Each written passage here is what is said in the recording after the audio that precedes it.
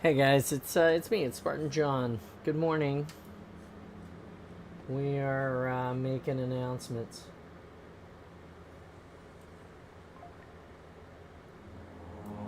And getting the Spartan space going for today. How are you guys?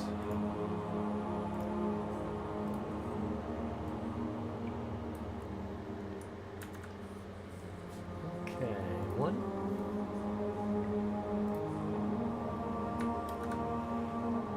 Two.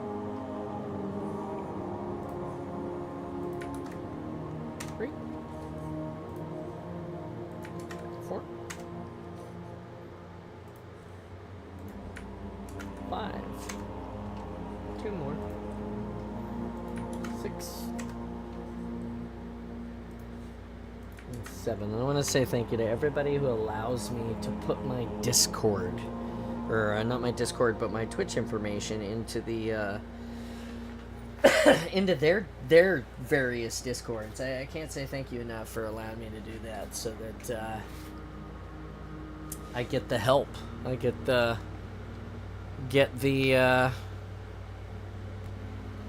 assistance I need. Hey guys, check it out. We're 449 followers, 13 subs. Thank you, every single one of you who subs, and I hope that all of you come back. We had 80 at one point. I miss you guys. Tell me what I need to do to have you back.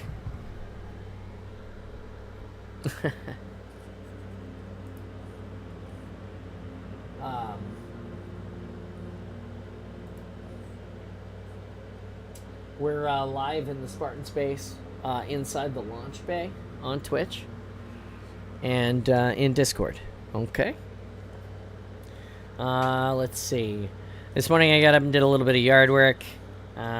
We took Mr. Gibbs into the veterinary hospital to get fixed this morning. Let's see.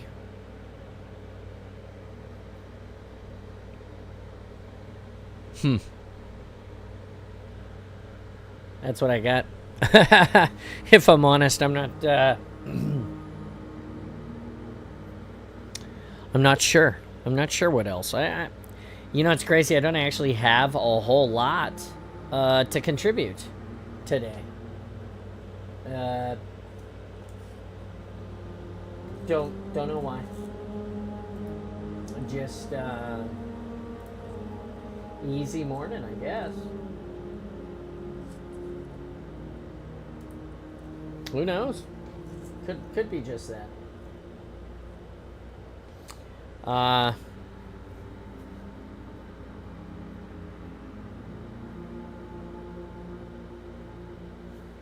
Yeah. Yeah. That's what I got for you. That's what I got. I know nothing else at the moment. Slow day. Hey, check it out. The OST for today is it goes a little something like this. Boom! There you go. Ambient Wonders on YouTube. You can go to Ambient Wonders and like, share, and subscribe if you're interested. Ambient Wonders is a great place for a bunch of Halo music and other things. Music from other sci-fi video game franchises. It's a alternate channel of Installation 00, and he goes and finds some really good stuff and puts it in there for you to listen to. It's great for studying, relaxing, sleeping, vibing, chilling. You put it at your party in the background and people will be like, wow, this is really amazing. What is it? And then you can be a total nerd and tell them the truth or not tell them. Anyway, it's great stuff. Go check it out. Ambient Wonders. I love it. It's awesome. Hey, I also want to tell everybody that we have a tournament coming up, a Halo tournament for Extra Life. Extra Life is a charity. It works with Miracle Network charity hospitals. The one that we're supporting is Foam Forge's cosplay, Foam Forge cosplay. Mike, he's a friend of mine. We're supporting his Extra Life this year. His chosen hospital of choosing. Chosen hospital of choosing. Holy Jesus. I need another cup of coffee. His chosen hospital is the Edmonton Children's Stollery in YEG. That's in Canada, so go check that out. Every dollar that you donate goes straight to the kids. Nothing goes to anybody else. If you can donate just $1, that's huge. You don't have to donate at all, of course. No pressure, but please consider. And if you do not want to donate, but you want to help, tell your friends about it. If you want to be part of the charity tournament, the Halo 4v4 tournament, you do, however, have to donate $40 to that for your team of 6 people. It's 4 people, 4 players, and 2 alternates. The winning team, the 4 winning players, will receive prizes.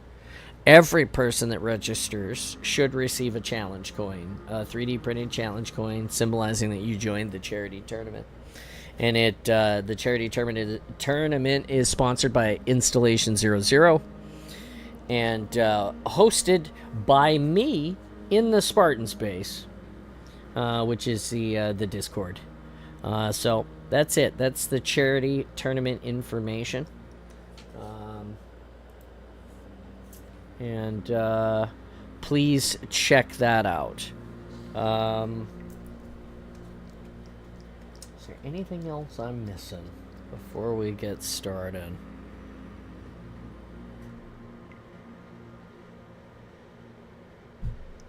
Besides a cup of coffee. I know I don't have one here. But, oh yeah, if you guys are wondering who my friends are, like Foam Forge Cosplay, the person that we're having, hosting the tournament for. There they are. You can follow them on their various platforms. At Foam Forge Cosplay is a streamer friend of mine. He's been going through quite a bit. He's a cosplay friend of mine. He is a great human being. His streaming return, he has threatened, will be on Tuesday of next week in the evening. So if you guys have an evening off and you want to see me play some Halo with somebody else on their stream, or better yet, go support them on their stream without me, that would be awesome. I would appreciate it. That would probably be one of the coolest things that you guys could do.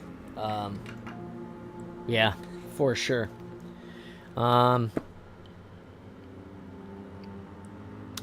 Jesus. I think that's it. I don't think we're even going to talk for 15 minutes. My Mariners won yesterday. I played some hockey last night. I started a franchise mode, and I suck at that mode. As good as I am at the be a player mode, the franchise mode, I'm terrible at. I'm going to have to get better. Anyway. That's what we got.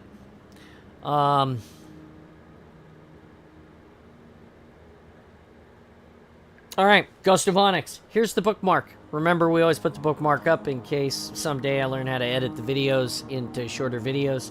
Just for the reading. So we can put the reading, like, into several segments at once. So you can listen, like, 4, 5, 6 hours at a time. Some people like that.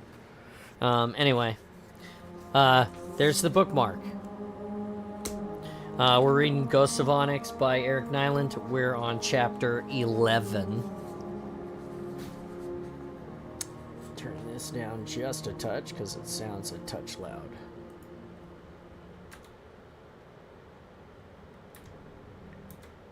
Well, that's too quiet. All right, there we go. Chapter 11. 0 to 10 hours. February 20, 2551 military calendar. Aboard the UNSC Hopeful, interstellar space, sector K, TAC 009er. Kurt sat alone in the atrium, viewing the candidates' progress on his tablet.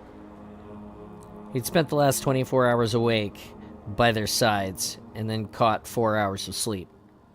He'd go back to them shortly, when they awoke to congratulate the candidates. Correction, congratulate the Spartans. Every last one of them had made it. Kurt wished he could feel relief, but there were too many unknowns. Lieutenant Ambrose, a female voice sounded over ship's comm. Report to the bridge immediately. He got up and marched to the elevator. The doors closed, and the elevator rushed through sections of normal and zero gravity. Kurt held fast to the railing. Kurt and his Project Chrysanthemum team were supposed to be left alone. Orders directly from Fleetcom brass. So why the summons to the bridge? The doors opened. A lieutenant commander stood with his arms akimbo, waiting for him.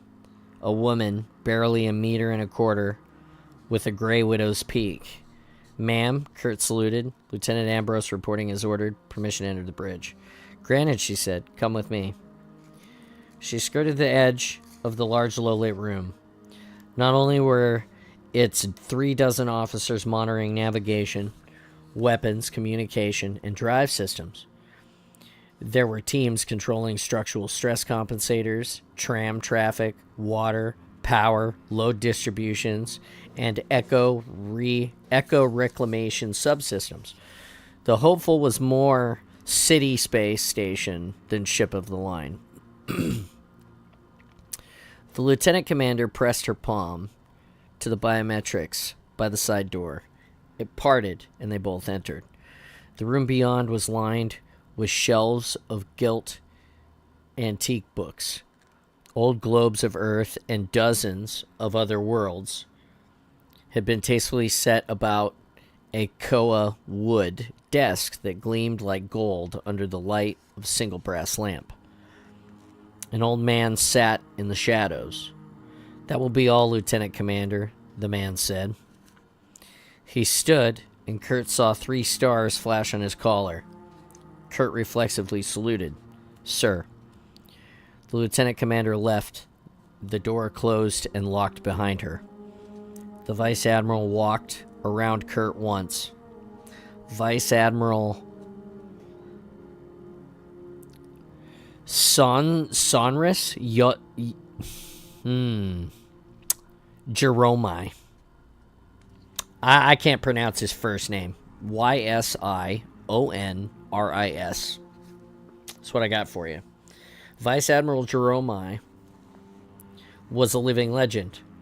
He'd taken the Hopeful, a ship with virtually no weapons or armor, into battle 3 times to save crews of critically wounded ships. He had saved tens of thousands of lives, and almost been court-martialed for it too. War needs its heroes, though. The then Admiral had lost and regained stars from his collar, but he had also received the UNSC's highest wartime decoration, the Colonial Cross, twice. I'm not sure who you are, the Vice Admiral said, and his bushy white brows bunched together. Someone a lot more important than Lieutenant Ambrose, or whatever your name really is. Kurt knew better than to say anything, unless asked a direct question. He stood at attention. The code word classification of the Spartan 3 project prevented him from divulging anything, even to a Vice Admiral without clearance. He walked back to his desk, reached into a drawer, and retrieved a black sphere the size of a grapefruit. Do you know what this is, Lieutenant? No, sir, Kurt said. Slip space probe, he said. A stationary Fujikawa driver launches one of these black bullets into slipstream space on an ultra-precise trajectory. It rips through the laws of known human physics and drops back into normal space at some very distant coordinates. Like your own personal carrier pigeon, do you understand? Yes, sir, Kurt said. Like a slip space science probe. I've seen them launched from Station Archimedes. Or the new ODST drop pod that can be fired from a ship still in slip space. Nothing like that at all, Lieutenant. Those are dropped into and then out of slipstream space. More like a turd swirling around in an old-fashioned gravity toilet than precision engineering. He patted the black sphere. This beauty actually navigates through slip space. traverses as far and as fast as any UNSC ship. Damn near magical if you appreciate the mathematics. You understand now? Kurt wasn't sure what the Admiral was fishing for. He had been asked a direct question, however, so he answered. If what you have said is accurate, sir, it would revolutionize long-distance communication. Every ship would be fitted with such a device. Except for what it costs to build an ultra-precise Shaw Fujikawa low-mass launcher, the Vice Admiral replied. You could build a fleet of ships. And for the cost to make one of these little black balls, he rolled the probe perilously close to the edge of the desk, you could buy the capital city of some backwater colony. There are only 2 such launchers, one on Reach and one on Earth. The Vice Admiral returned to Kurt, and his pale blue eyes stared into Kurt's. This probe arrived 15 minutes ago. The Vice Admiral told him, 40 million kilometers from the Hopeful. Entry vector matches neither Earth nor Reach as the point of origin. And it's for you. Kurt had a dozen questions, but dared not raise any of them. He felt like he walked on a razor's edge of secrecy. The Vice Admiral snorted and moved to the door. There's protocol for top secrecy on this, so use my office, Lieutenant. Take as much time as you need. He palmed the door and it opened. He paused and added, if there's any danger to my ship or my patients, I expect to be informed, son. Orders or no. He left the door sheathed, closed. Kurt approached the black sphere. There were no obvious controls or displays. Light shed off of its surface like water beating off of oil. He touched it, and it warmed. Ice appeared in snowflake patterns and crackled over the Vice Admiral's desk. Holographic snow drifted through the office and coalesced into a white cloak. Chiseled features, glacier eyes, and a cane of crystalline ice. Deep winter. My God, the AI breathed. And I thought rear admirals were long-winded. I thought old Jeromai would never leave. Deep winter soothed his near-skeletal hands over nothing, and a blue sheen permeated the air. Counter-electronics package online. How did you get here? Kurt asked. His mind struggled to grasp the ramifications. AIs had large footprints. They needed installations and massive power sources to fuel their minds. Deep winter couldn't be here. And how could the AI manage to alter the approach vector from Earth or reach its calm launchers? Deep winter held up a hand. Stop. I see your mind in logic lock, Lieutenant. It would perhaps help to explain. Please, Kurt whispered. The first Deep Winter said, we may only communicate in a limited fashion. I have imprinted a faction of my intellect into the memory matrix of this probe. The process has irreversibly destroyed a portion of the home base processing powers, so please do not waste the precious minutes we have. There's also insufficient remaining power in this probe for a prolonged debate. Kurt nodded. This had cost the AI a high price, so he would do his best to listen. Also, let us not waste time debating the nuances of this slipstream space comm probe. That's classified, and you don't have the clearance. Then what are we talking about? Kurt asked. I found 3 anomalies to the current bioaugmentation protocol. Deep Winter clapped his hands together, and 2 gyrating collections of steel spheres appeared. These represent the protein complexes meso-olanzapine and cyclodexion number 4, Deep Winter explained, which were secreted into the alteration regime, currently closer to the spinning molecules.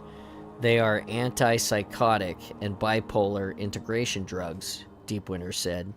He clapped his hands. He clapped his hands.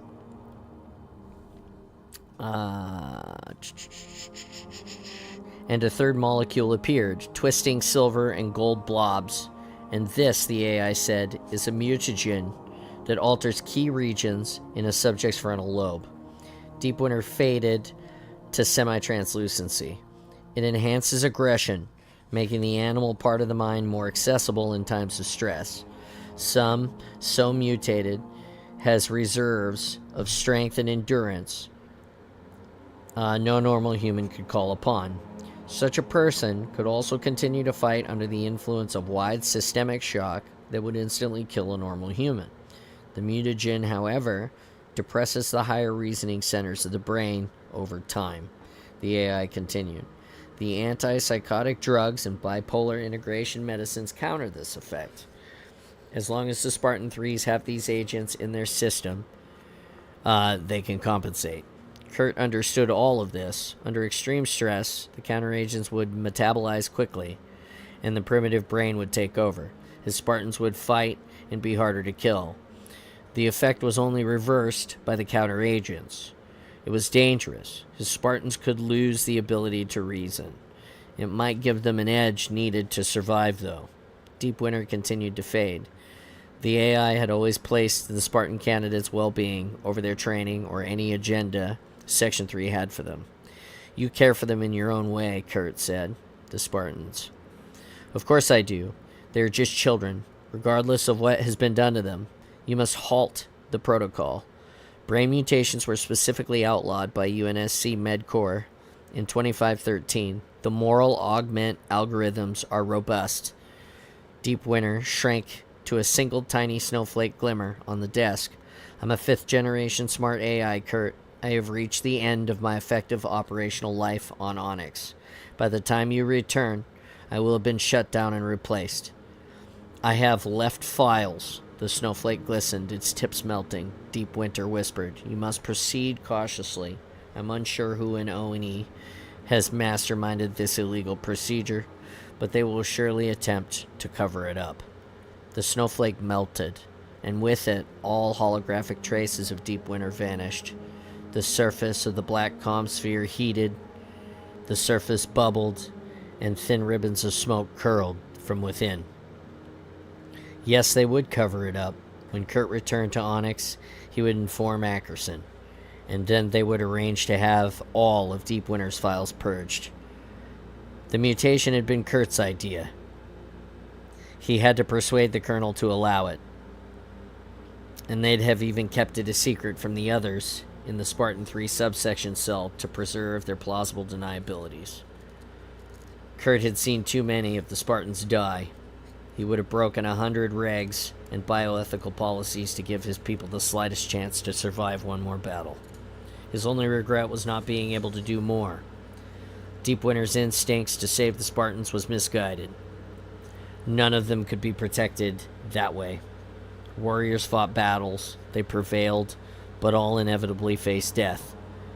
Even his children candidates understood that. They did not, however, have to die so easily. Kurt turned from the comm probe and left the Admiral's office. He had to go congratulate Gamma Company and welcome them to the Brotherhood of Spartans. Section 3. Intruders.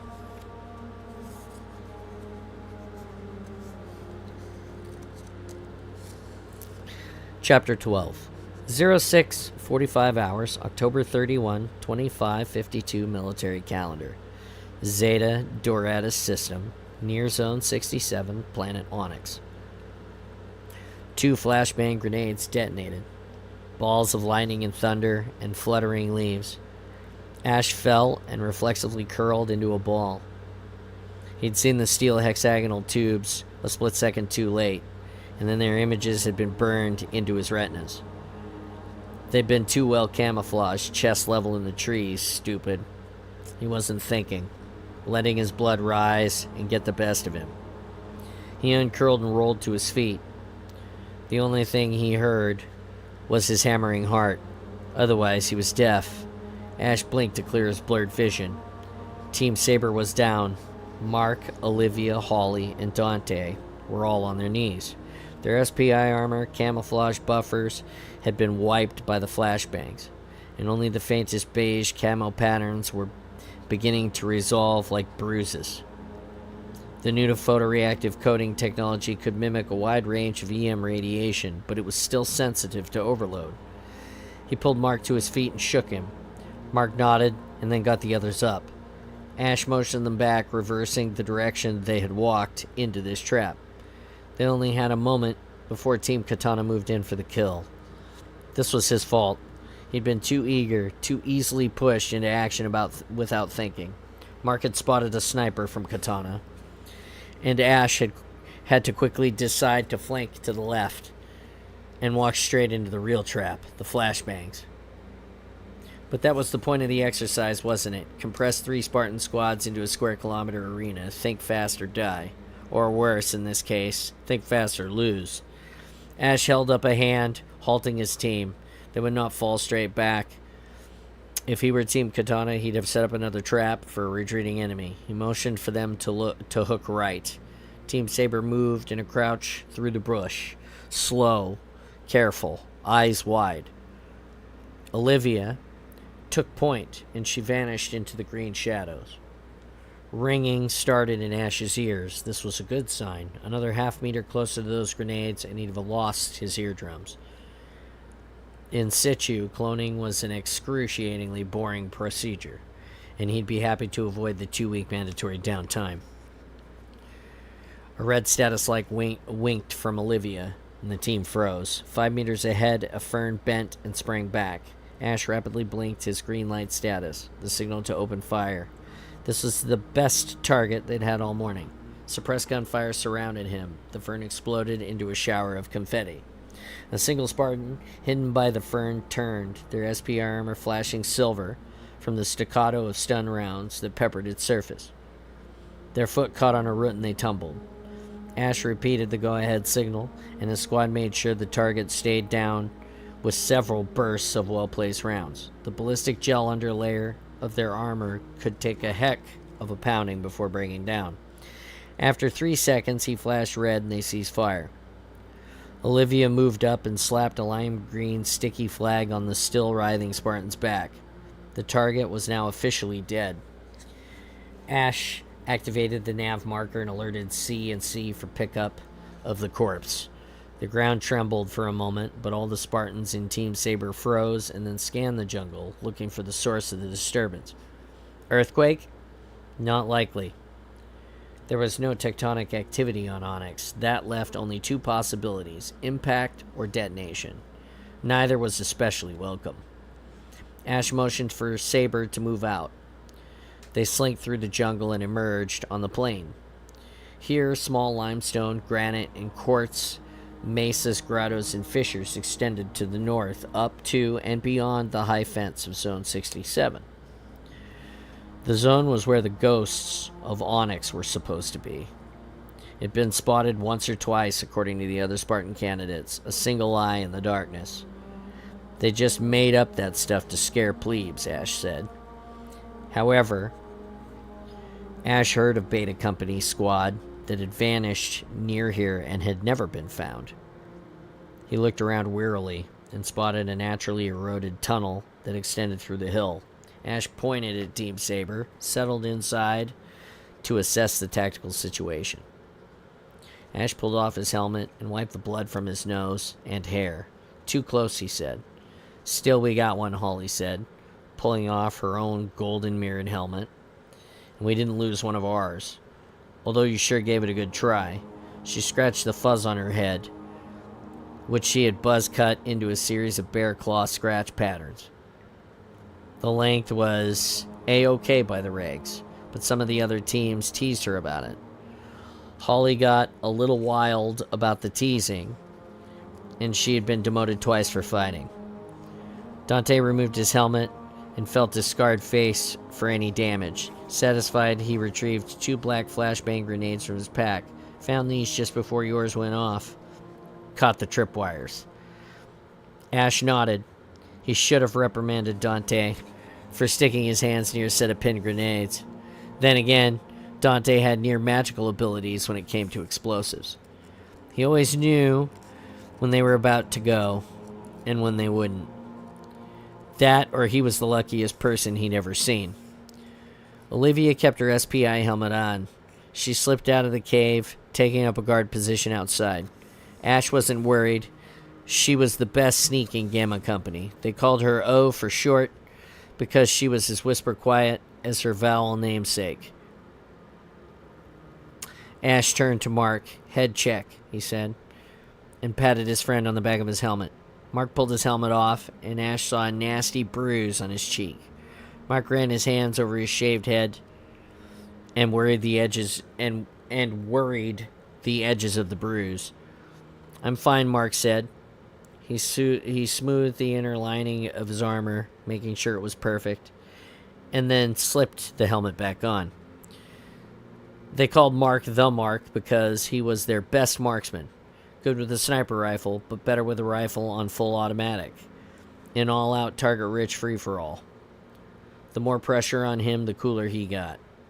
Ash spotted bands of rough onyx along the tunnel wall, black and white and streaked with flecks of gold. He ran a gloved finger over the patterns, intrigued by the geological oddity. He then snapped out of it and focused on the here and the now.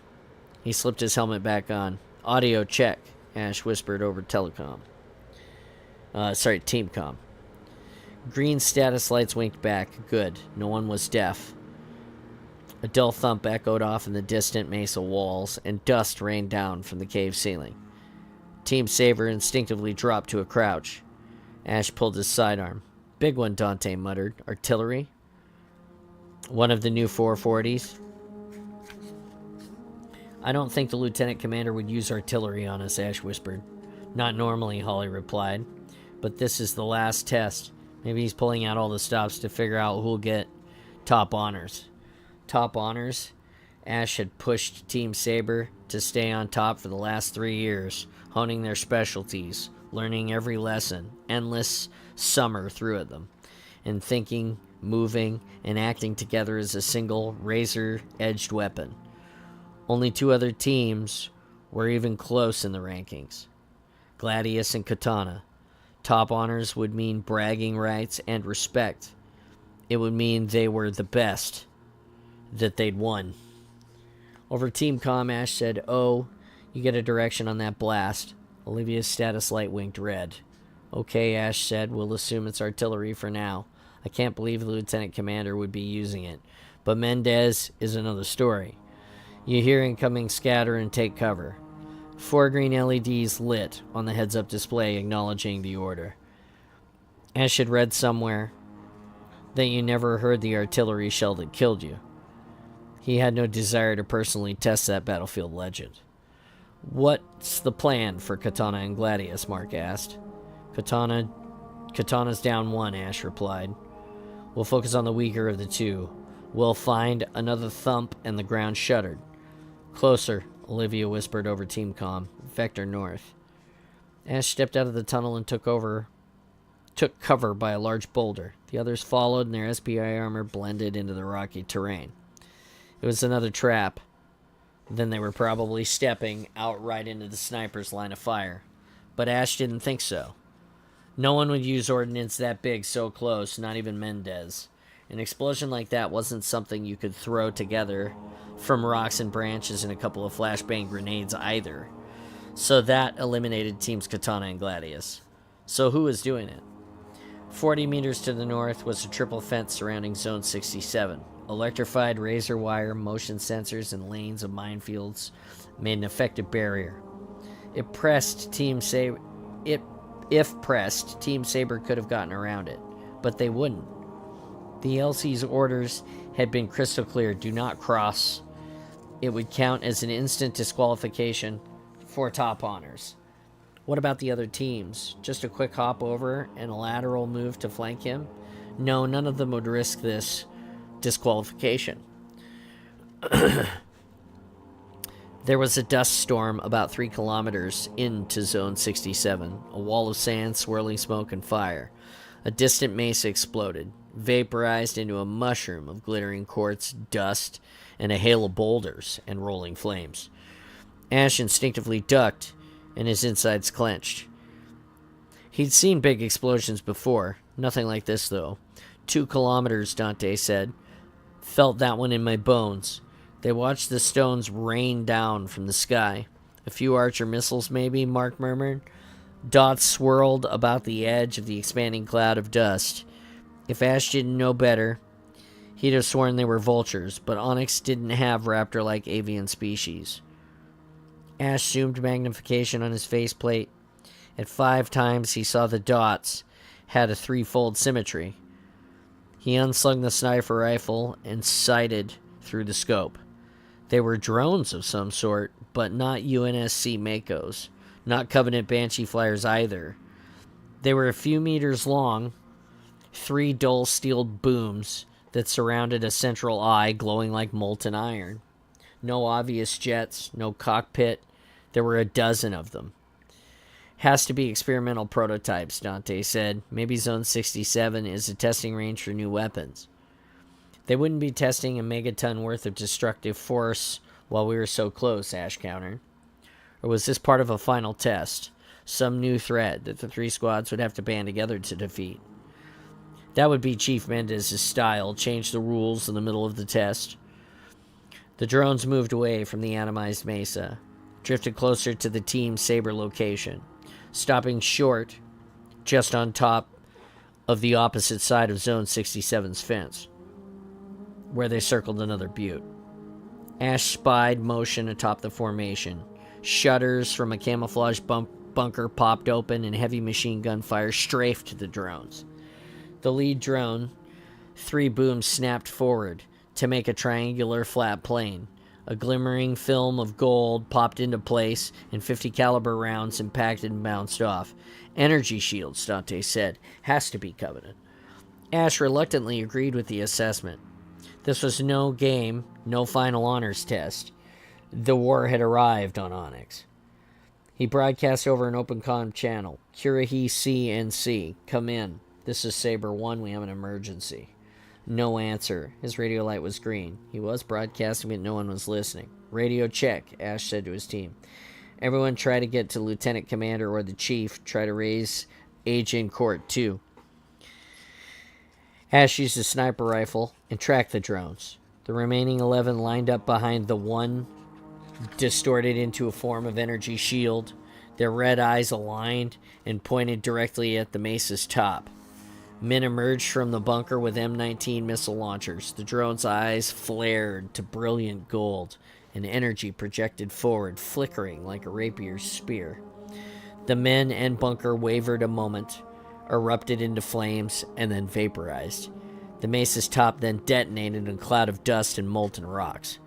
The ground tilted and cracked, and Team Saber retreated into the tunnel as debris rained down upon them. Ash squinted back through the blaze. The drones had scattered now and begun moving forward, zigzagging over the rocky terrain in a search pattern. He moved to the opposite end of the tunnel and risked another open comm broadcast. Team Katana, Team Gladius, Covenant activity in Zone 6-7. Forget the test, guys. We've got a situation. Chapter 13.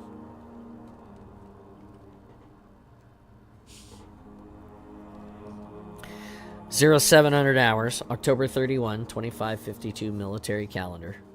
Zeta Doradus system near Camp Curahee, planet Onyx. Kurt scanned the horizon with his binoculars. He watched the patterns of the wind in the tree line, the birds that had taken wing, and a whisper of smoke that snaked up from the canopy. There was trouble in the air. From his perch in the treehouse, he couldn't see the source of the disturbance near the Spartan test area.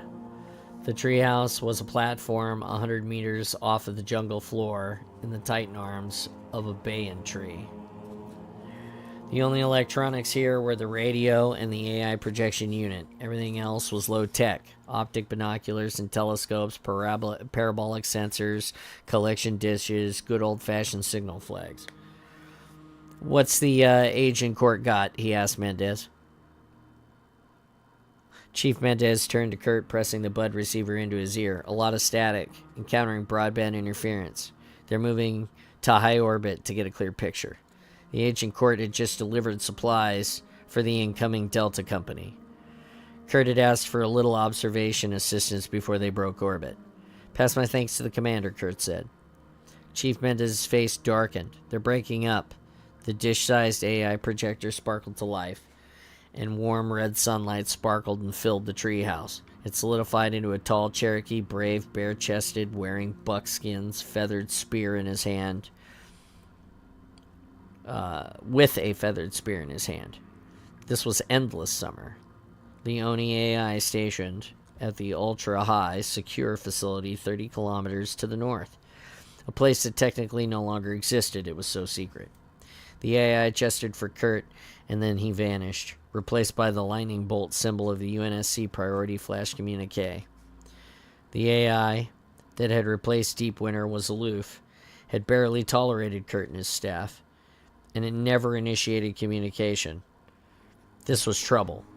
Kurt stepped closer, and the pad scanned his biometrics. Several files were beamed directly into his retina. A top-secret protocol that gave a new twist to the phase eyes-only security read, United Nations Space Command Priority Transmission Flash 9er1762 Papa Tac 06. Encryption code black. Public key, file, /seasonal. From codename Endless Summer. To Lieutenant Kurt Ambrose, Special Attaché, Logistical Operations Command, Navlog.com. Office of Naval Investigations, UNSC MID 045-888-947. Subject emergency alert status restricted. Flash transmission to Camp Curie Command and Control is as follows. Endless Summer directed to Lieutenant Commander Ambrose, eyes only, Zone 6-7 under attack.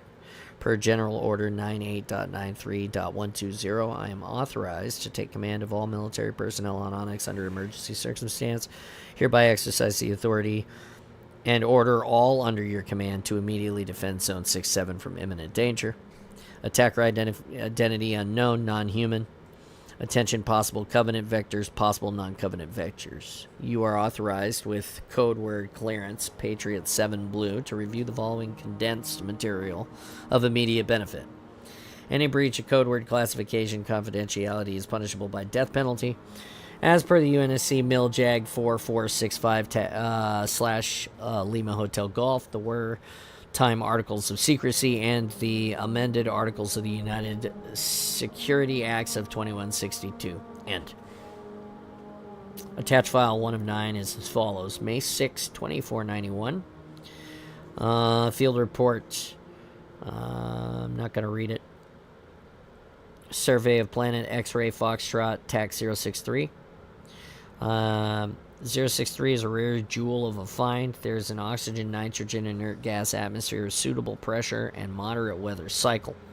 There's a surprising abundance of indigenous flora and fauna, which upon cursory investigation poses no danger. In fact, edible species are present. Transplant of Earth species is possible. No detectable tectonic activity, but there is still an unusually strong planetary magnetic field. Slightly higher than normal background radiation has been measured, but well within tolerable standards. Additional geological testing recommended. No terraforming effort required. Colonization recommended. End. File number 2. February 19, 2492.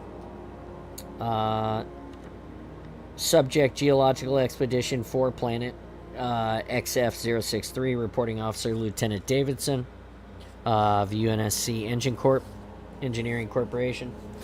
The northern plateau region of the mid-latitude landmass has an abundance of granite and quartz varieties, forming hills and mesas.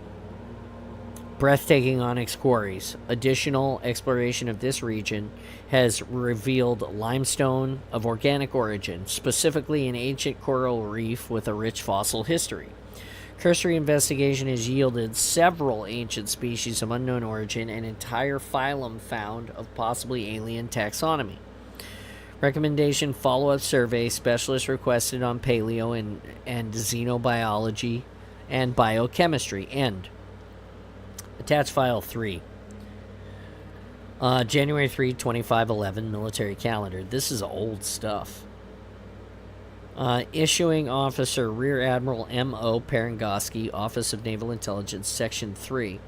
Effective immediately, all materials mentioning, referencing, or containing reports, surveys, personal notes, and logs, images, or any other data pertaining to or about the planet catalog number XF063, also known colloquially as Onyx, is hereby reclassified as top secret eyes only. UNSC system-wide network purge authorized by Office of Naval Intelligence. Under the direction of MIL AI ID 477 TAC SSD. End.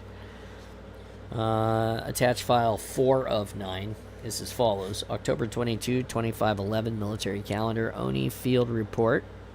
Alpha 84110, classification top secret code word.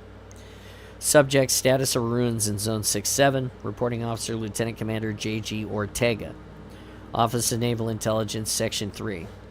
Concerning the alien ruins discovered in Zone 67, we continue to find evidence of an advanced culture with a superlative grasp of mathematics and astrogation, with some possible artistic representations that suggest a spacefaring race. See attached digital images of onyx carvings. Their numerous hieroglyphs, while at first glance comparable to ancient terrestrial Aztec variants, are in fact nothing at all like the primitive Earth counterparts. Several layers of symbology suggest a higher dimensional approach to their language, if it can even be truly taught or thought of as a language at all in any human sense. Translation continues to elude all experts, human and AI. Recommendation: increased funding and escalation will undoubtedly yield hitherto unknown technologies. Additional note: no further information has been discovered regarding the glowing sphere discovered by Beta Company trainees. The subsequent detonation of the sphere obliterated all clues of its origin. Attached file 5 of 9. September 2nd, 2517. ONI field report, Charlie 384409. Classification top secret, code word status of ruins in Zone 67. Reporting officer J.G. Ortega, Office of Naval Intelligence, Section 3. New facilities went operational as of 500 hours today. Smart AI functioning in tandem, success on some of continued excavations of millions of cubic feet of earth in Zone 67 yield ruined buildings, carvings, and tablets, but as with the other regions, no discoveries of a technological nature discovered, or if there are, we lack sufficient understanding to discern their function. Carvings depicting the inhabitants of Onyx are still not found.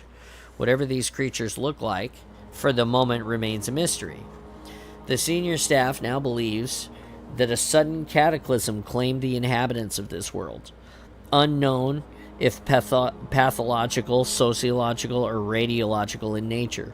This may, however, explain the higher than normal background radiation level. Recommendation: increase staff and funding. The ruins are so extensive to unearth them.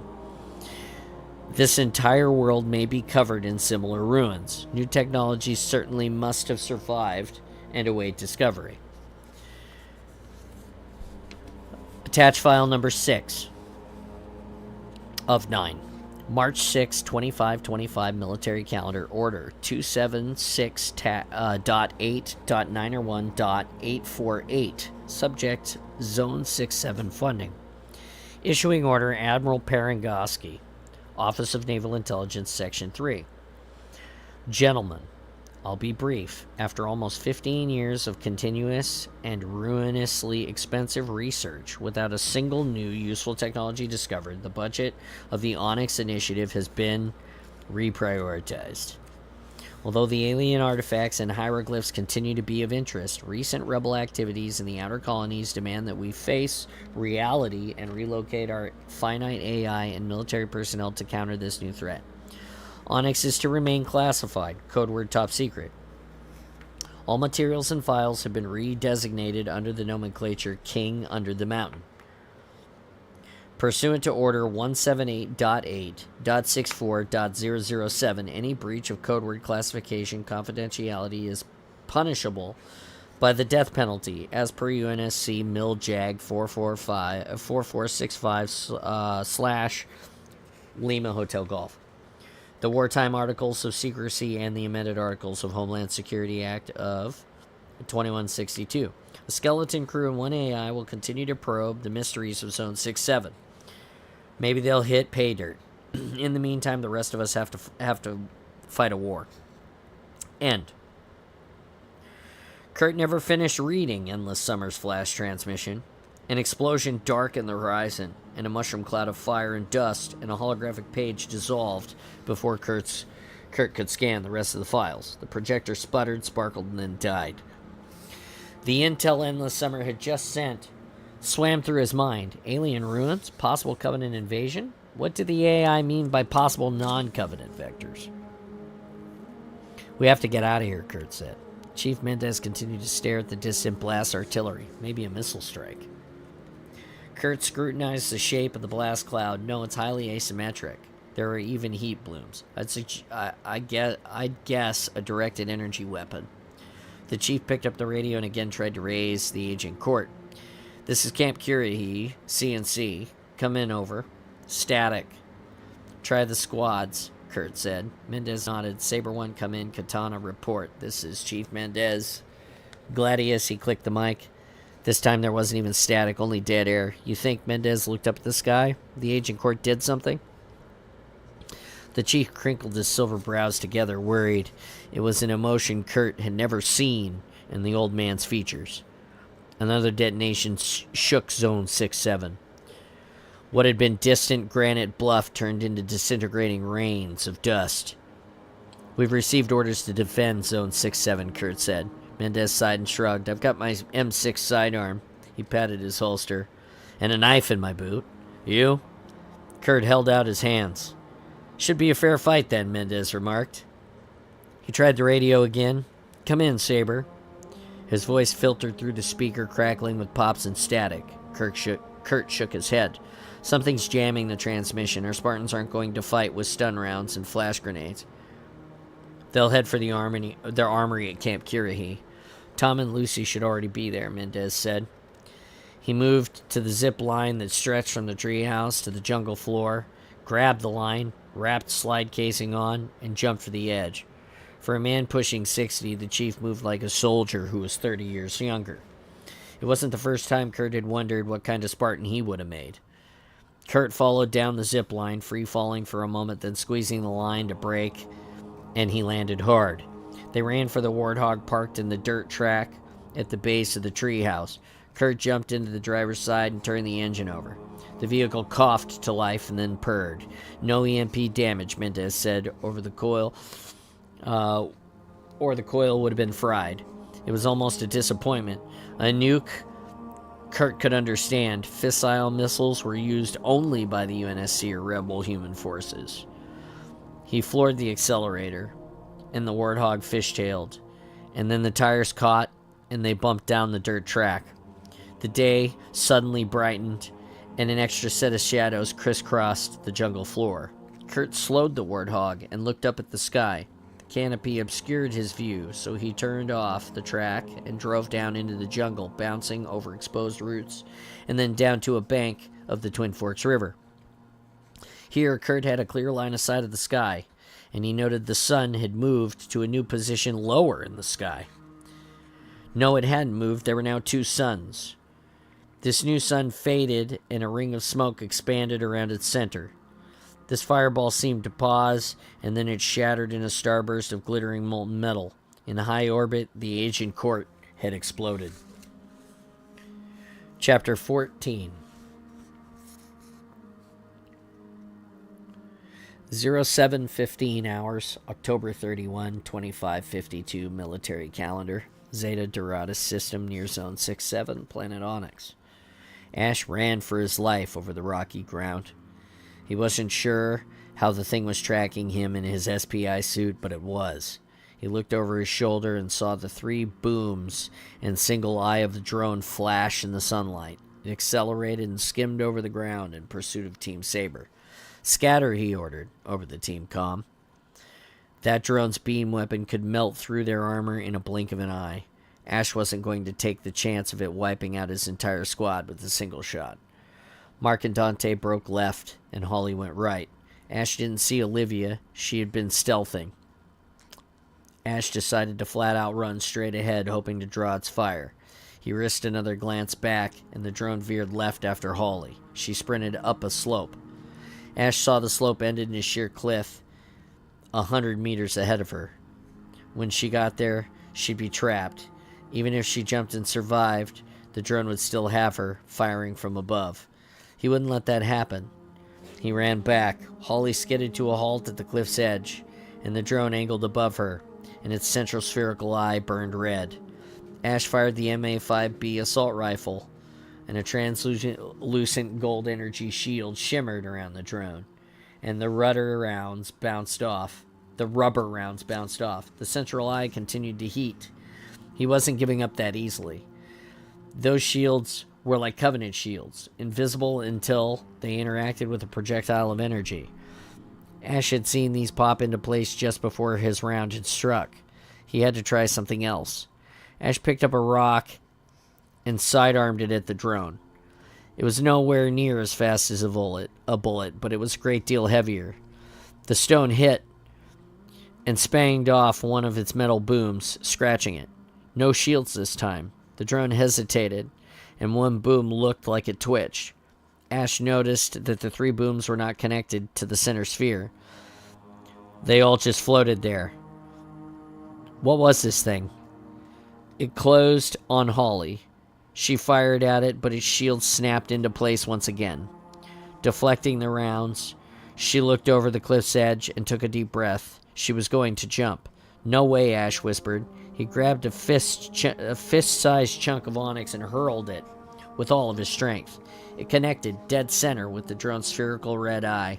Yes, he cried. The drone rotated to face Ash. His elation instantly evaporated as the thing glided toward him, picking up speed. Ash turned and ran. He jinked right and then left. The ground exploded. Heat washed over him, and he flew head over heels. He landed flat on his back, slapping at the last moment to break his fall. Ash rolled, and with only a slight limp, he kept running. He hoped the other squads were having better luck. Olivia had picked up Katana Squad signal, and they reported they were being forced into Zone 67. They lost their signal shortly thereafter. They'd never gotten word from Gladius Squad. Either way, they were dark or dead. He looked back. The drone was almost on top of him. Its single eye heated to a cherry-red cinder, preparing another blast of energy. Ahead, there was a crevice in the rock, a sinuous 2-meter channel that could have been a deep river a million years ago, before this place dried up. He sprinted for it and dove. The channel was much deeper than he had imagined. He bounced off the walls and landed 10 meters further at the bottom. The shadow of the drone flashed overhead and then vanished, and Ash slowly got to his feet. He held his breath. Had he lost it? Maybe they had a chance after all, too. The drone reappeared overhead. He could run down the channel, but with all its twists and turns, he'd be slow. Besides, it didn't even have to hit him with its energy beam. One shot at the walls, and he'd be buried alive. Ash was trapped.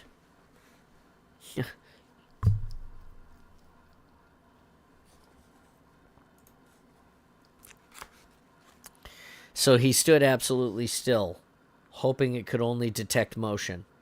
The drone dropped into the channel and stopped halfway down, staring directly at him.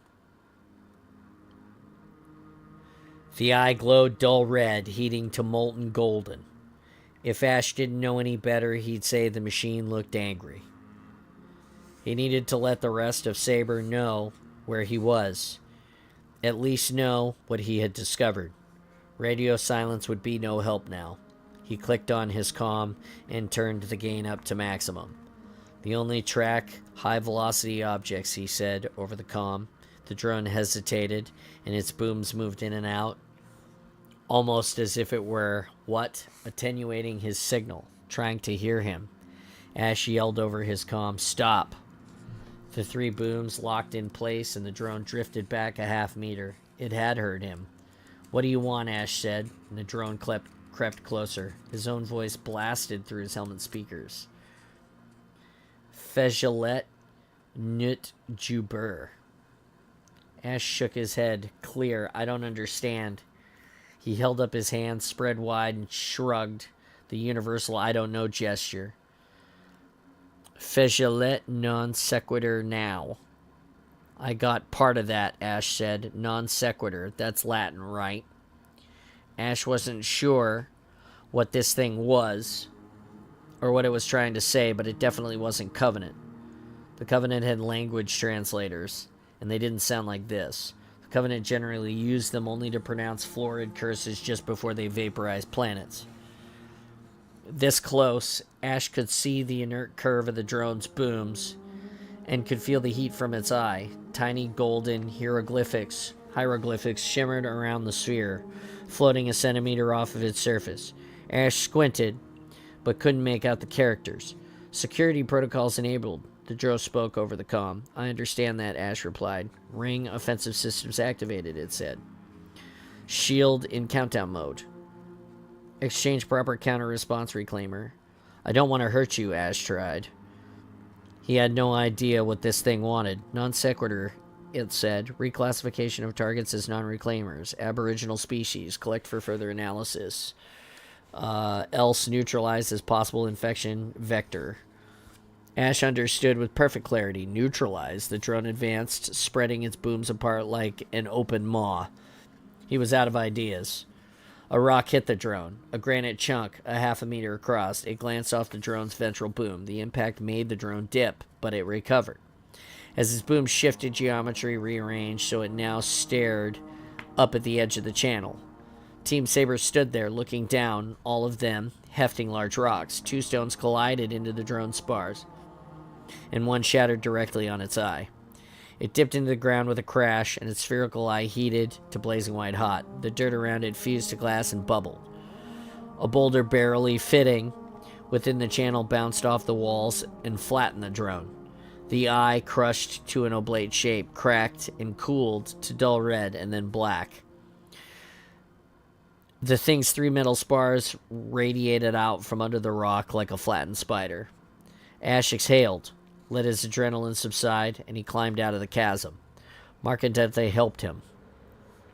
They saved each other 100 times before, but those were always drills, even under live fire conditions. It had never been like this, for real. Ash wanted to tell them that they were like brothers and sisters to him. All he could manage with his voice was a thanks, guys. Holly replied, well, thanks for being bait. Good calling using rocks, Olivia whispered. Ash nodded. We've got to get under cover, he said. Back to the jungle. No, back to camp, Mark said. Grab some real ammunition. Dante added explosives, too. Ash saw motion in his peripheral vision. 3 more drones flew over the mesa, moving back and forth, searching. Chapter 50. 0745 hours, October 31, 2552 military calendar. Zeta Doradus system, planet Onyx, near Camp Kurahi. Kurt eased the warthog to a stop half a kilometer outside of the camp. A large shadow crossed the tree line ahead, and a flock of red-tailed parrots took flight. He jumped out and motioned Mendez to the brush at the side of the road. They hunkered down and watched as an unmanned drone glided over the warthog and paused.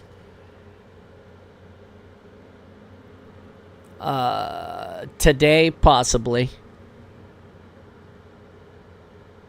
The machine wasn't a UNSC design. It might have been Covenant, but they never varied from their big, ugly, oblate blue-gray aesthetic. You know, the thing was floating, whisper silent, and that meant anti-gravity technology, which likely made it non-human. He remembered Endless Summer's flash transmission with a chill, possibly non-Covenant vectors. The geometry of the drone shifted. The sphere in the center floated forward along the length of its lateral spars. Kurt's first instinct was to grab his assault rifle and fire. He had a superior flanking position.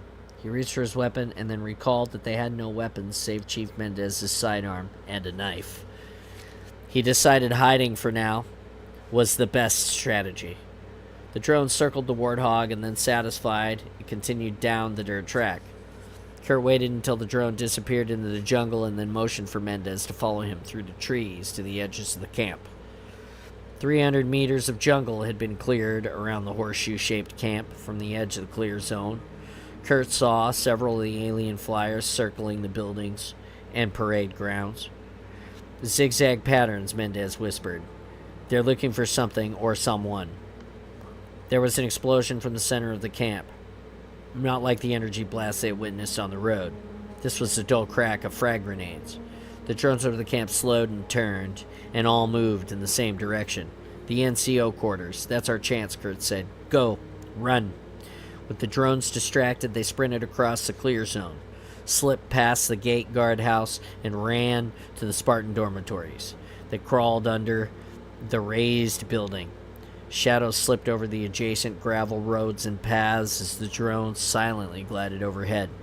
Kurt held up a hand to Mendez and saw the older man cover his mouth to muffle his panting. As much as he admired the chief, the sprint had taken something out of him. They watched until there was a break in the shadows, and they ran for the next building, the NCO quarters. Kurt spotted the source of the drone distraction, a heap of wreckage, 3 bent booms, and a charred sphere lying smoldering at the NCO's inspection yard. Someone had taken out one of the alien flyers. Across the yard and under the infirmary appeared the red glare of laser sight, trained on Kurt. He started to twist to one side. When the targeting sight was on you, you moved. But this was no threat, it was a signal. He pointed, and then Mendez saw it too. The laser flashed one more and then winked off. Mendez started to move, and Kurt checked the airspace, and then pulled the chief flat against the wall as another drone floated past. It passed, and then they ran to the infirmary and dove under.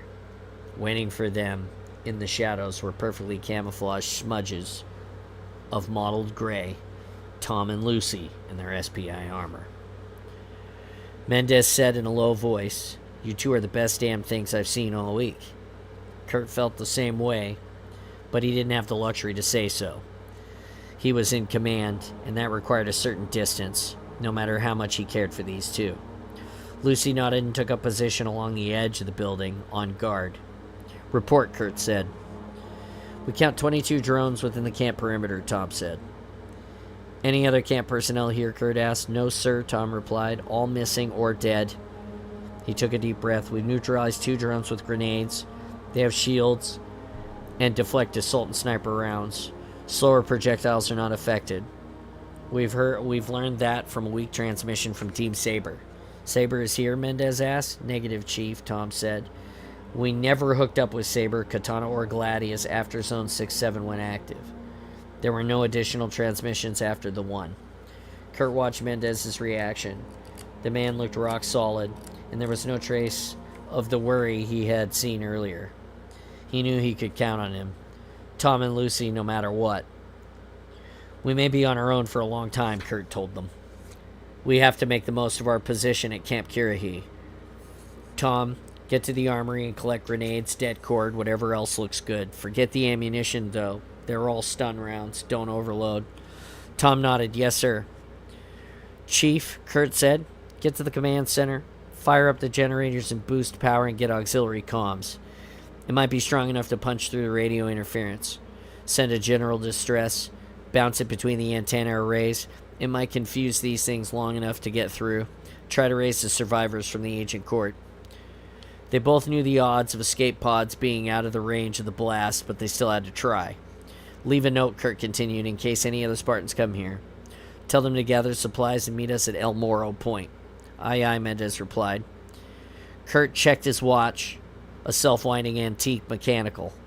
"Mark time at 10:45. Lucy and I will pick up ammunition and then arrange for a distraction in 1 hour.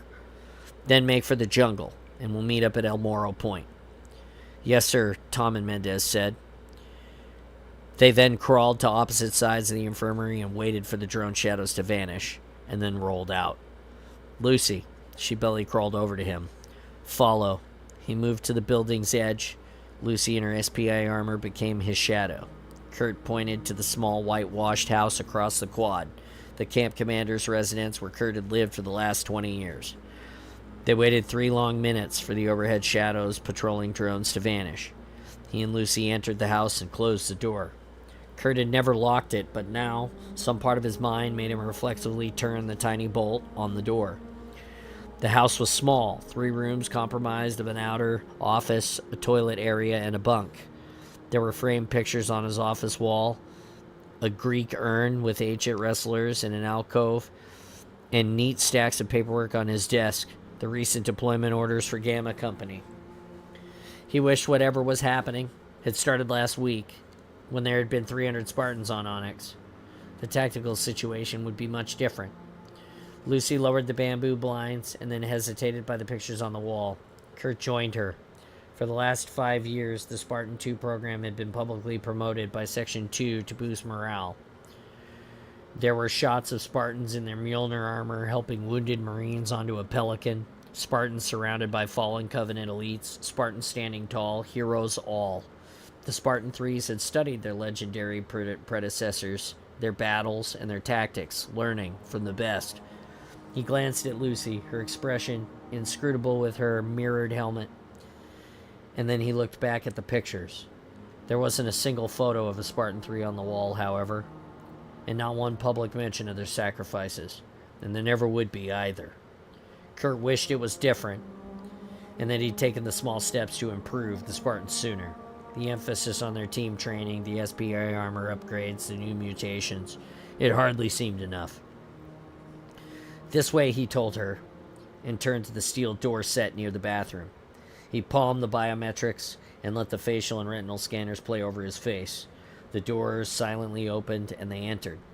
Fluorescent lights flickered on, revealing a room lined with ammunition lockers, rifle racks, crates labeled Spanker, and dozens of grenade bandoliers. Titanium girders crisscrossed the walls and ceiling, reinforcing the room so it could withstand direct bomb blasts. He opened one floor-to-ceiling weapon cabinet and showered Lucy with an arsenal of Covenant rifles, pistols, grenades from within. "Start packing," he told her. "Take all live ammunition. Fill up 6 duffel bags. Take the Spankers and the grenades, too." She held out both hands, palms up, and made a down-up motion, the sign for heavy. Dad, "We'll have to make a few trips." Oh, shoot. Who is it? I don't know. They just asked for you. You need to ask who it is, and please bring me a cup of coffee.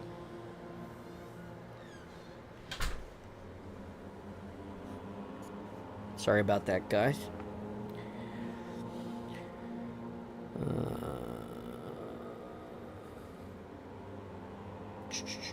Sorry, my son came in for a second. Palms up, the sign for heavy. "We'll have to make a few trips." Kurt moved to the corner and stood before the 2.5-meter square stainless steel safe. He dialed the combination and the door clicked open. With a hiss and a pressurized nitrogen atmosphere vented. Kurt pulled open the safe's heavy door. A green glow suffused the room. Lucy froze with the Spanker launcher in one hand, plasma pistol in the other, and moved, trance-like, to the side and stared at the contents of the safe and let out a tiny strangled sound of surprise. Inside was the suit of the Mjolnir armor. The muscular plates by the sink glistened ghostly. The muscular plates glistened ghostly green over the jet black ballistic underlayer. It looked formidable, even standing there empty. The last time he had worn it was when he had greeted all the Alpha Company recruits. Since then, he had meticulously cared for the armor and learned everything there was about its maintenance. Its fusion pods had been refitted when Kurt had been assigned to Recon Station Delphi, so it had sufficient power for 15 years of continuous operation. The Mjolnir armor was superior in every way to the SPI suit. Wearing it, Kurt would be able to protect the Spartan 3s better, destroy these drones more effectively. But after decades of drilling into the Spartans, the importance of working together, of being a family, the Mjolnir armor would symbolically isolate him from them. And that was the last thing he wanted. He pulled the locker out from under the suit stand and opened it. Within was a matte gray set of semi-powered infiltration armor. He removed his boots and pulled on the PR leggings. Lucy pointed to the Mjolnir armor and then at Kurt. "No," he said, "that's not what I am anymore. I'm one of you." Section 4. 1 second.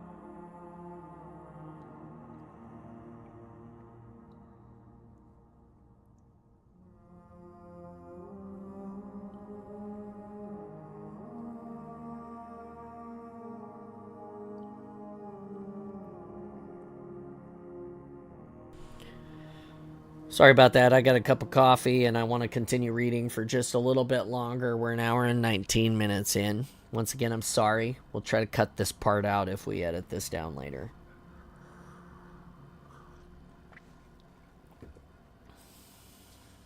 Section 4, Dr. Catherine Halsey. Chapter 16. Date stamp error, anomaly, estimated range, September 15, December 20, 2552 military calendar. Aboard decommissioned UNSC Chiroptera class vessel, illegal registry, Beatrice, in slip space, location unknown. Dr. Halsey straightened her gray wool skirt, smoothed her tattered lab coat, and then donned lead gloves and an apron to protect her from the beta and alpha particles being emitted from the acceleration matrix.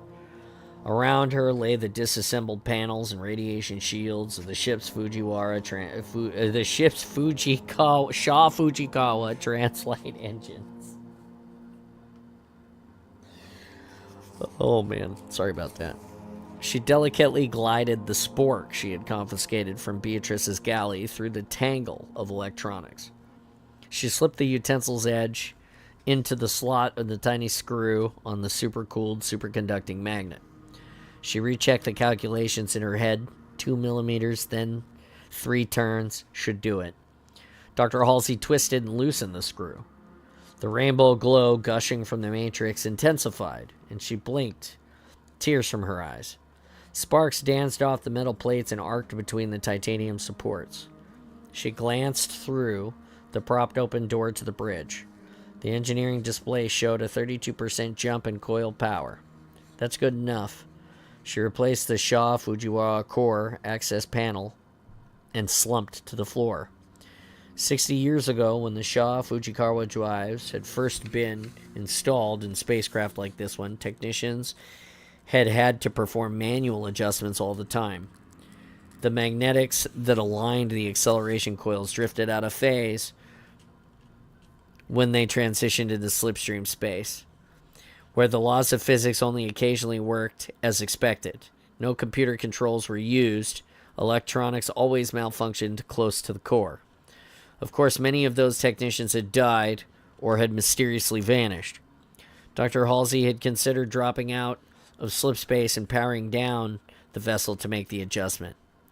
It would have been safer, but that first activation of the Shaw Fujikawa engine had almost resulted in a coil overload. She didn't know if this little ship had another jump left in her. She toweled the perspiration off of her face and then checked her film badge. She'd live at least for the next few moments. She pushed off of the bulkhead and free-floated onto the bridge. The Beatrice Command Center had been designed, or rather redesigned, by its former owner, Rebel Governor Jacob Giles, for comfort rather than efficiency. Every surface, save the display, was curved and padded with cream-colored calf skin. The captain's chair had massage and temperature controls. Even a ridiculous feature like a cup holder was added. Dr. Halsey checked on Kelly. She had strapped Kelly into the first mate's chair to keep her from drifting away. A line ran into an input port on the interior elbow of her Mjolnir armor, pumping dermocortic steroids to help her regenerate the burns that covered 72% of her body, and enough narcolative sedatives to keep her unconscious until she was needed. "I'm sorry. You would have never come on your own," she said. "Spartans are attracted to suicide missions like moths to flames, but this is much more important than any other military solution." Dr. Halsey pushed away and drifted to the Beatrice computer control.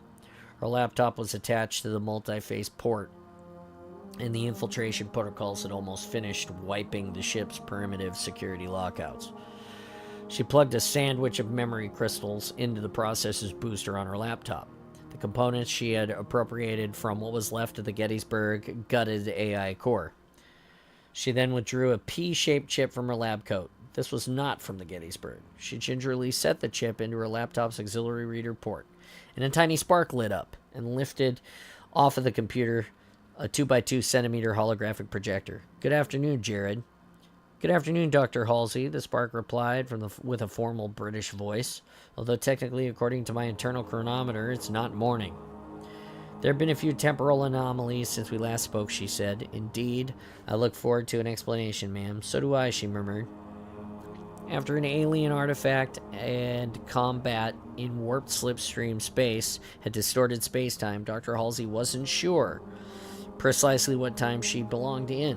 Quantum paradoxes that once seemed a quaint mental exercise were now part of her reality. How may I be of service, Jared asked. Dr. Halsey smiled at the simple AI. Although she often thought of Jared as a toy, it was a fully functional micro-AI. The experiment had been initially to see how long a budding smart AI would last in constrained processor memory matrices. The theoreticians at Sydney Synthetic Intelligence Institute calculated the lifespan in just a matter of days. Jared, however, had fooled the experts at the double SI. It had rapidly grown, but then stabilized within its pea-sized cell of memory processor crystals. Jared would never be a tenth as brilliant as a real smart AI like Cortana, nor even as smart as a traditional dumb AI of unlimited proportion. But he had a spark of creativity and spunk, and despite the stuffy butler persona he had adopted, she liked him.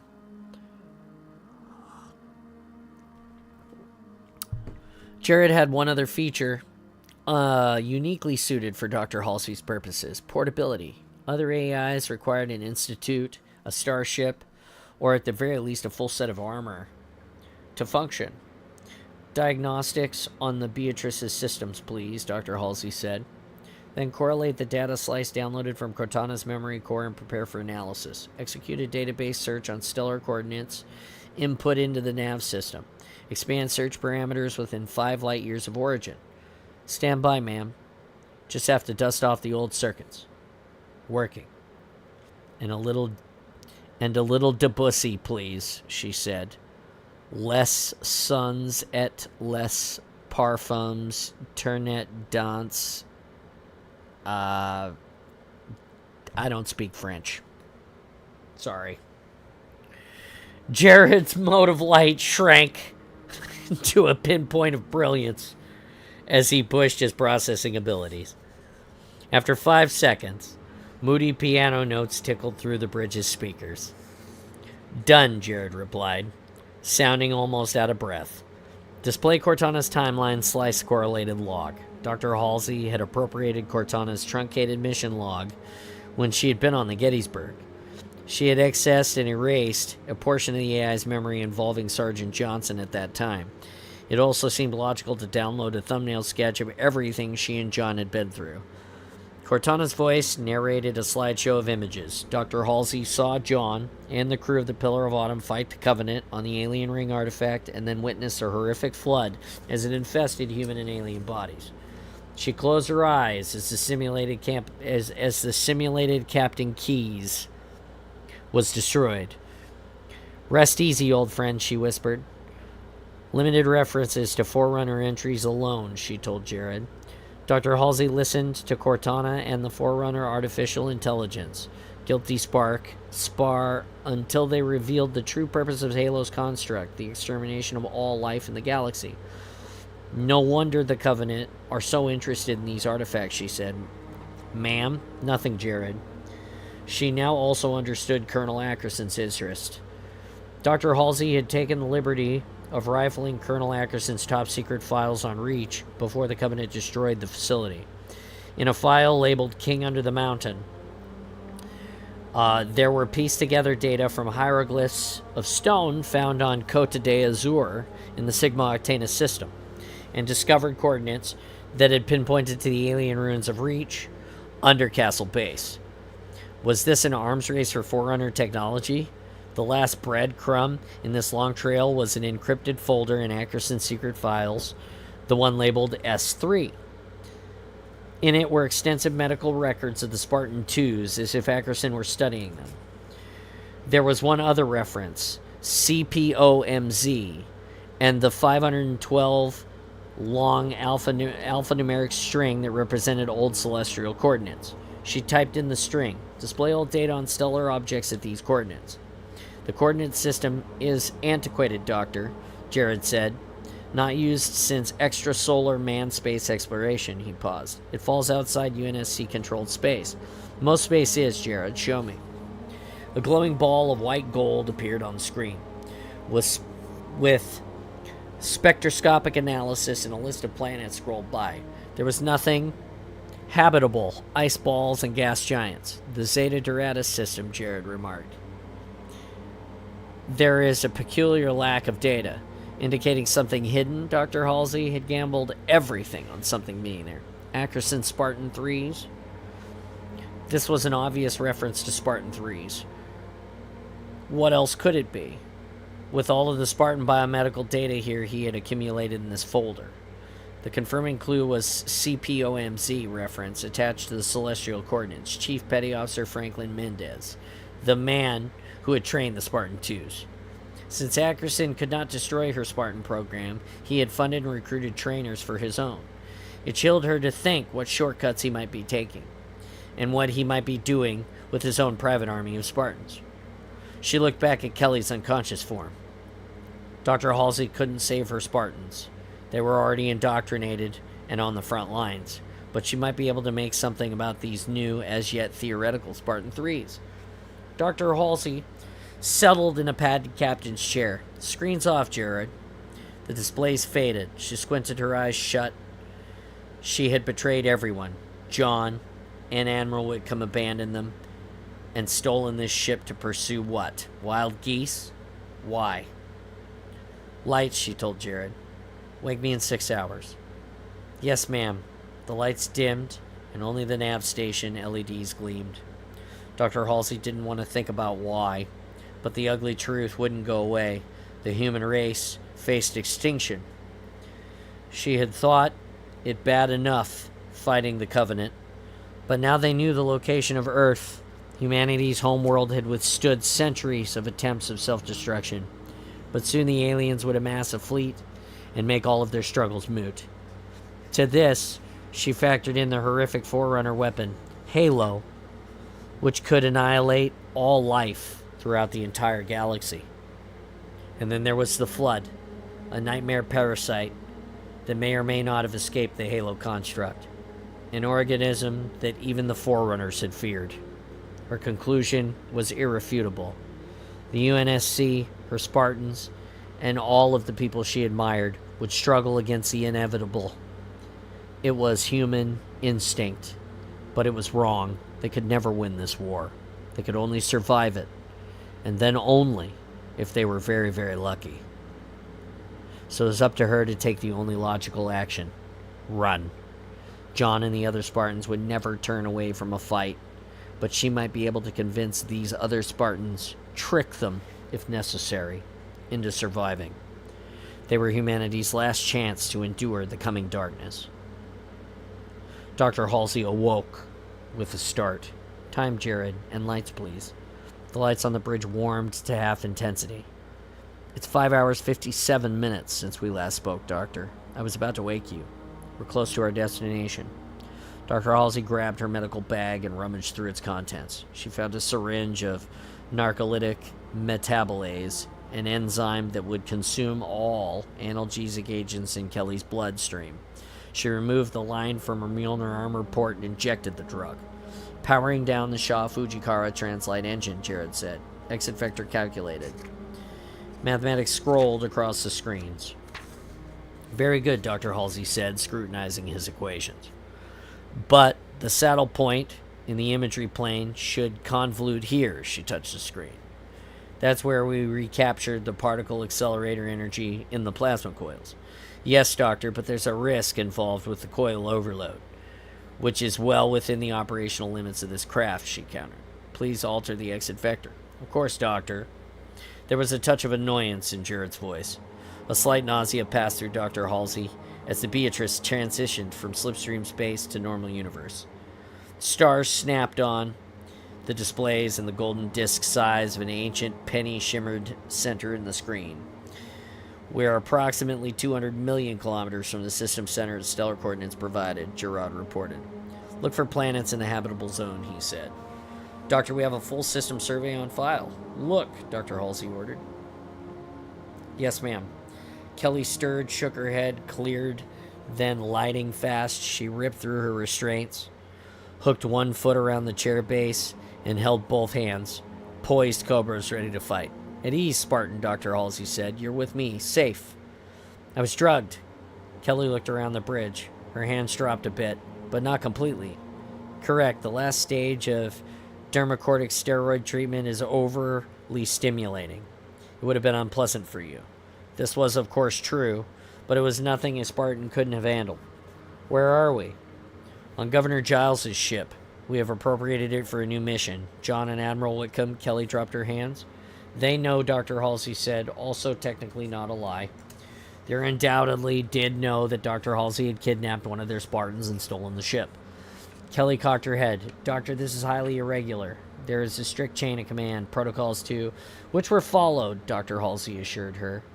New developments occurred while you were unconscious. It was impossible to read Kelly's expression behind her polarized faceplate of Mjolnir armor. She looked, however, to Dr. Halsey unconvinced.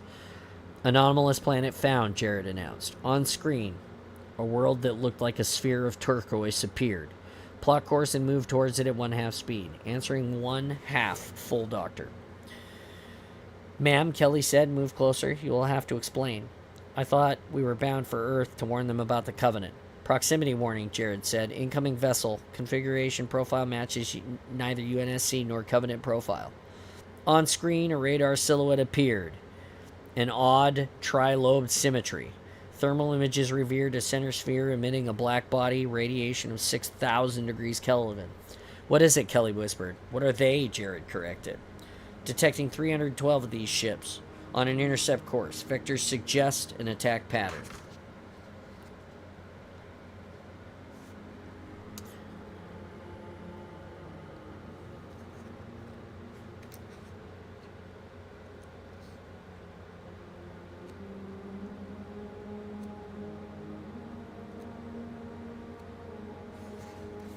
Chapter 17.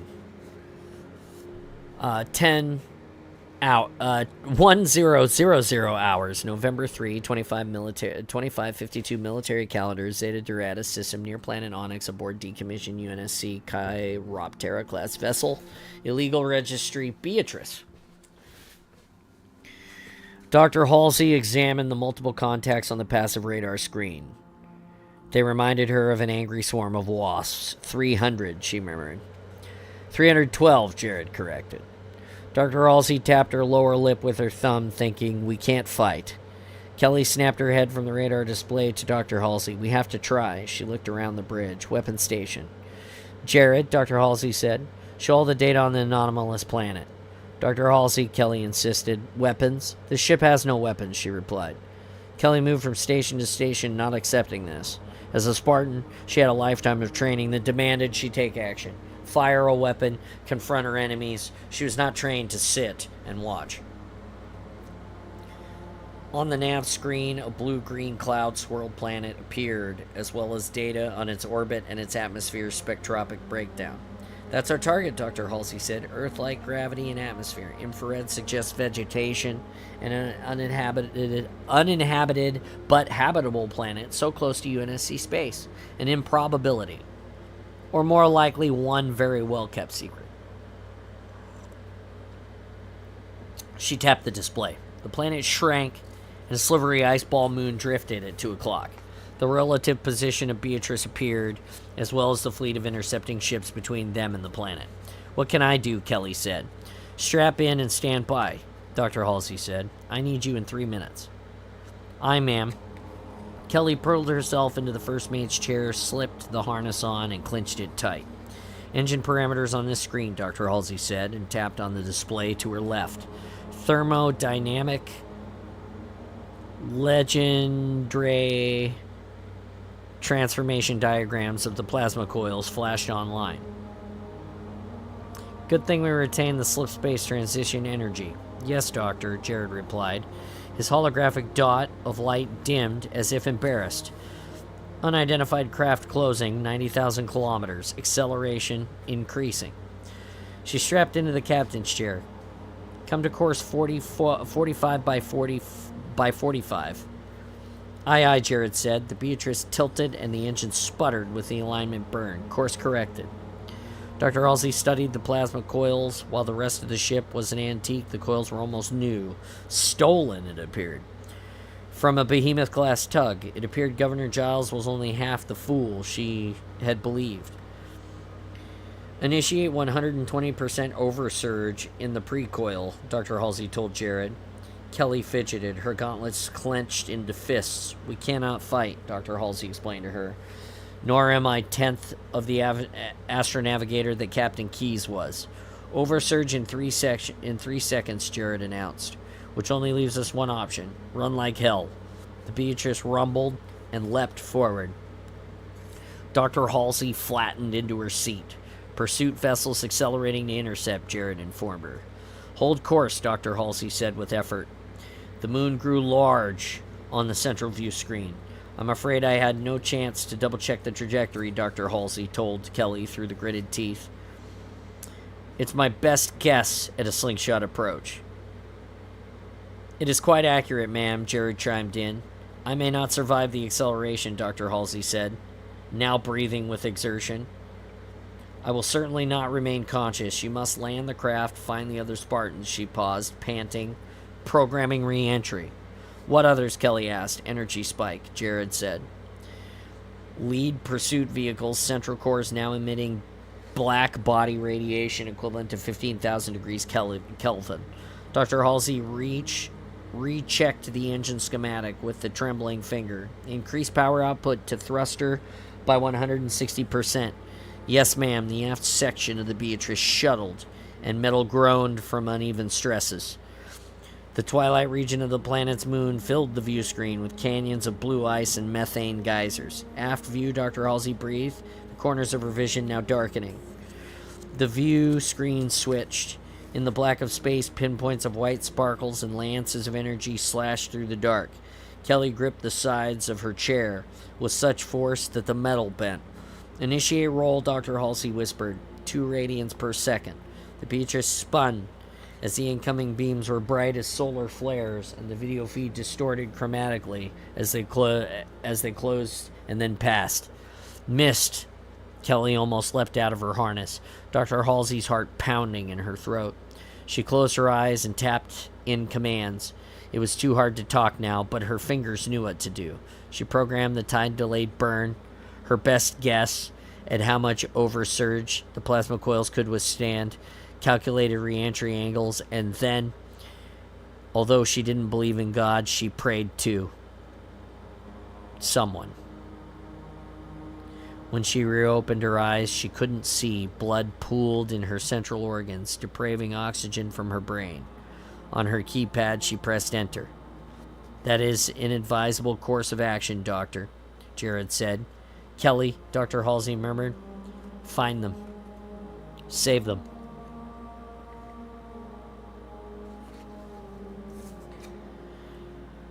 There's the bookmark.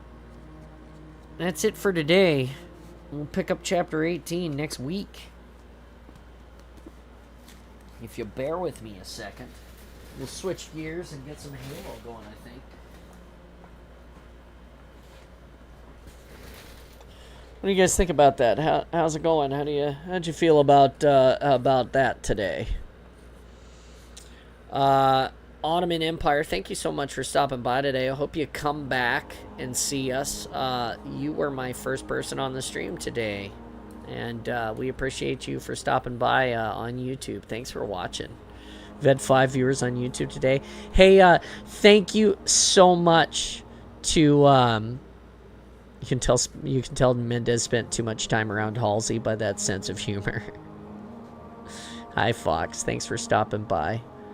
And thank you so much to Parsival PC for following. You're my 450th follower, and that is so awesome. Thank you. I can't say thank you enough. You guys are amazing. We're gonna switch over to Twitch Live here. which is the launch bay. Everybody can come and be part of that. It is the open part of the Discord now, where we get to do what we do. So that's cool.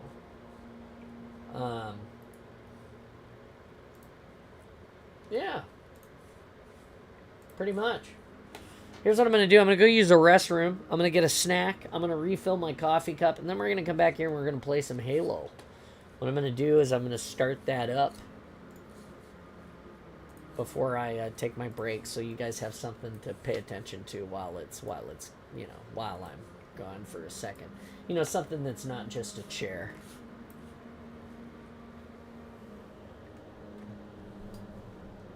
Thanks for making us part of your day, by the way. We appreciate you. We're on our way to 500 follows on Twitch. And we're going to try to...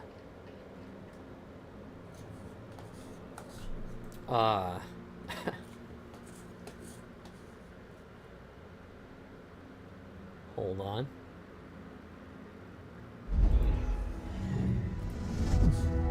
There it is. We're 50 from 500, so 500 follows. That's a pretty big milestone. We're gonna keep building. We're gonna keep having more fun.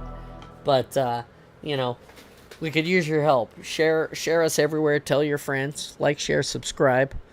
We were sitting at around 50 subs for like 6 months. Now we're down to 13. Your help matters. Please contribute if you can, and thank you. I'm going to take a second and do this thing. Use the restroom and whatnot. Watch the game load and watch the chair. I'll be right back.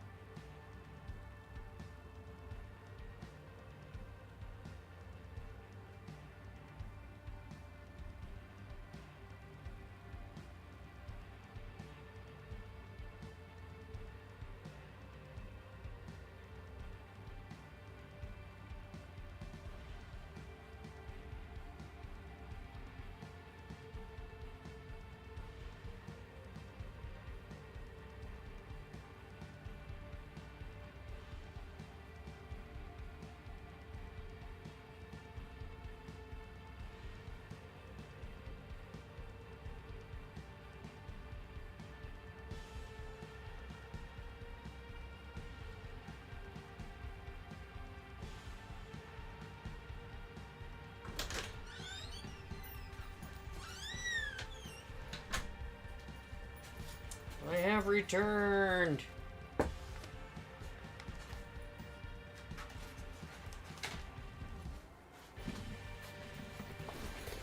Oh, okay.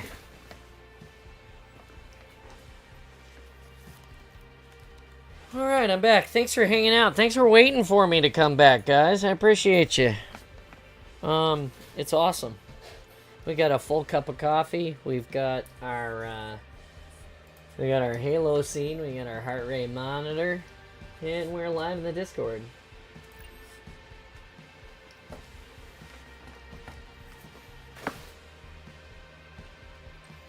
We got a care package today from Santa's On. It just came in.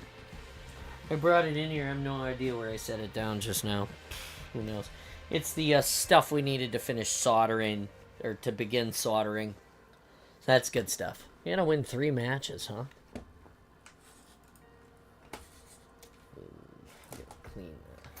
Clean my mouse pad. How are you guys today? Tell me about it. Did you enjoy the book? How was my reading today? You know? Tell me about it.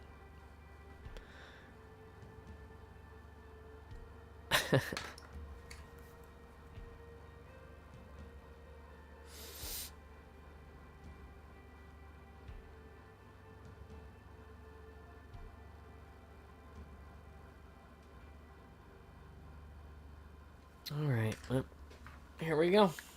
Let's get going. Multiplayer. Quick play. Actually, let's play some Firefight first. Let's warm up with Firefight. That sounds okay. That's nice and easy. We're alone right now. No need to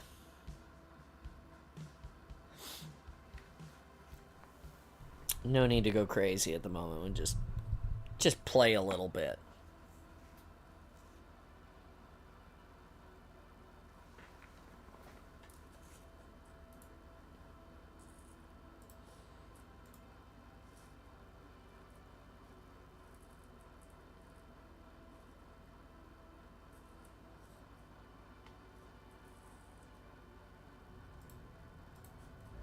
Firefight. Oh, Chief, don't fall down. Christ. Here we go.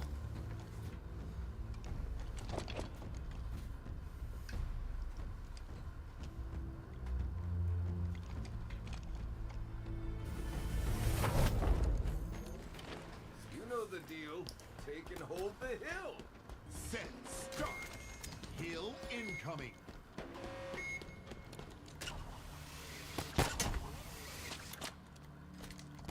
Hill ready. Hill control.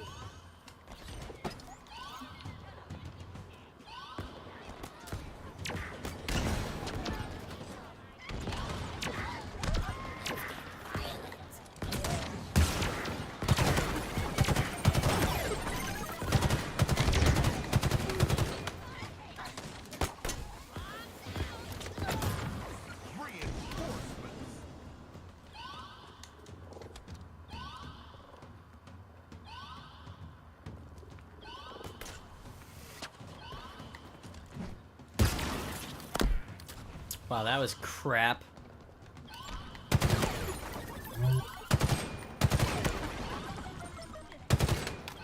Well, I didn't kill him?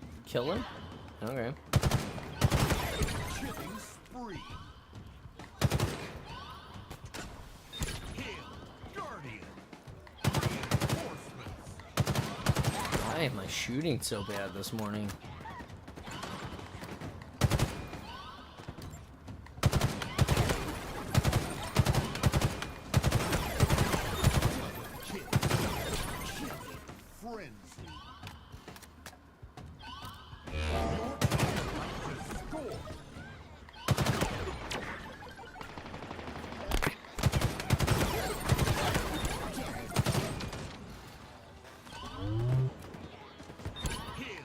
Guardian.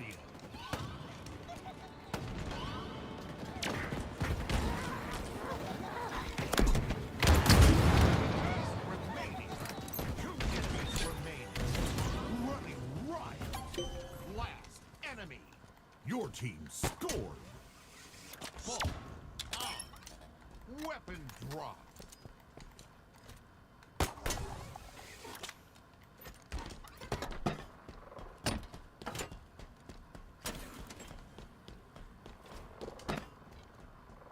Set, start. Hill incoming.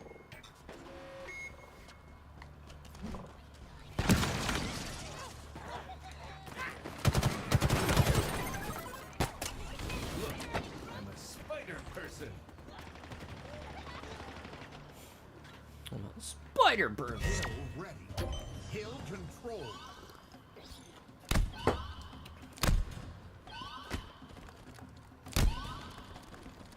Reinforcements.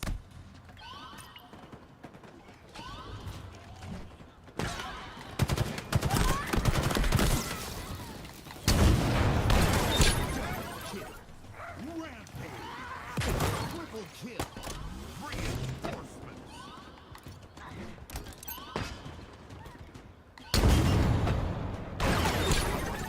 Double kill. Triple kill. Like the overgrown fingernails of Hammond's beak. Commend me. Reinforcements.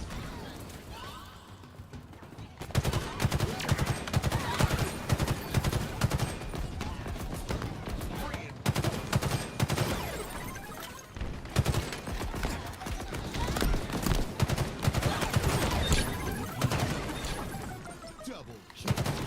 Triple kill. Double kill.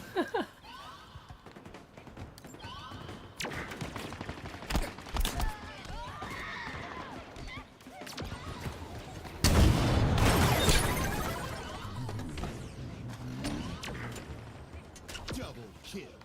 Triple kill.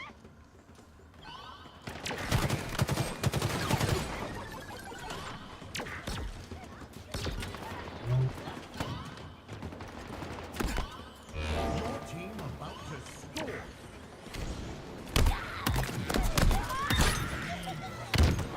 Double kill. Cluster. Out of bullets. Double kill. 5 enemies remain. Your team.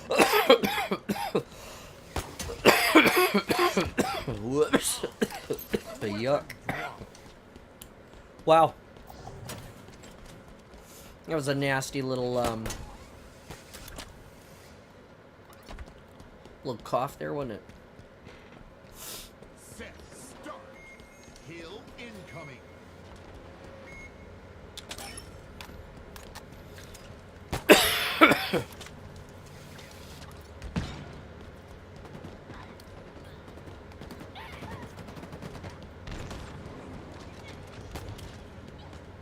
Hill ready. Hill control.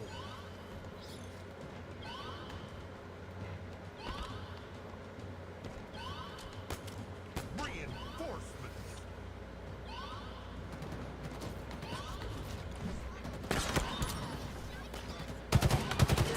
Double kill.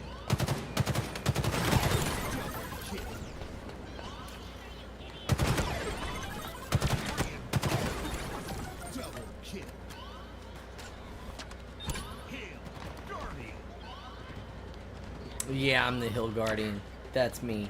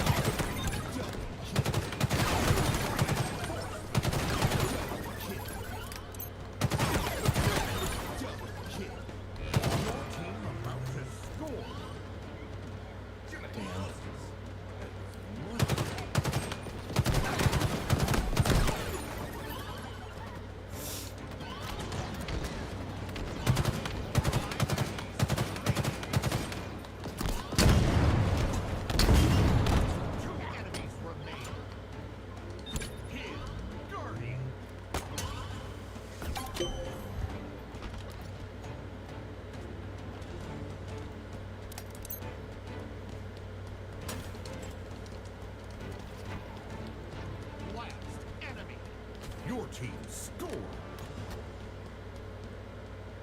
Thunderstorm. Weapon drop.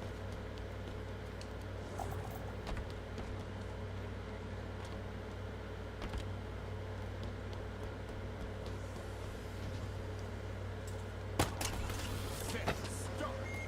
Hill incoming. Look at that hook shot.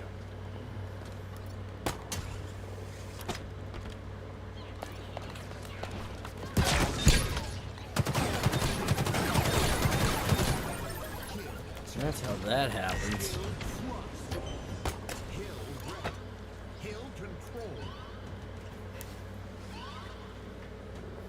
And that's how that happens.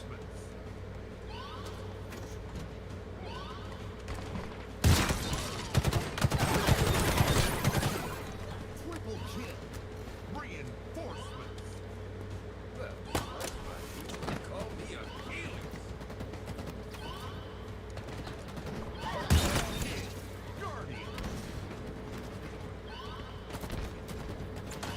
Reinforcements. Reinforcements. Guardian.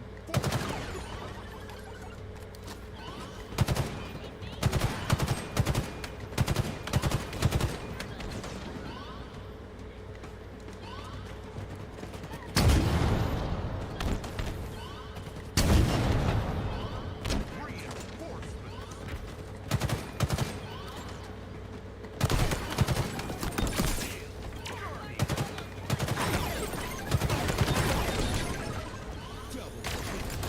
Triple kill. That's why your team about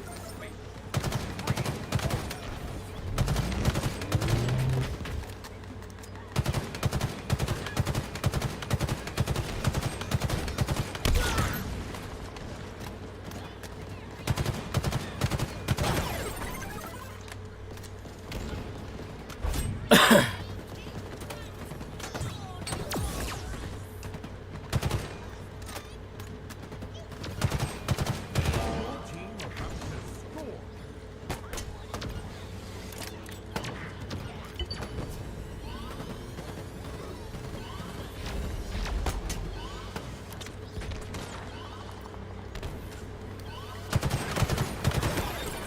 Remaining. Double kill. 2 enemies remain. Last enemy. Your team scores. Mythic. Weapon drop.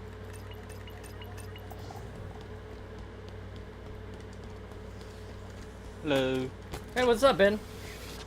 I'm just jumping in to let you know that Brandon Herrera just made a real Warthog. As in, he took a Cybertruck and mounted a Barrett 50 at the back. Nice. That's kind of Also, cool. he made it green and gave it a full-on wrap. So yeah. Dude, that's pretty cool. What are you doing today?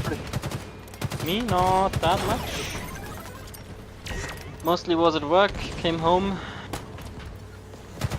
ate some pizza.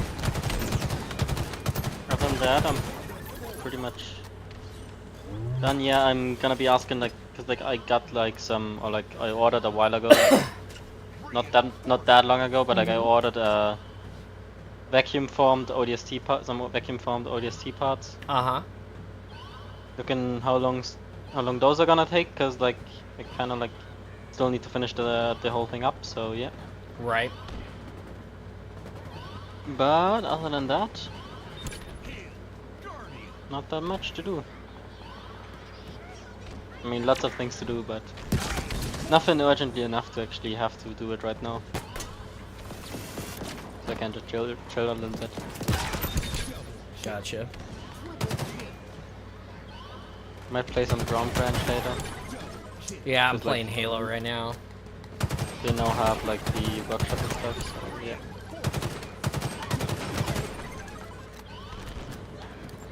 It's pretty fun, you can just download whatever you want.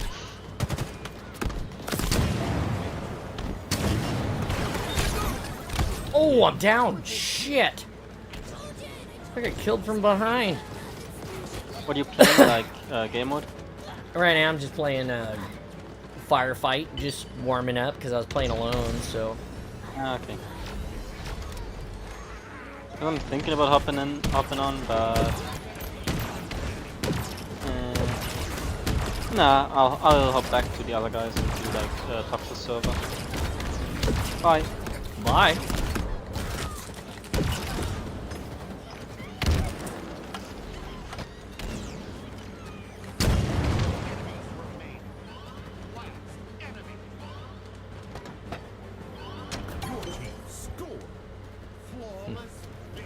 I have 5,000 points, they're not terrible.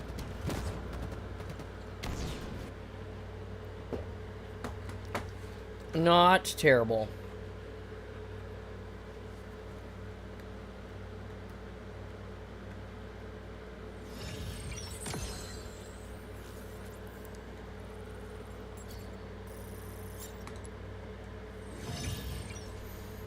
Give me a second, I need to get out a lieutenant. We're gonna be a lieutenant too soon.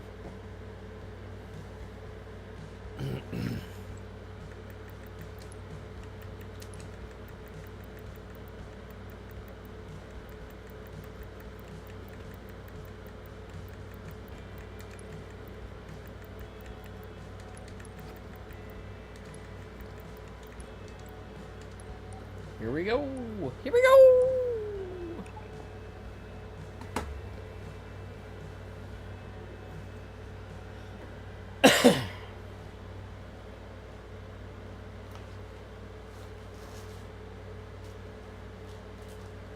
Don't forget to snack. Feed yourself. It's important.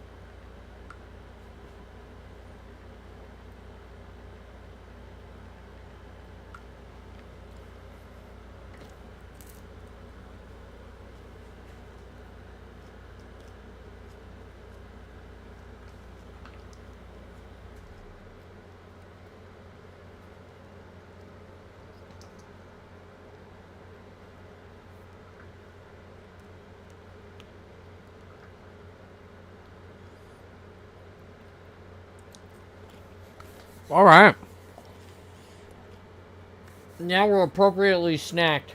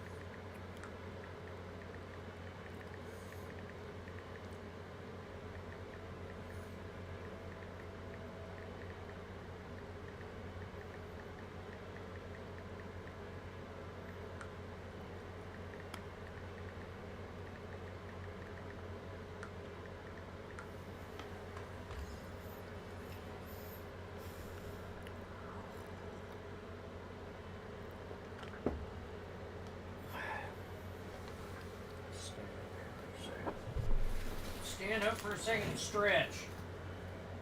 Don't forget to stretch, guys.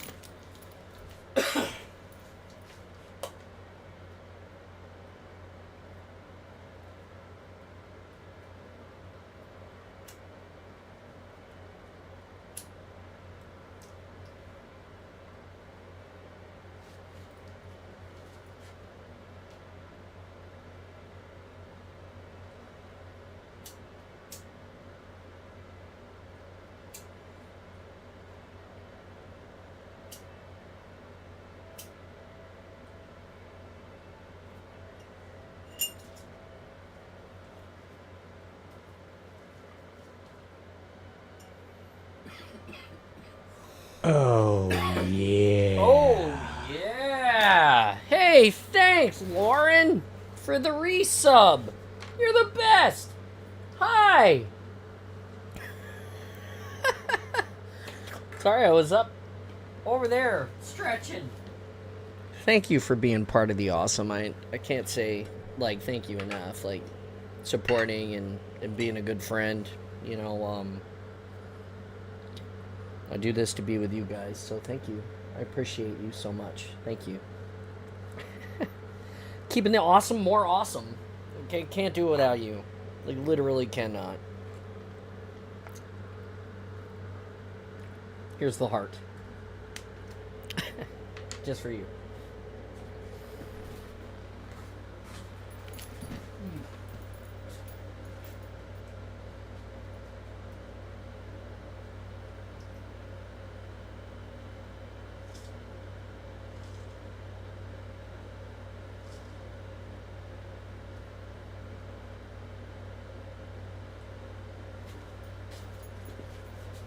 Where we're waiting for this to find us a match.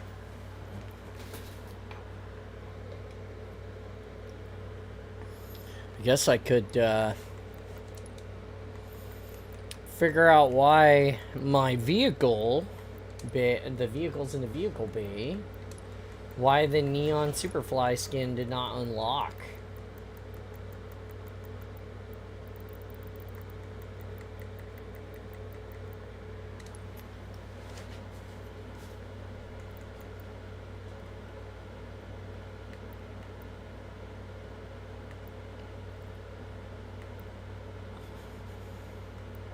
Oh, so I got these two with the code, but all the rest of this stuff I have to buy. I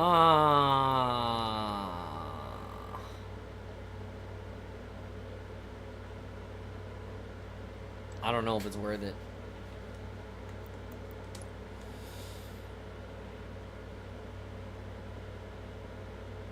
Kind of like the visor. I don't know if it's worth it. Oh, that's a really cute emoji, Lauren. I've got some pretty cute emojis you can check out. We added a whole bunch to the Spartan space since the last time we saw you.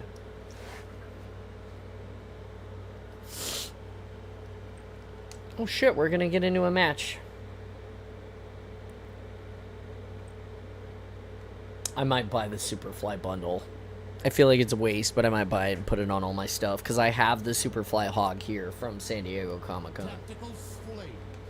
Oh my god. Tactical Slayer. Why is the world exploding? Well, that was my own when I was doing Twitch. That's really good. I love it.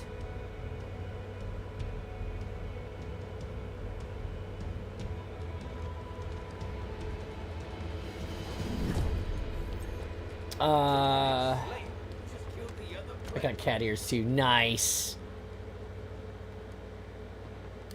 No eyes. I love this map. I gotta ask, hey Oakham, if you're watching, how were they able to manipulate the gravity in the different zones of this map? And I hope, if you don't hear me right now, I hope someone reminds me to ask about it later.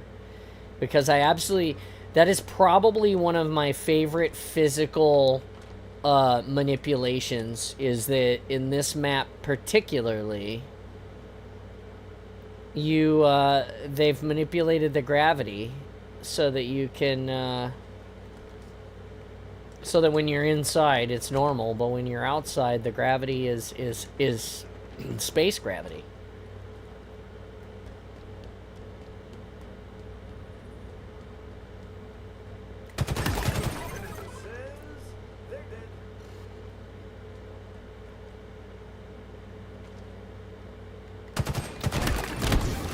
Two on my X, son of a bitch. That's cool. Yeah, if you see, if you go check out mine. I got some pretty good ones that I uploaded. I think that you will enjoy them. I had them custom commissioned. Some of them are very fitting right now because they're visor-less, and I don't have a visor on any of my helmets right now. So it's kind of funny, but they're funny little John Mojis for you to interact with and enjoy. And I still need to fix the one that Krampus made for me.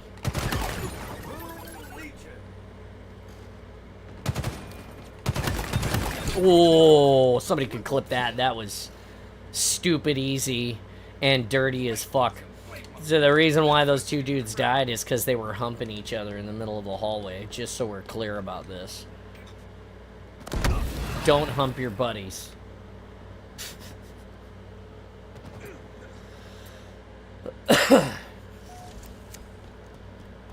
Or do, but, you know, I don't recommend it.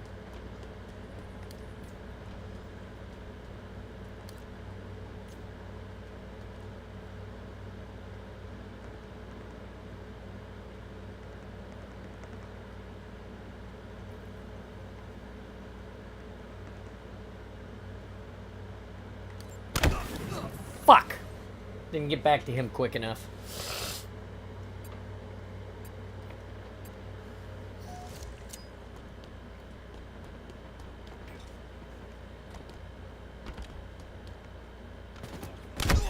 Fuck! Saw him.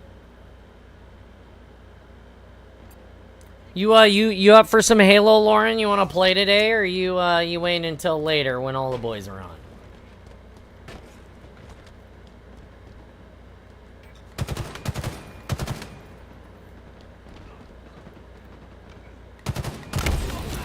That the gravity changes your shot tracking a little bit too. It's a great place to warm up, I feel like.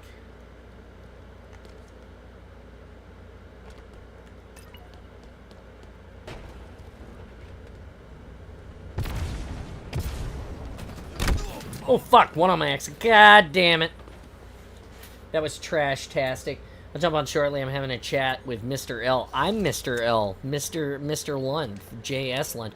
I know, you're saying Mr. Librarian. I got you. Just saying.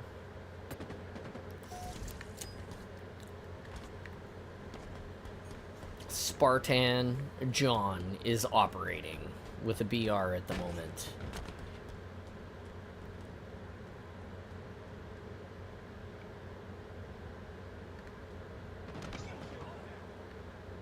Where did he die at? He died right there. Okay. I love and hate this map. I love this map because it's pretty. I hate it because I'm a novice at this map. I don't remember the first iteration of this map. I don't remember it. So this is like a new map for me, totally, because of that. And I don't have a real good awareness. I don't have a good sight picture in my head of what everything is, or where on the map, like the orientation. Like, I know that the Pelican is outside, but you know, it's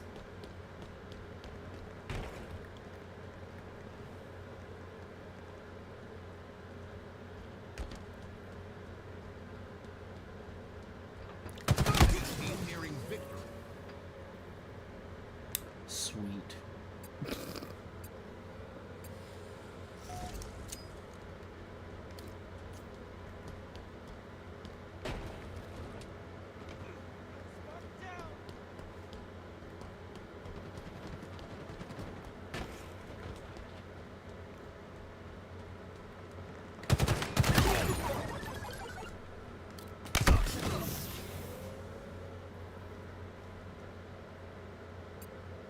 And 13. God damn.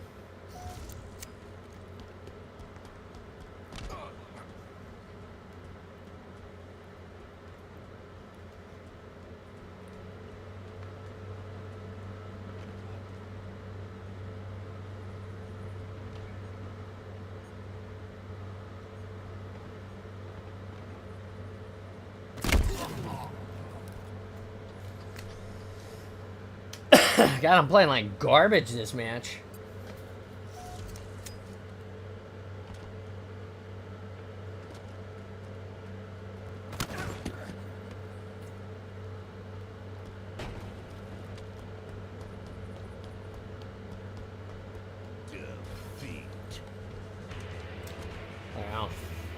That was rough.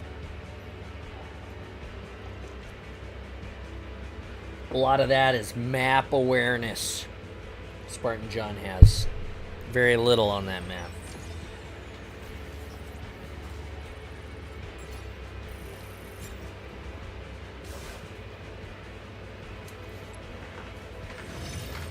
I feel like someone forgot to salt the coffee this morning. It's a touch bitter. Hey, I'm gonna make it into Lieutenant 2 today. I'll play one more of those because I always play 2.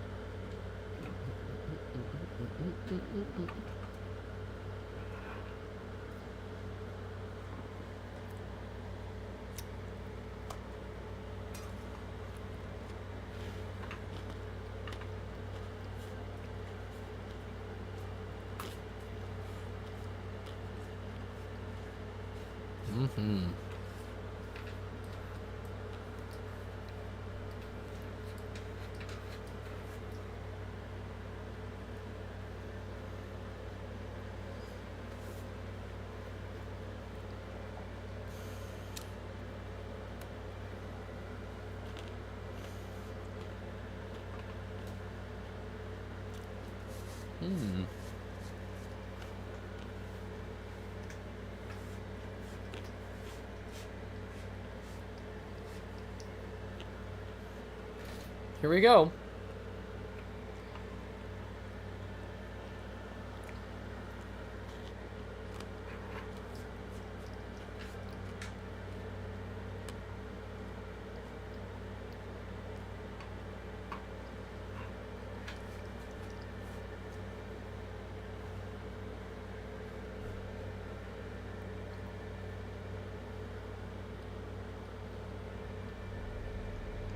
Tactical slave.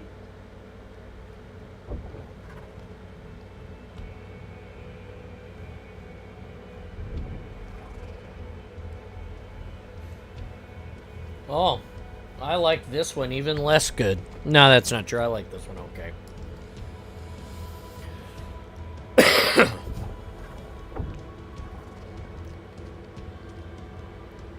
That was weird.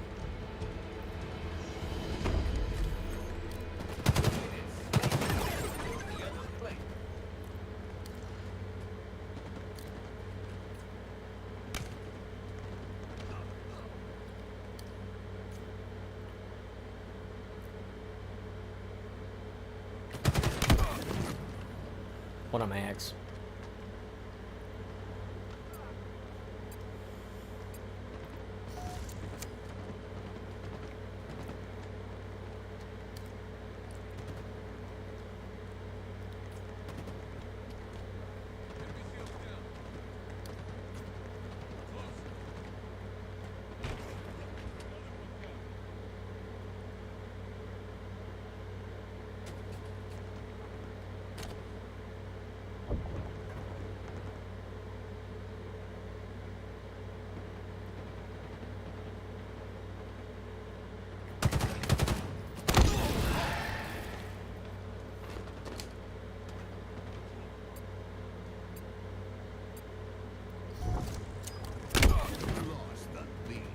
That was cool. Spawn right into death. It's my favorite. I love that the best. That is the best.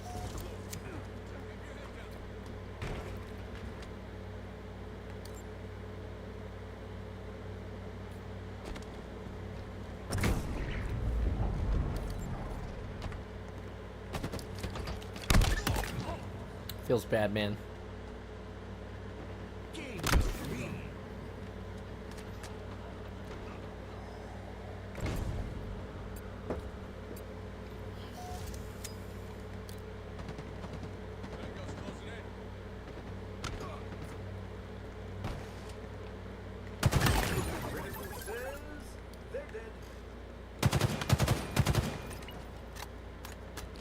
Spartan down.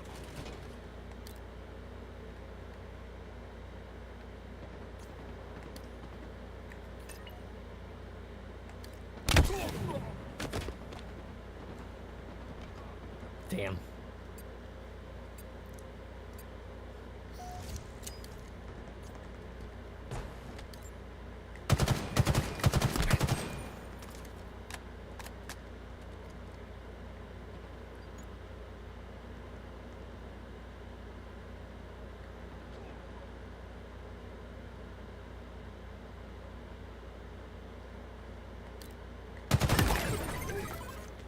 Hey, nice shot.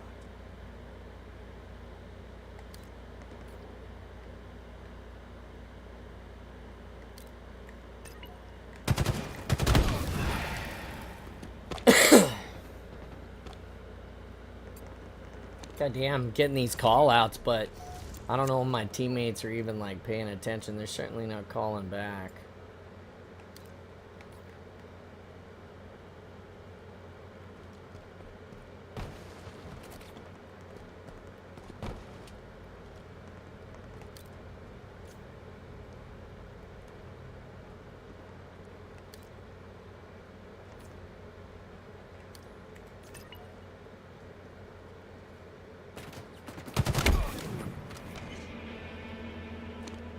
Enemy halfway to victory. Lots of damn deaths.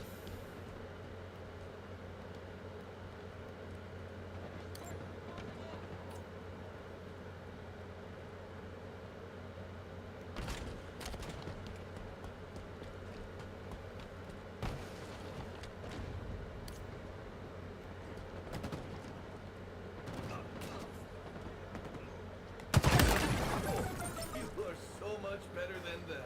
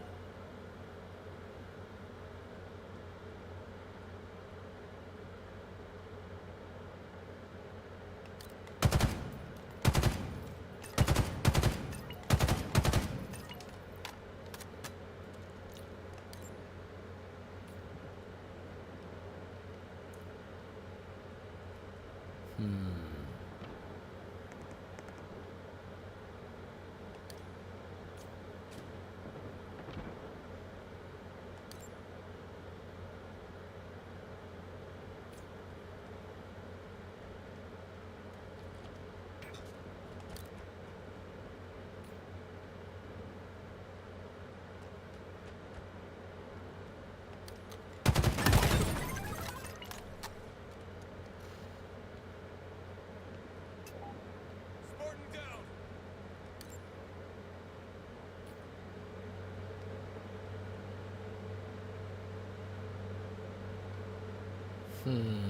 I hate camping, but I'm gonna sit here. 'Cause my teammates are doing enough pushing for all of us. Enemy team nearing victory.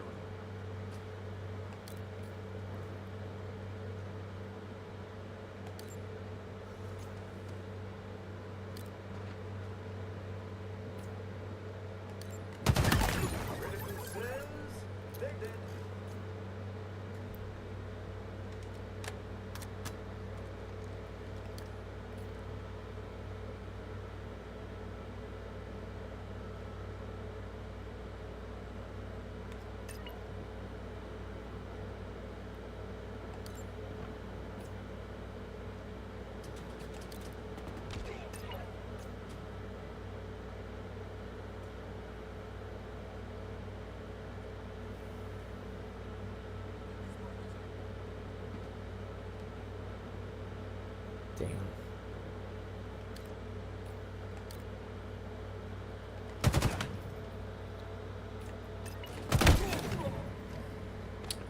Two there. At least I'm even.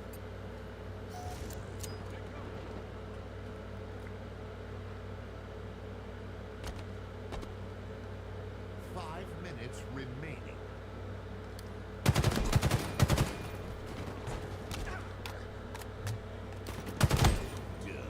Wow.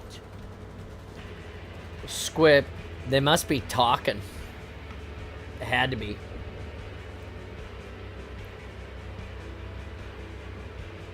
Oh, great match, guys. Great match. Way to beat me.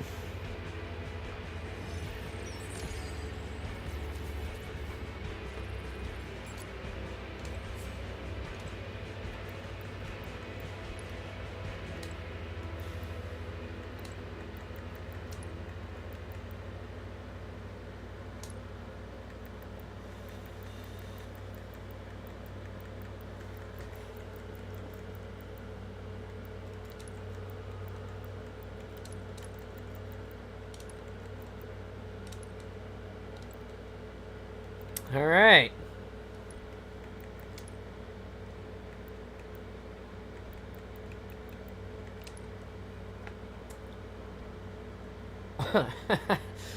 Yeah, it's a good day. Hey, everybody, how's it going? Welcome to the awesome. Again, I'm Spartan John. We're just hanging out and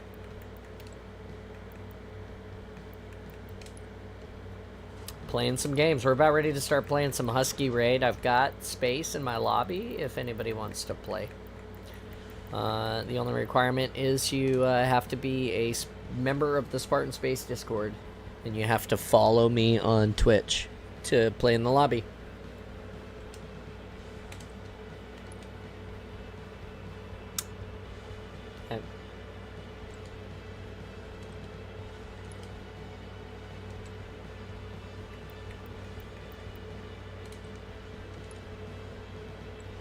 What the?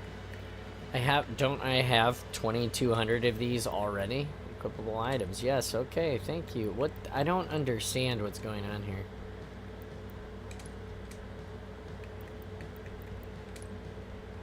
Equipable items can be found in the customized boost items can be activated in the battle pass. Okay, so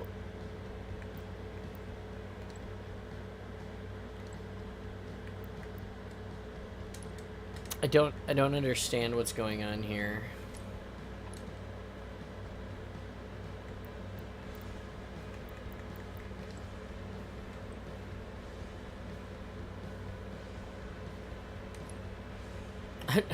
Alright, Halo, whatever. Apparently Halo won't let me buy it for whatever reason. I have no idea. That's the weirdest damn thing ever. It says that I have the Spartan the Spartan points or whatever it is, so that's weird. Anyway, we'll play some Husky Raid and try it again in a little bit or something. Who knows? I don't know what's going on.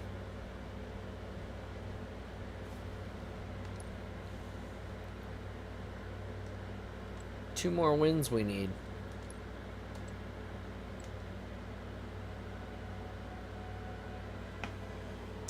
Two more wins.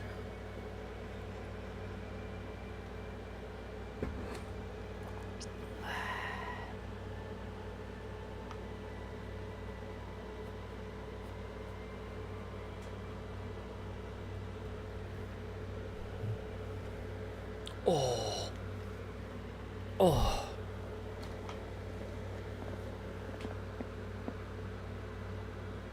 Oh, that feels actually real nice.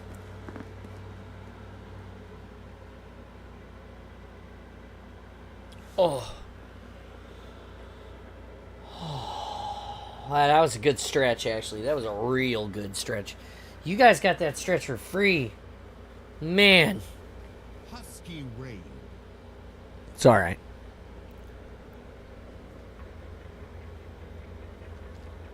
Here we go, Husky rating.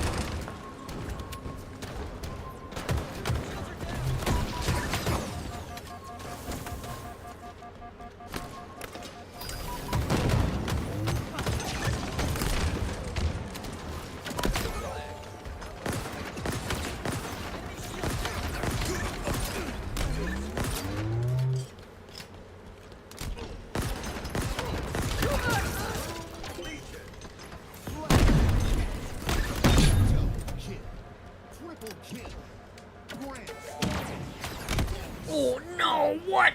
That was bullshit. They all spawned on my side behind me while I was reloading the cinder shot. That was tasty.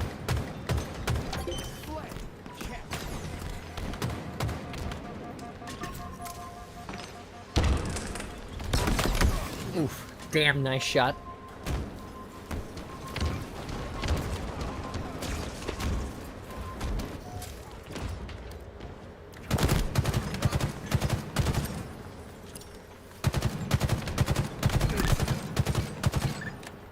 Two down.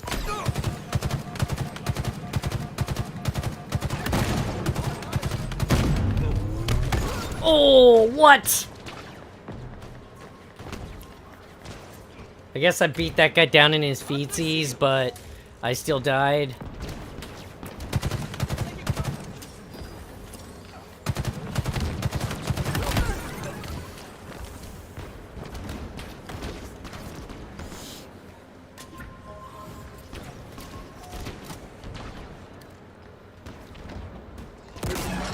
That was too low. Fuck! Switched to the wrong weapon.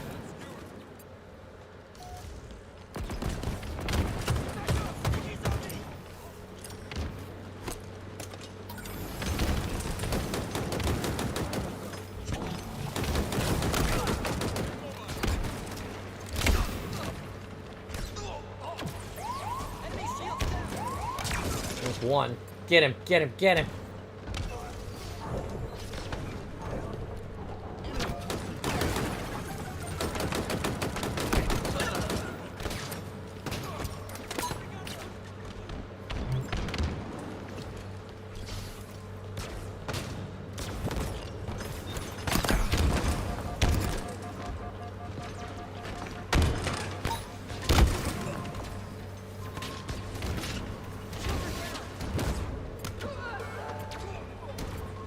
Nice.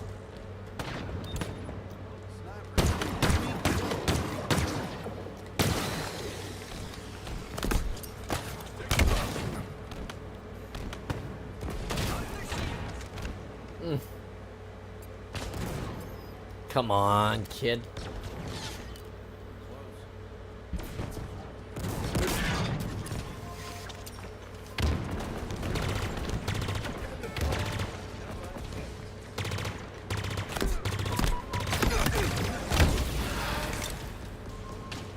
Pull him for the assist as well.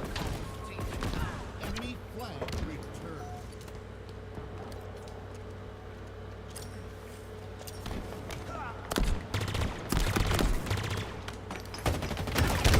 Ooh, that guy got fucking dicked right. That was dirty. You know he's mad. He's like, that guy, hell, it's because I changed to my good shit, man. AR is the good shit.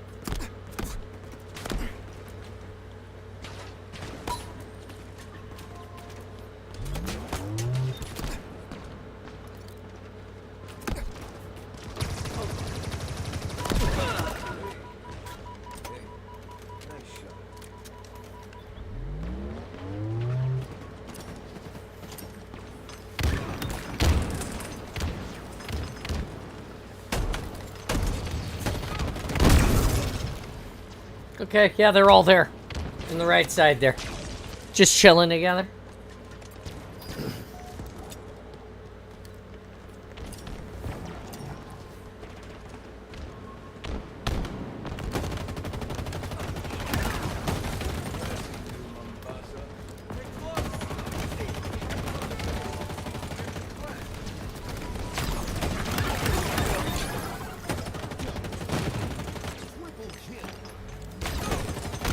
Oh no! That was my exterm with an AR, bro. Almost.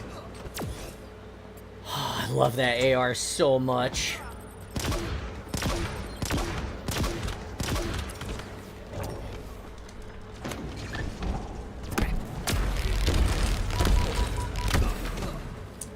There's somebody behind me? No? Interesting. Oh, there's my assist. I got a present for you.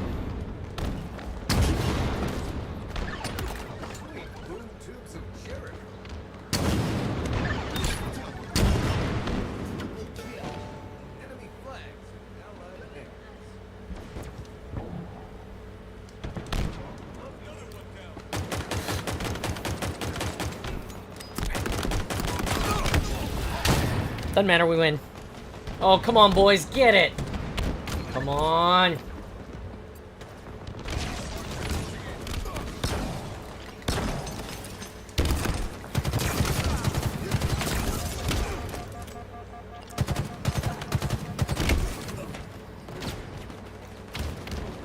Fuck, come on, come on. Yes! Sweat harder, John, sweat harder.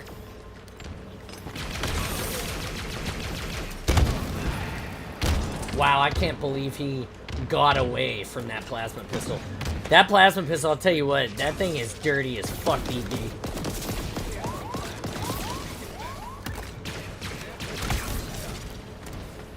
Well, that was not cool. That's okay, they're only gonna get one if they're gonna get one.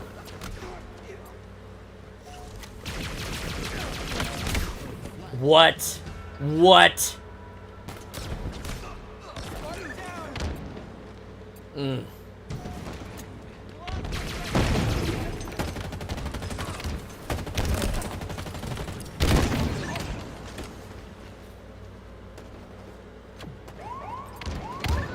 Come on, guys, come on.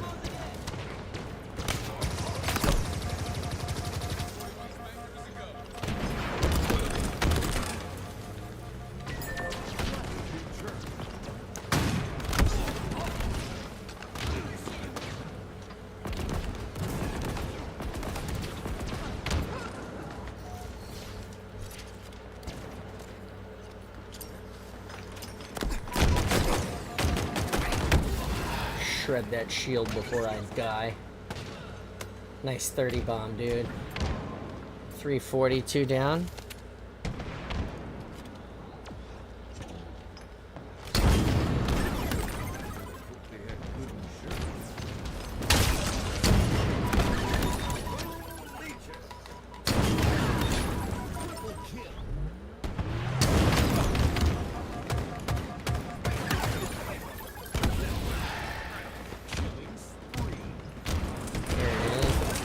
Put them on their back foot now.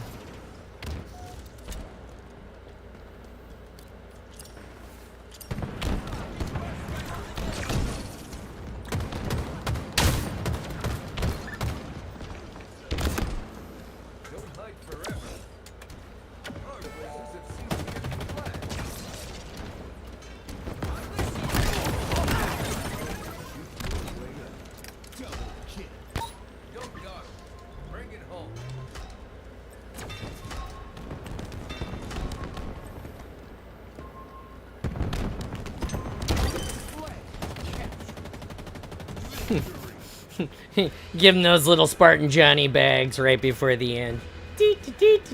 And then cap it, because I'm not the guy that's going to just hold. I think the guys that hold are shitty. You know, let's farm some more kills for 2 more minutes. Nah, finish the game. Let us go on with our lives. Live to fight another match.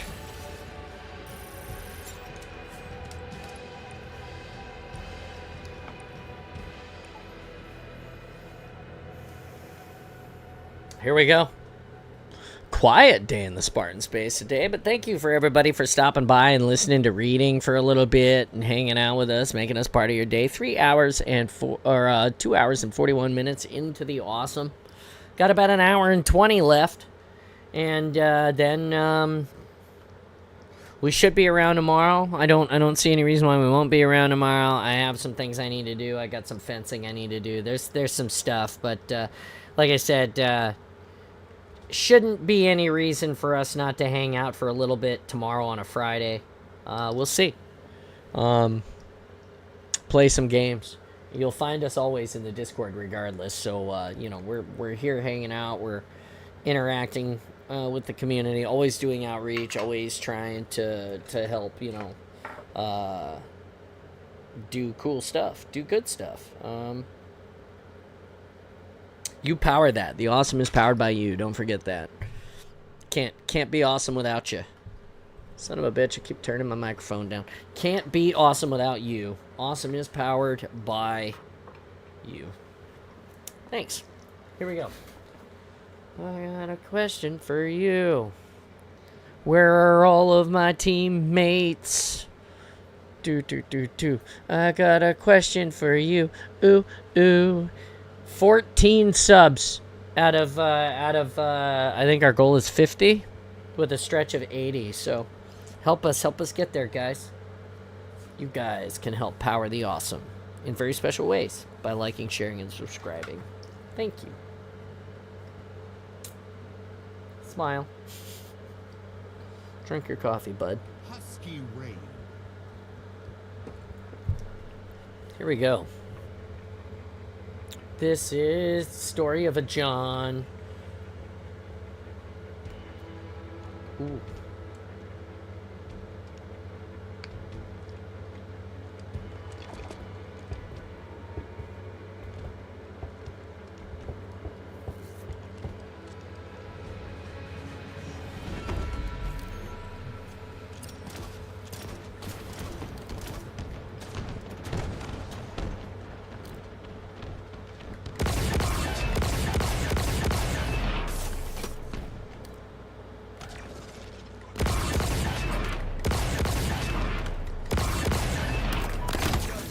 Wow. How... Can somebody explain to me how his cinder shots killed me? Because when I cinder things, the things, and then I die, the cinders are just gone. Fuck out of here.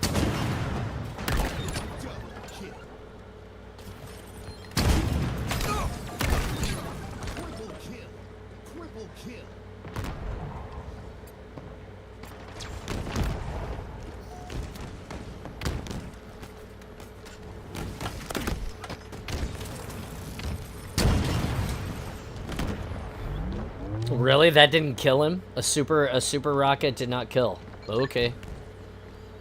Guess I'll take the kill assist.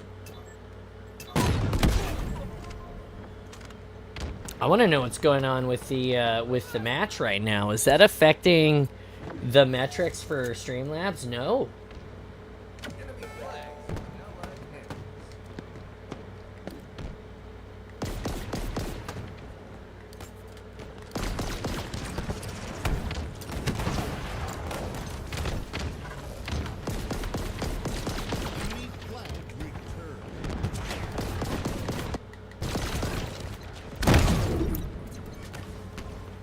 Wow, I don't know what's going on. That is crazy.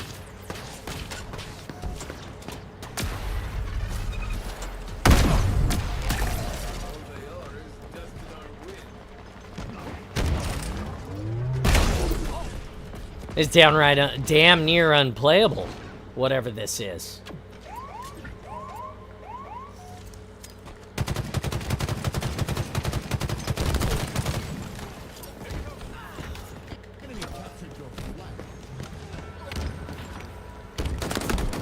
What is this? Why, Halo? Why? Now all of a sudden.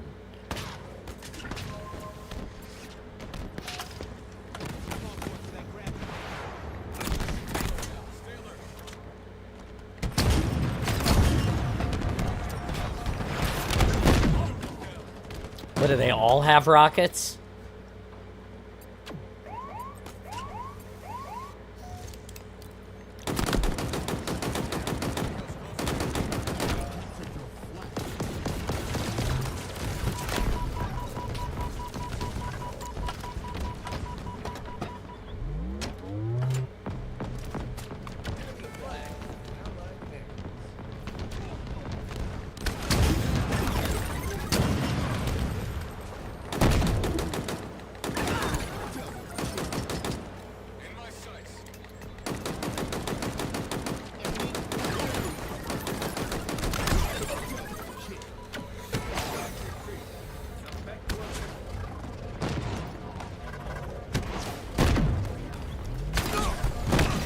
Fuck! Can't get just a little bit of cover from my teammates. Like, it's all laggy and shit.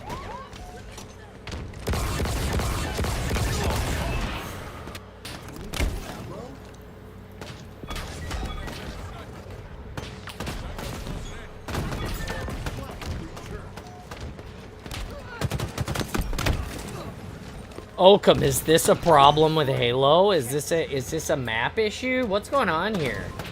Can somebody explain to me why we played Halo all day and it's been fine and now it's lagged out and like just this map, as soon as we load it in, it's like popping and having frame drop and stuff, like...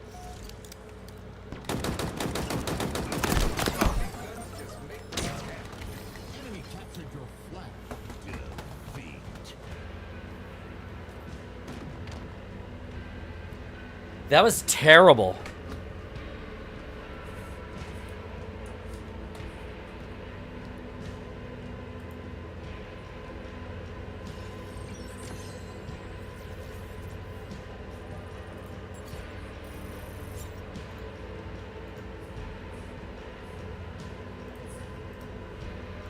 Yeah, I have no idea what was going on there. That was...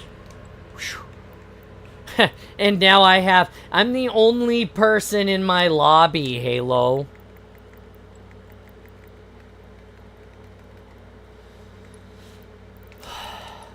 Let's shut it all the way down.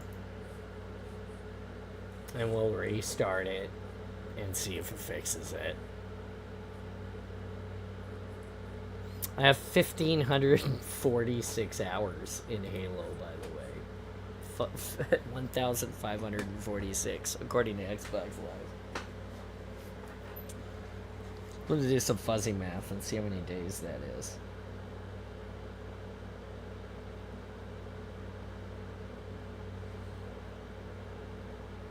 $1,546 divided by 24. Oh.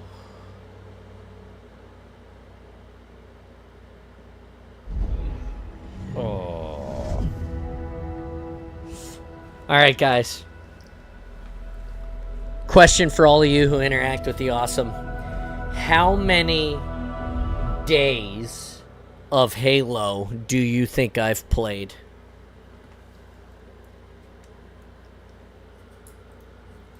Days of Halo is the question. How many days?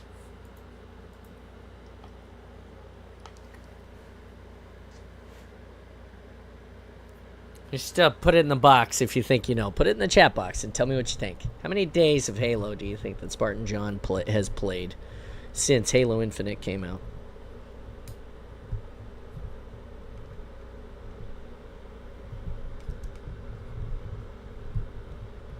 And you can ask me if you want. You can change it. How many business days? That would be 8-hour days.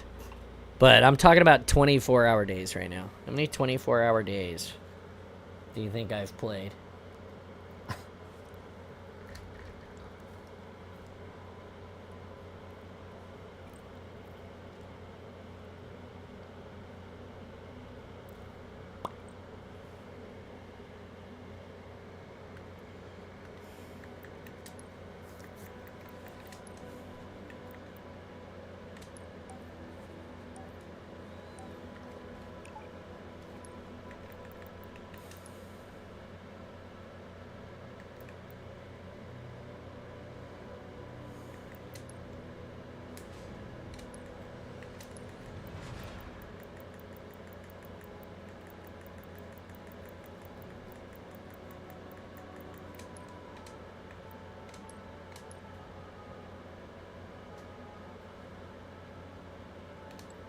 I don't understand what is going on here. It says I have 2,200. It won't let me buy the bundle.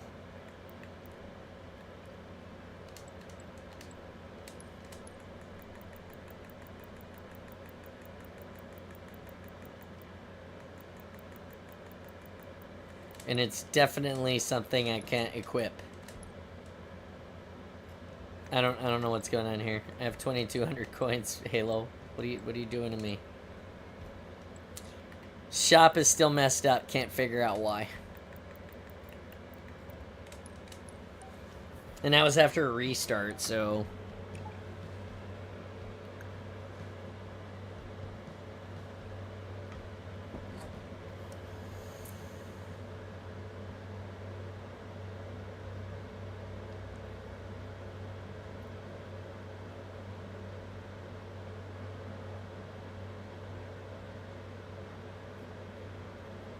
Hey, what's up, man? How you doing?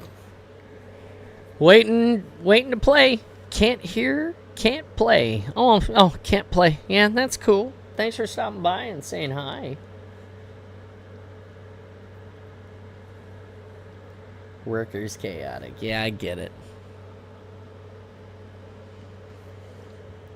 You planting bodies in the ground today?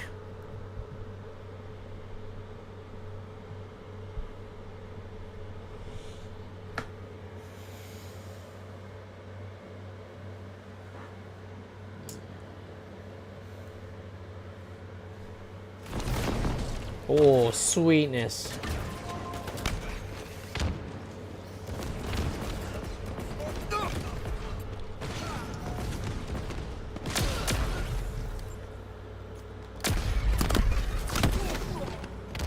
At least it's super, I guess. Down 2 with 7 minutes.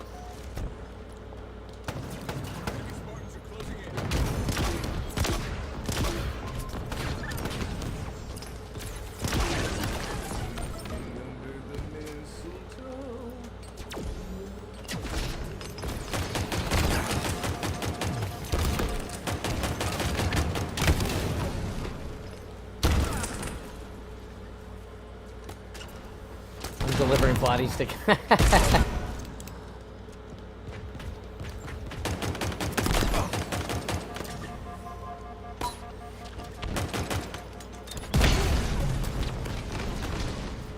One bullet too few for that moment.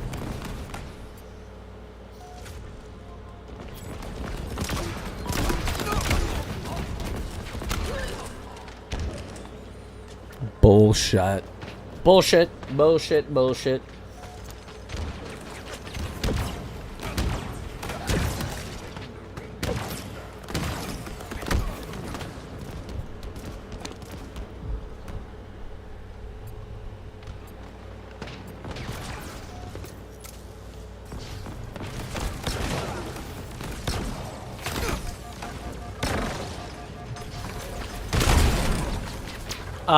What? Oh, I got killed with a grenade. I guess that makes more sense. God damn. Well, I started in the middle of that match, so that wasn't a fair test of my ability. 1 second.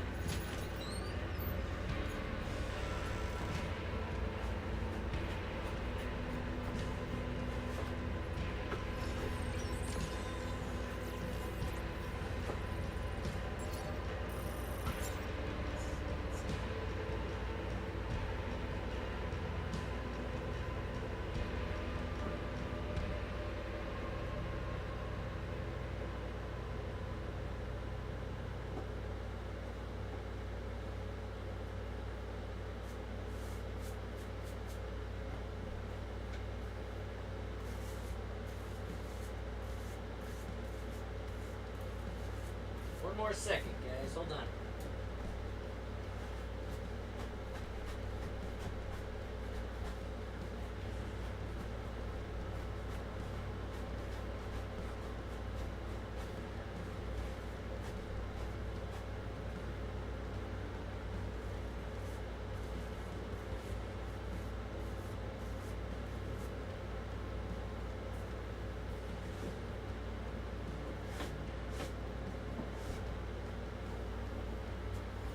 I'm gonna reboot my coffee. Give me 1 second.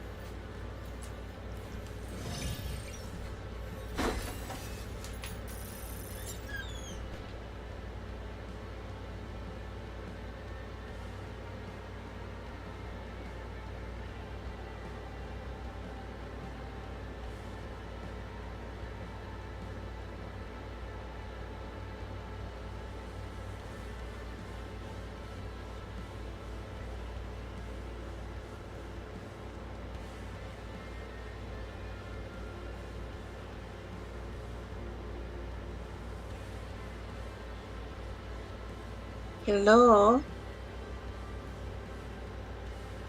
I am Librarian. I am sort of here. I don't know if Twitch can hear me, but hi!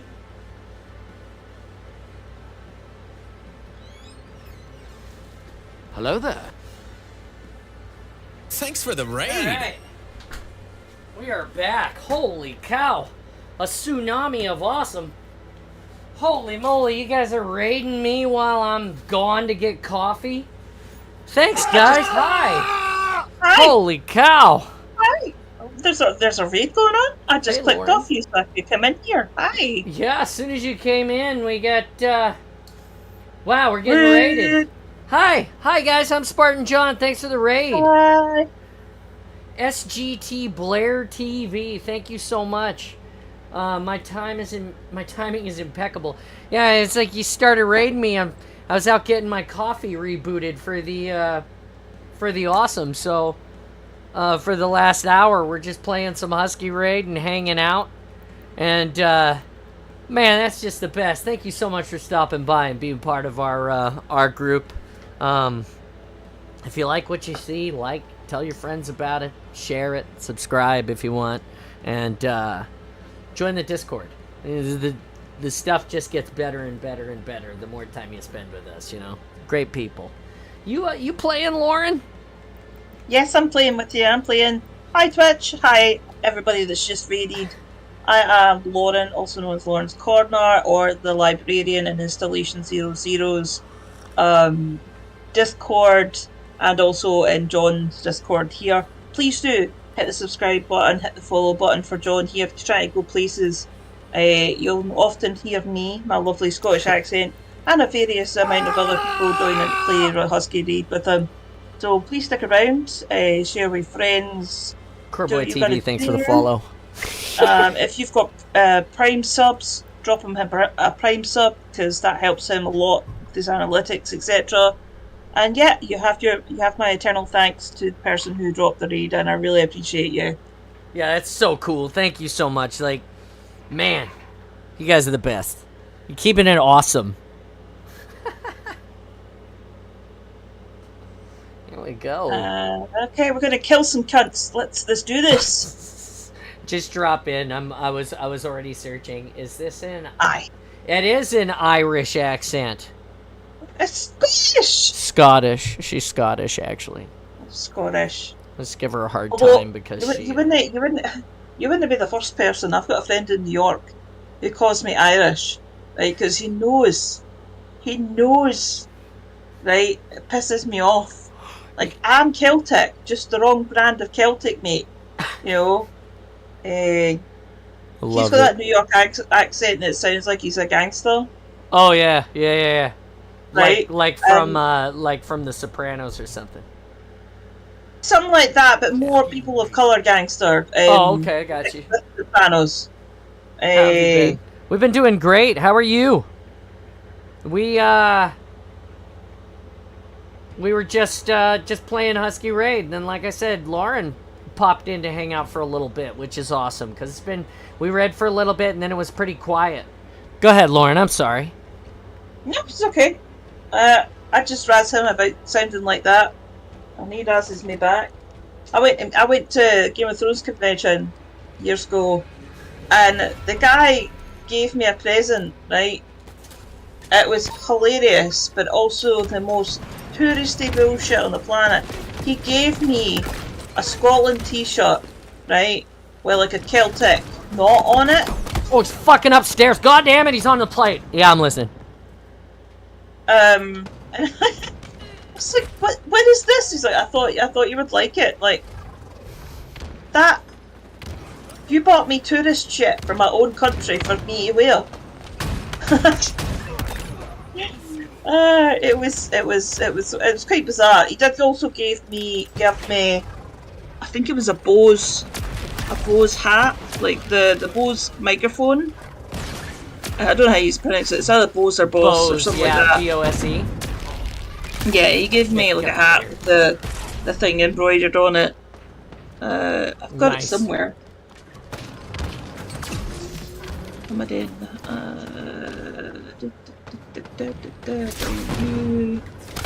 No, that was bullshit. Bullshit. It's okay. It's okay.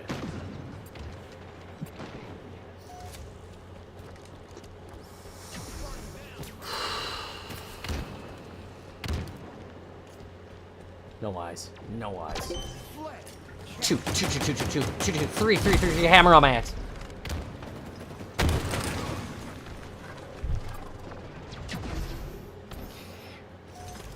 Come on, Oh, he's Chief. in the base. Fuck! Take a girl On for the a helmet ride. for a match. All right, I'll put the helmet on right after this match is over. Put the cat ears on. Oh fuck! Team cat ears, bitch.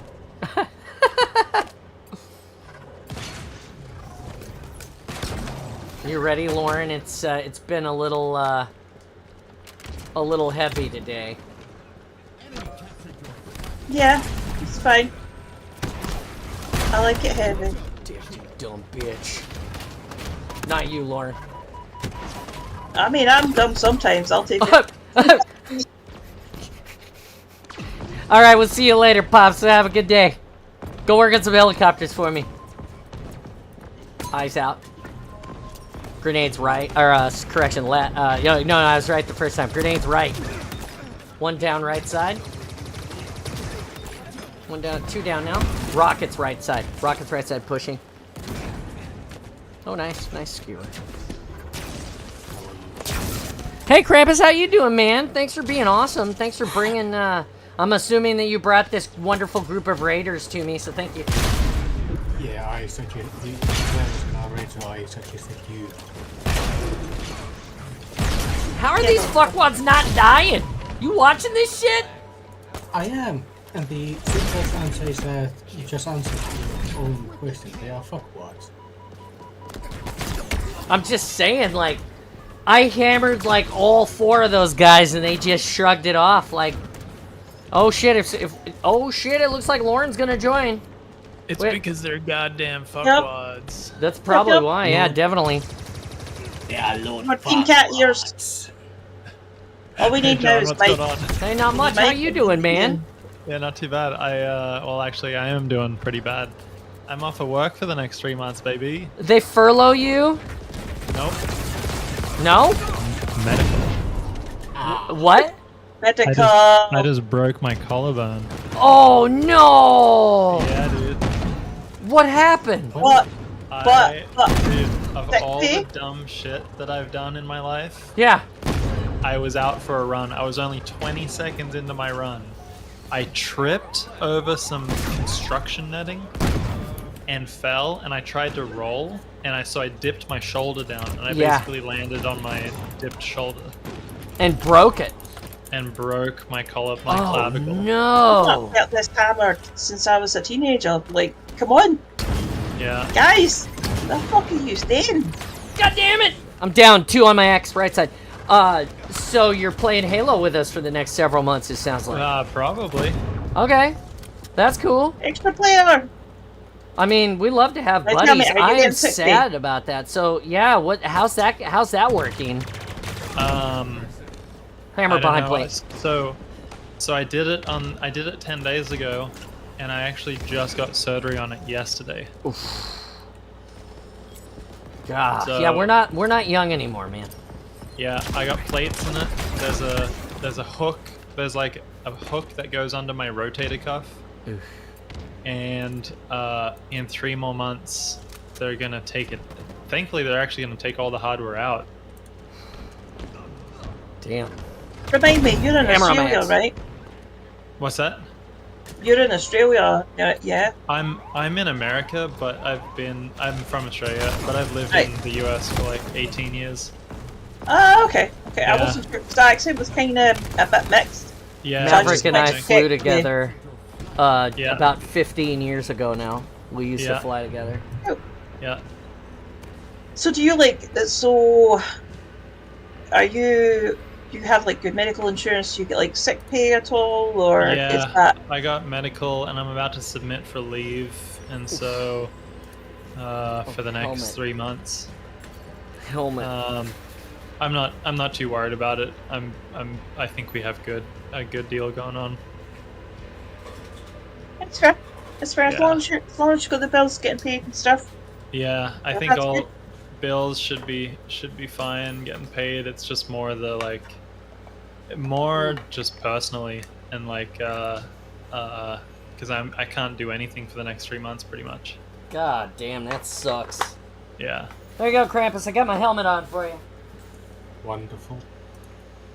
Are you on stream right now? I am, yeah. We're live on Twitch. Alright, let me Yeah.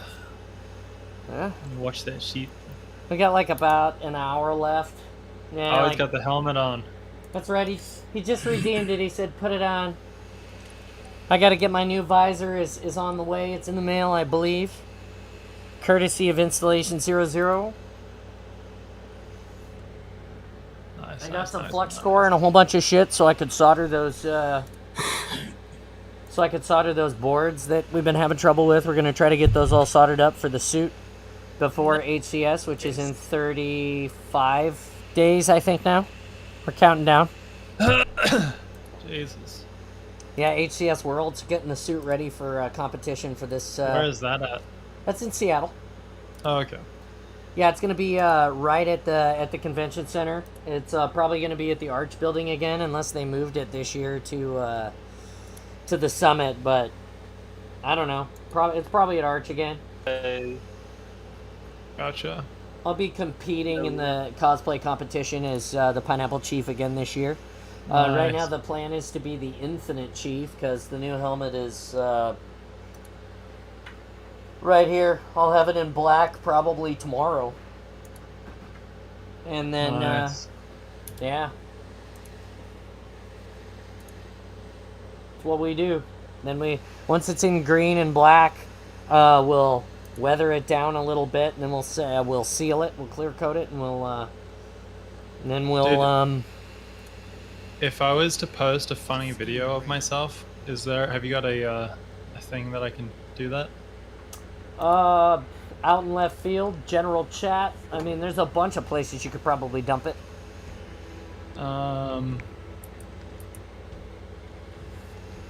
General chat? Mm-hmm. Yeah, sure. Or fitness center. Fitness center's good. I that's where I post all my workouts because I do the gym like Monday, Wednesdays, and Fridays. Oh, I we're in was this thinking- one. Nice. Wait, where the heck's my phone? Come pew pew, guys. One Let's down go. There, bike. Eyes out.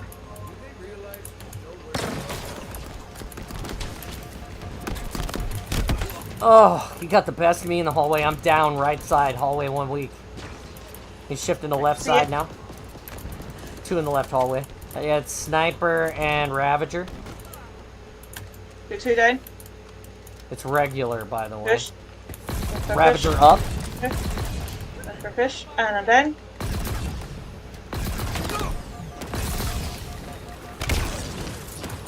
Two in the right hallway. How do you not die? Oh fuck.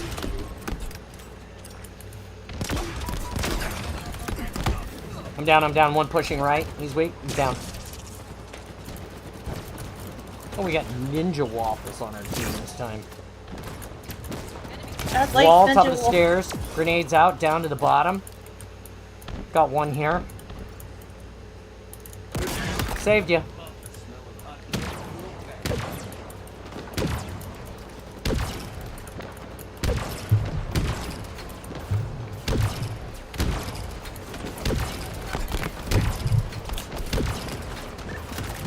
One down.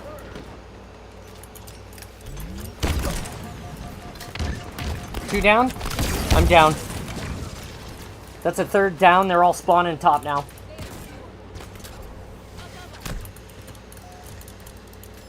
Shit gun, Lauren. Why do you have a shit gun?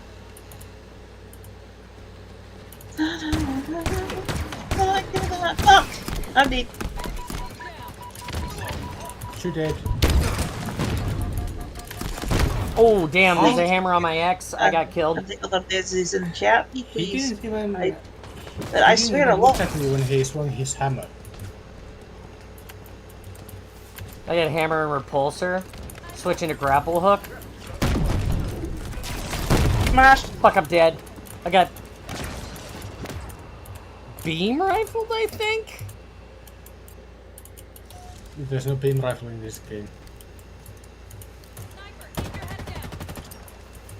Dude, I hosed a dude earlier with, I ripped his shields down with the, Covenant Carbine. And then I switched between pillars to the AR and just hosed his fucking face. He died. It was so dirty. There was nobody watching, so I couldn't get a clip of it.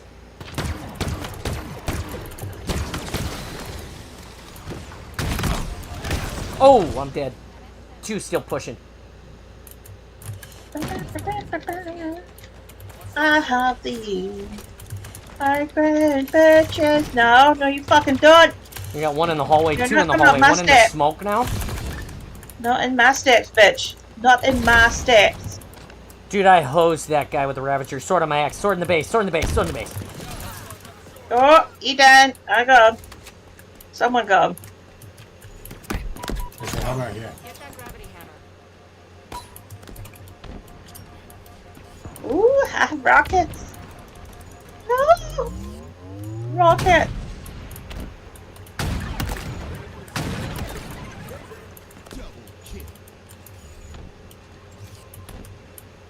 There's somebody in the middle.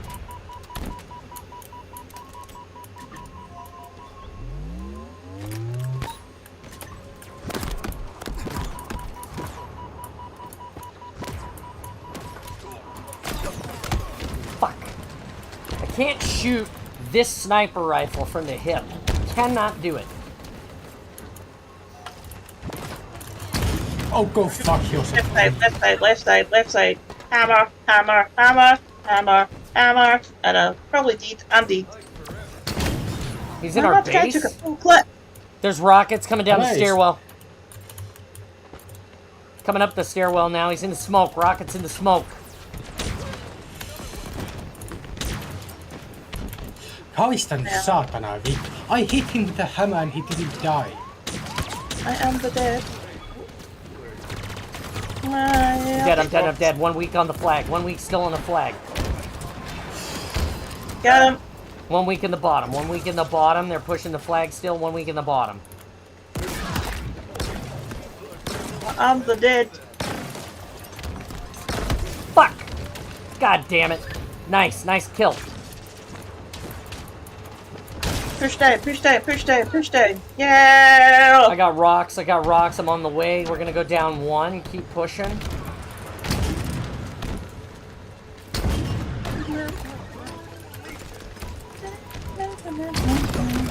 Ah, that's bullshit. 2 left side, 1 week. 2 left side, 1 week. Yeah, I see him.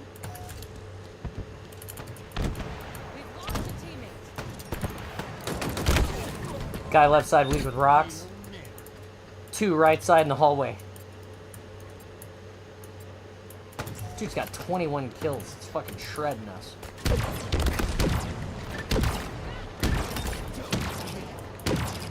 Weapon.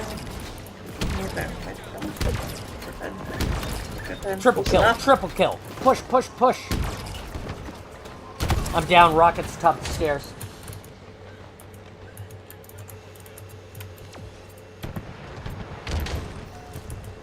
Movement tech on my X.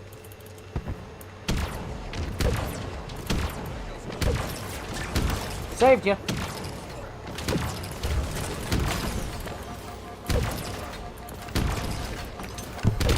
I'm dead. Can't see through the smoke. I'm down. Down 1, 5 minutes. Gotta push. Blindness going out. Repair field. Who needs some healing?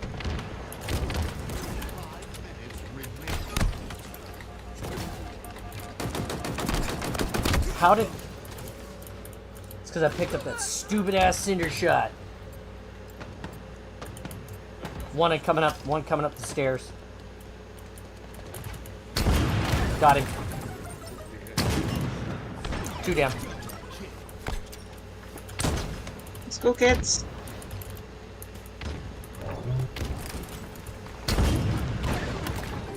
I'm in their base. I'm in their base now with rockets. In their fucking house.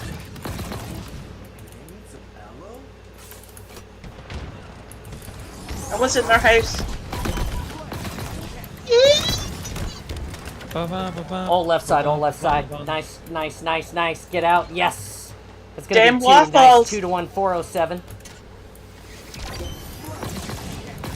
Eat them waffles! Oh! Smashed. Eat them waffles, boy. Pushing up right side, 2 weak. Right, 1 in the right, hallway, right. weak with a hammer. Nice. Get him down. That's right. Bitch. This is my house. Dumb beach.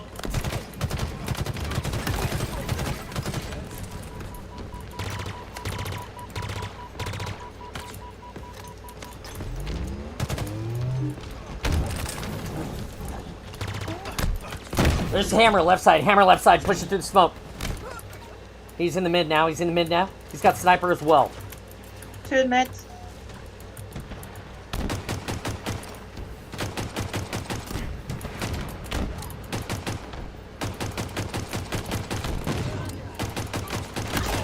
Saved you. Hammer down. I'm down. 1 on flag weak, I'm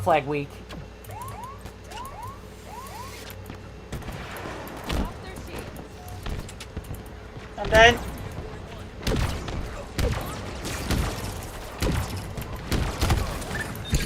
There's a triple kill. Push, recover. Incoming.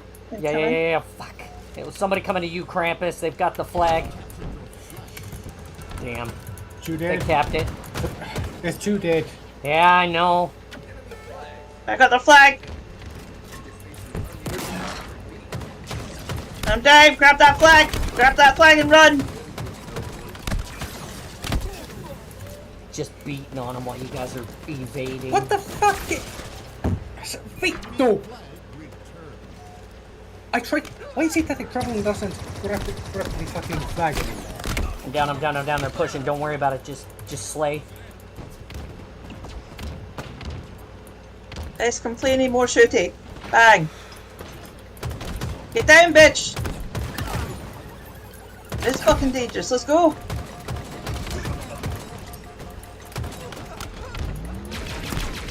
I took 2 down. You guys are all playing on PC, right? Correct. But it is cross-platform, so...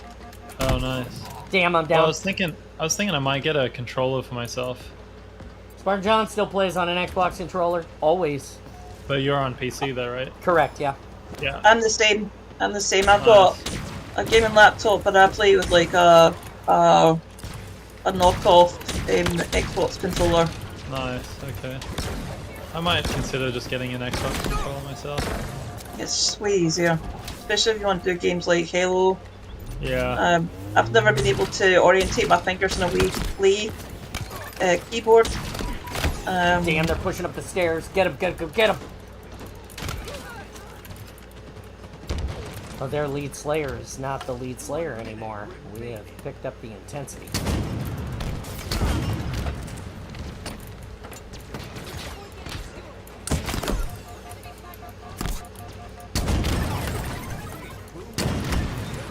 Double kill left side. Push. 41 seconds, 2-2.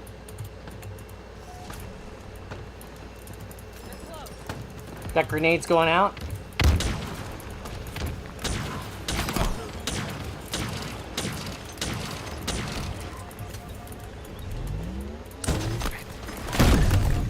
Oh, fuck! 2 right side, 3 right side now, 3 right side now. 2 pushing down. We're gonna go overtime.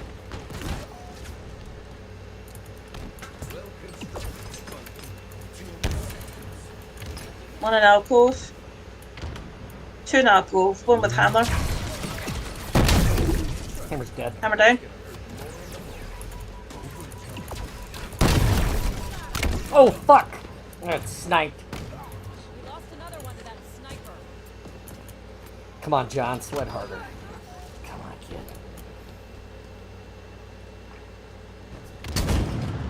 Sweat harder, boy.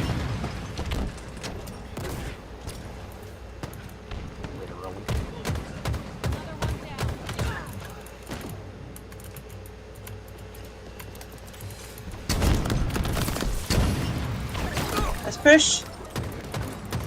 Pushing as hard as I can. I'm pushing. There's 2 up top now. 3 now. I got 1.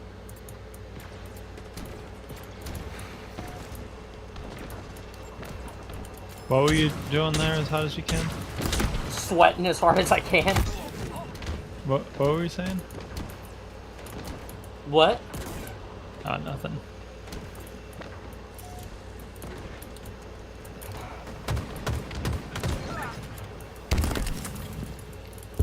Go, go, go, go, go! I'm down. Damn, he's weak, One left he's weak, side. he's weak. Left side. Nice. Get him. Yes, nice. Well done. Rockets. They have hammer. Hammer they pushing, have hammer hammers coming pushing. Up.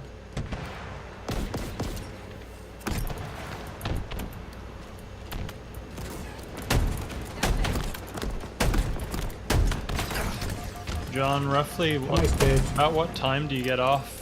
I usually quit streaming at about 2. Okay. Left side. Absolutely I'm dead. out of fucking bullets. And then I normally just hang out the rest of the day. Like, I hop off and, like, do whatever I need to do. And then I come back and play in the evening again for, like... Left side, left side, left side. Flag taken. So like 10, 11 or so. Yeah, I usually play pretty late. Down, down, down. 3 down. Hammer God, behind hammer us. on my X. Get him. Oh, He's fuck. gonna win. Fuck. dead. He's gonna Dude. win. Fuck this green poppy guy. You bailing? Me? Yeah. No, not yet. I'll probably bail here in the next like 5-10 minutes, but and then I'll be back again. My girlfriend's she's a nurse. She does graveyard shift, and so she'll be leaving at like 6:30, and then I'll usually jump back on. Okay. Yeah, we'll be around all day, and we're always on the Discord. So. Sweet. Yeah, man. Hold on one second. I gotta change my helmet. Well, now that I'm on leave, I'm gonna be here for a while. Oh. Baby.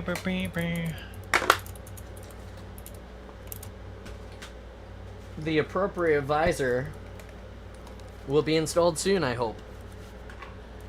Here we go, dropping hot, guys. I'm gonna take my jacket off because I'm actually gonna. You leaving? I'm actually gonna hop off. Yeah. All right, buddy. Thanks for coming by. Thanks for bringing Please. the band of Raiders with you. Well, you can thank Sergeant Blair for the raid. Yes, thank you, Sergeant Blair, for the raid, but thank you, Krampus, because you came with him to the raid. So I'm assuming you had something to do with this. Sort of put the Yeah. word out.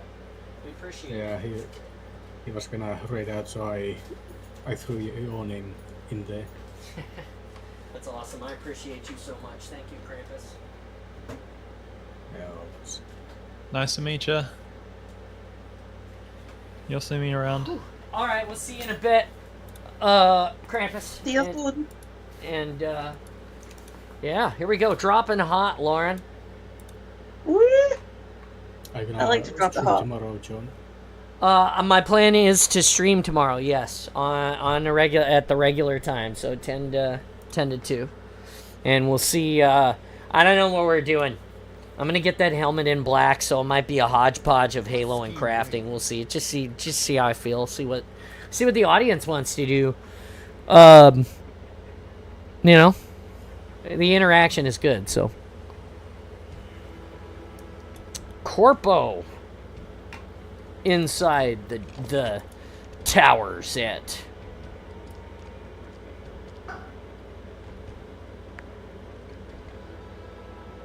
I can't remember the name of the city. Embers maybe is the nightclub, but I can't remember the name of the city off the top of my head. Eyes out.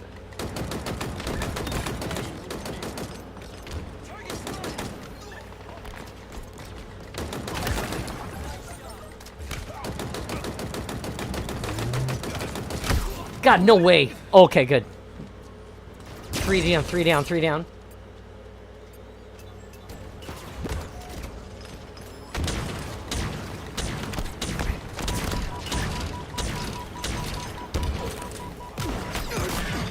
This one. 3 outside the base, right outside the base. And a B.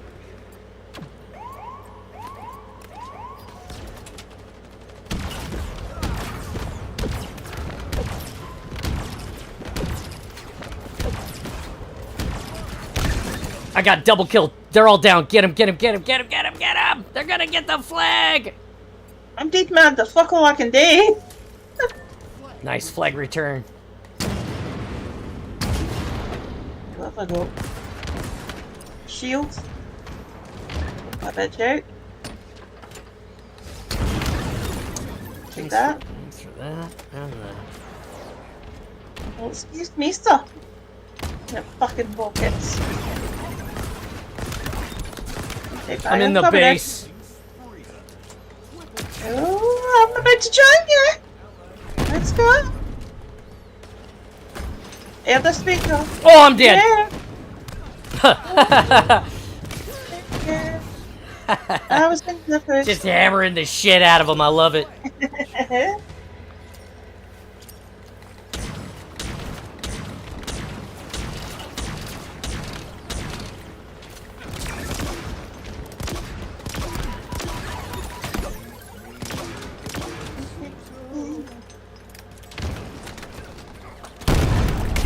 Oh, I'm dead. 2 right side.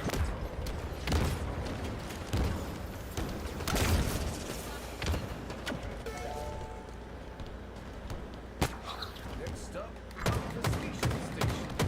Enemy flag returned. For fuck's sake. Woo. Wait. Lord. I had a hammer max. Yeah, you do. Ugh.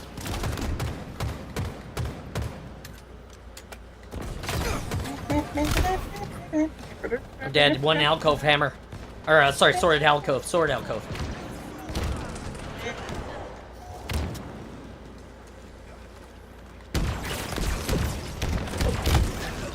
One dead, 1 right side weak. I have a sniper.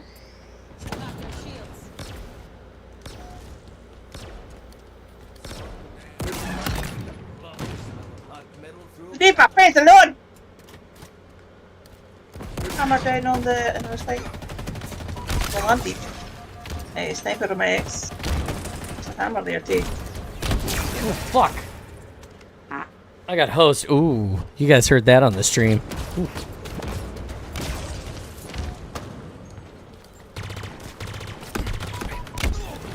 They got 2 snipers nested in their base.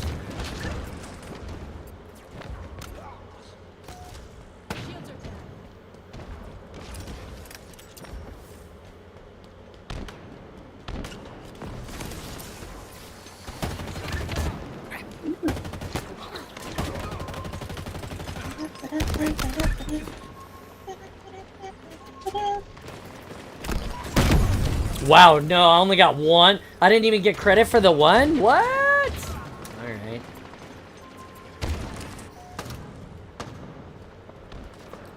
Blindness out.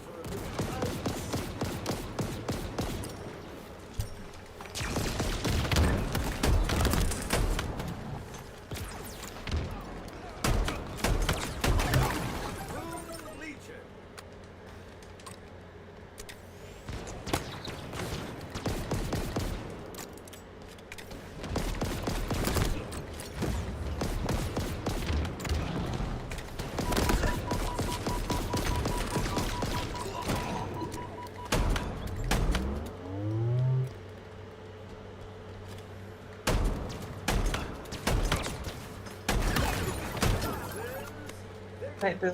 Oh well. Charge! No. Fuck. Wow. Hammer in the mist. Damn.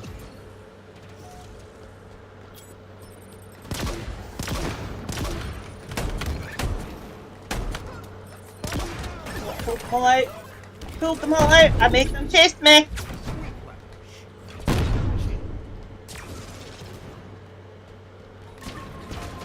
Oh, it's out! Oh, it's out! No! I had no idea it was out.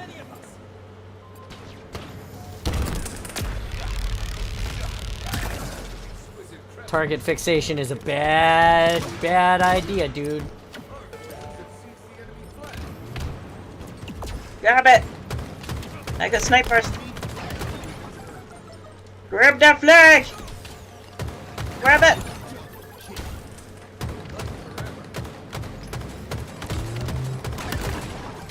Working on it.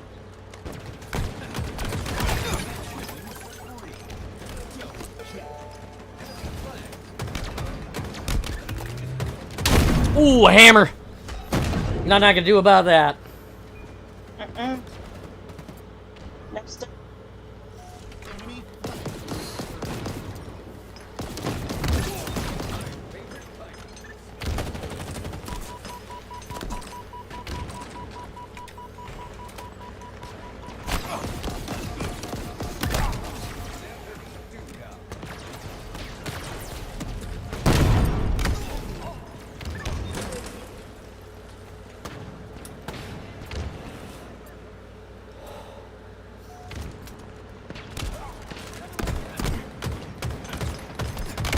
No way.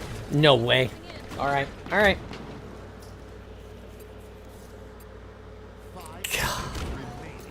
It's that close.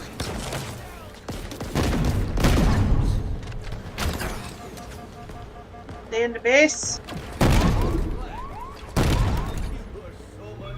Not in the base anymore. I'm dead.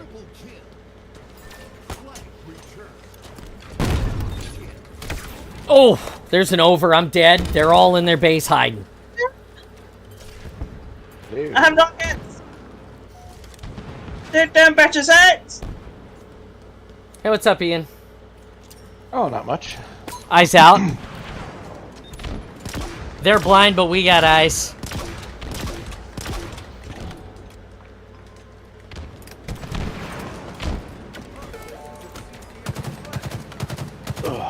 Day one of not smoking is going good so far. A little stressed, but... Go, go, go, go, go. First 3 days are always the worst. The weeks, when the week goes by, you're good. Yep. Yep. Good lord, 38-17, 348, 2 up. Keep the press.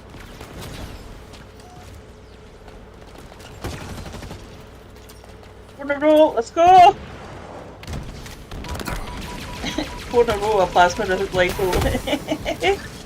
Pistol! Look, I'm taking your ass with a wee tiny pew pew pistol. Oh, dude, that plasma pistol is ridiculous now. I love it so much. The upgraded plasma pistol is insane. Much more fire responsive, I like it.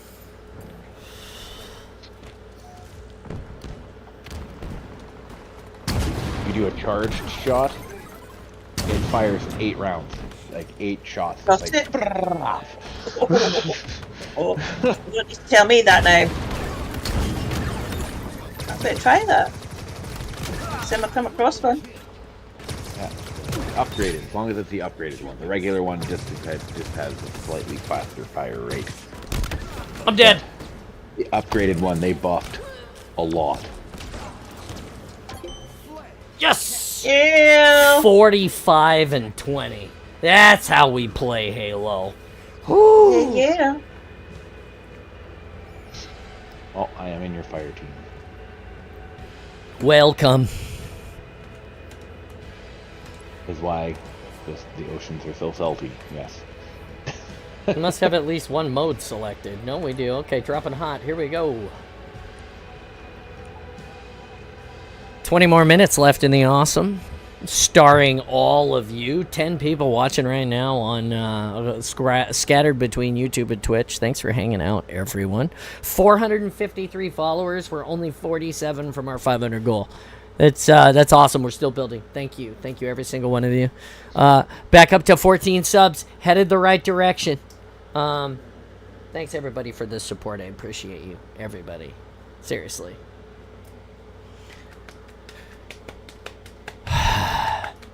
Let's do it.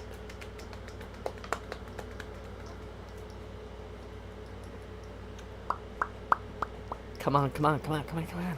Load, load, load. It loads faster when you have a full party for sure. Or if you have 3, it loads. I think 3 and full is pretty immediate with loading. 2s and 1s are hard if you're playing Husky. Or any mode, really, it feels like.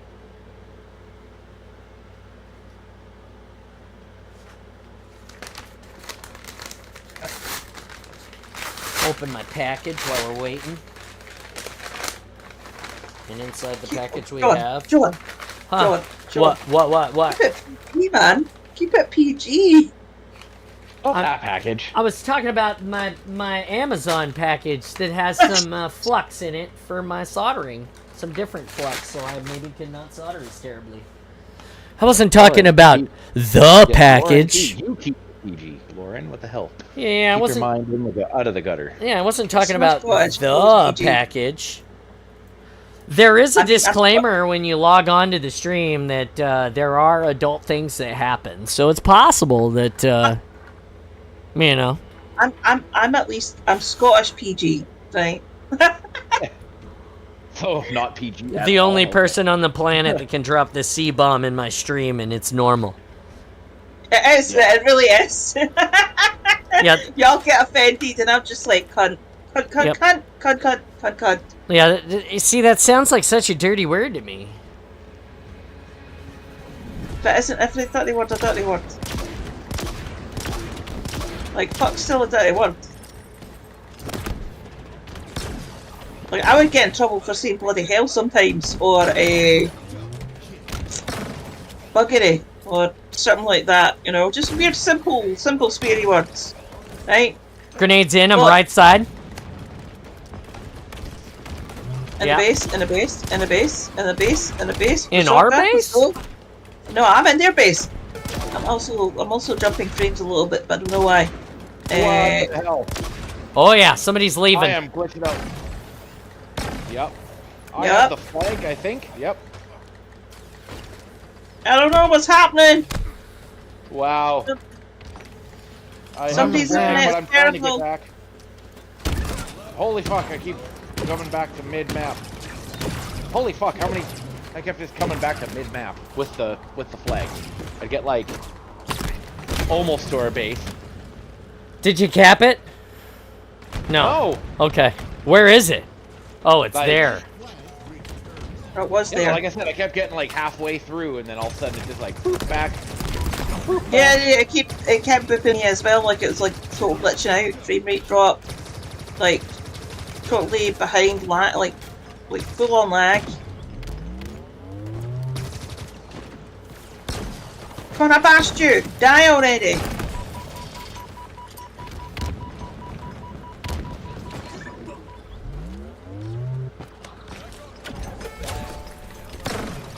Oh, what? Oh, man. Ooh! And their base, or it was in their base. God damn it.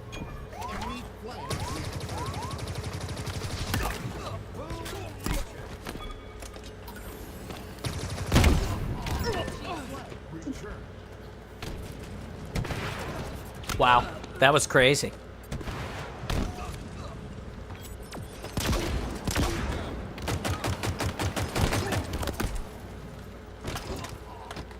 What? We hit at the same time. Why is he not dead? Thank you. You're welcome. Dude, that feels bad.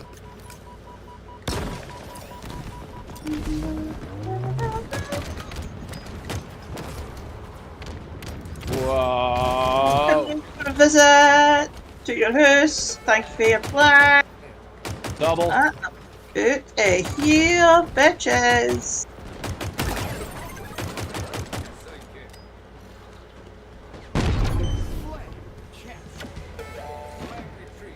Now take the hideout, you take the load. I will dump some crates on your ass.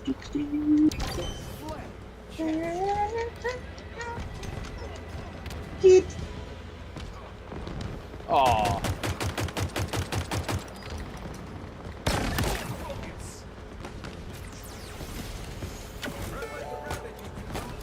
Oh fuck! I almost had it. I got it. I just want to get out of this map because it's like so broken at the moment that I can't even. I got it. Holy! Wow. That was so weird. I had the flag, but I didn't have the flag. Yeah, no, for like a good however long, I was running around just popping guys with the back of a gun because I couldn't reload because there was no bullets and it wouldn't let me. It just stuck in the animation, so I just beating dudes. Yeah. Yeah, it was weird. I got like halfway through, like, I don't know, like 2/3 through the map. Yeah. With the flag, and then all of a sudden, like, boop, I'm on 1/3 past, 1/3. Yeah. And then and just kept fucking bringing me back. Like, what the hell? No.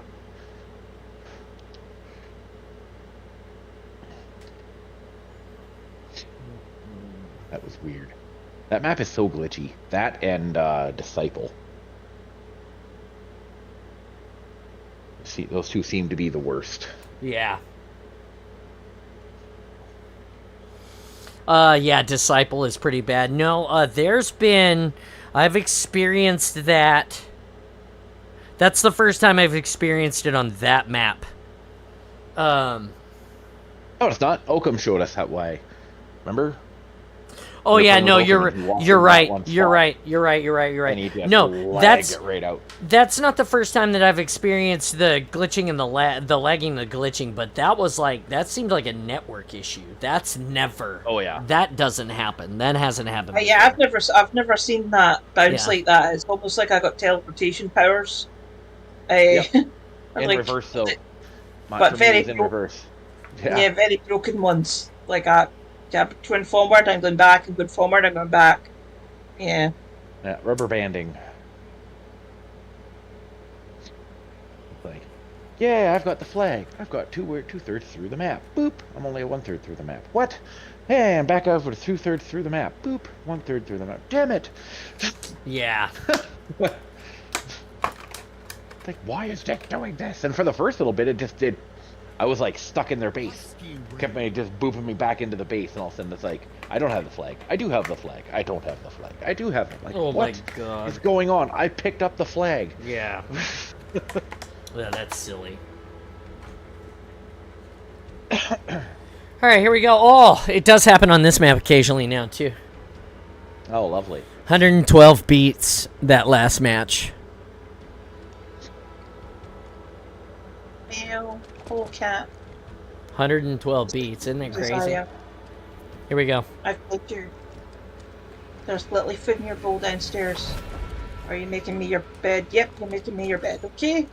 No eyes. Oh, this is- you know I'm gonna get- I got window observed.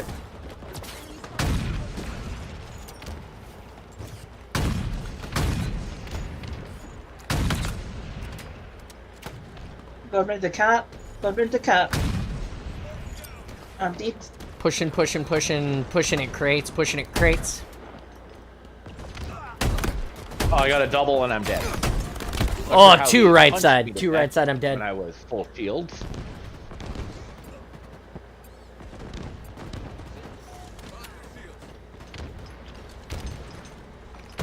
Hammer coming in. Hammer's in. There's two right side outside And of the I'm base. down. Two pushing now mid. Two Get him, pushing Giddy. mid now. Nice. One more in. One more in.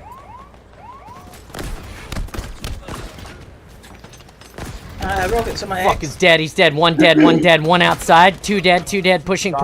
They got the flag. They got one. Yeah.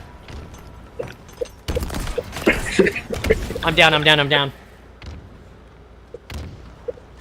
Two on stairs now. Left side. Three now on stairs. Left side. Nade's going over. Traded with Ice sword. out. One guy's weak over at cart. Weak at cart. Cart is dead. Down. One more coming at cart. Two at cart. Two right side of crates now. You can buy car. Got wall. One behind us in the base. In the base now. Indeed. Oh, what a cart. One coming behind you, John. Oh, fuck. He's got it.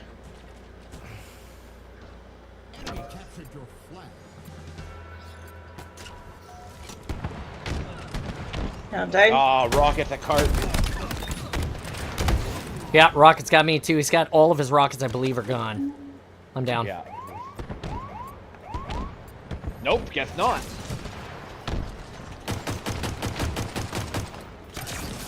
They got it. You're holding it. And they want more kills. Oh, good there. Oh, yeah. That was a rough one. That was.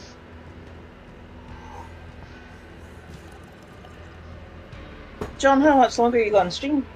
About 9 minutes. We're gonna play another one. We'll roll into the next game, and then I'll sign off after that, because, you know, stopping and signing off early seems like it's sometimes is less than, you know, awesome. Welcome, Theta. Hi. Yeah, did somebody request a supply of the dilly dilly? But no, but I'll take it. You're always welcome. It's nice to have a Alright, full party well- at the end of the awesome. Let's One bash. last match with party of 4.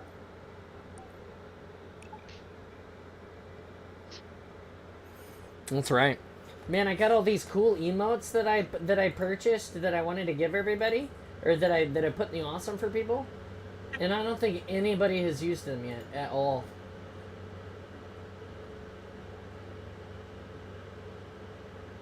I just need more peoples. I'm making sure that they're actually up. But yeah, they're all here. Yeah, you get. Let's see.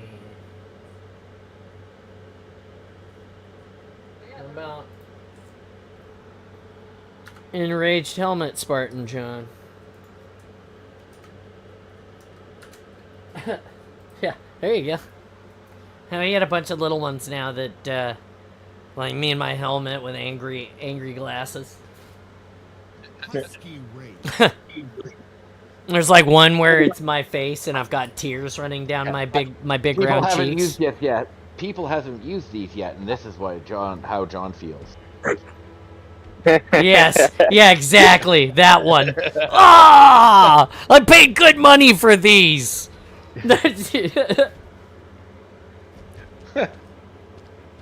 Guilt tripping brought to you by Spartan John. You're welcome. You're welcome. Okay, here we go. It's super. I got wall out right side. Grenades to follow. One down right side. The deed. Two down. One left side down. Dead. I got backdraft, Cindy. I have a hammer. Oh, a hammer in the basement in their base. Nice. One more in the back corner. They got a hammer in the base. Yeah, they had another hammer there. I'm coming in. Get fucked. Taking fire Grand from slam. Double cam. Get in here. Get that flag. While I'm bashing the shit out of them. Let it happen. I'm coming. And I'm coming. Grab deeds. Oh wow! Hammer on my ex just picked up my hammer. You stayed now. Another hammer in their base. Oh fuck! Nice shot, dickbag. My shields weren't full yet.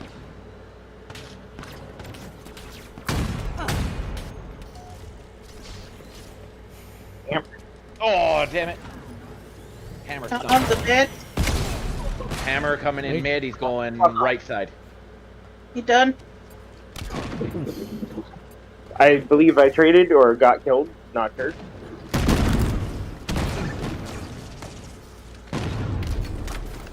He's dead. He's dead. He's dead. It's me. Push, I got push, push. Let's go.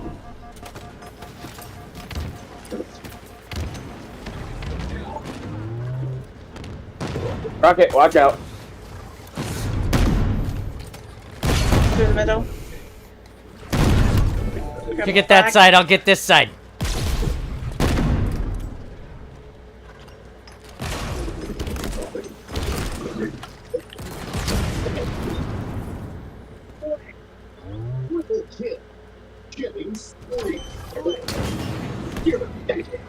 Coming back. Watch out! I'm coming back for that flag. Keep on holding. My hammer's low. Oh, Out of my hammer. hammer ran out and I died.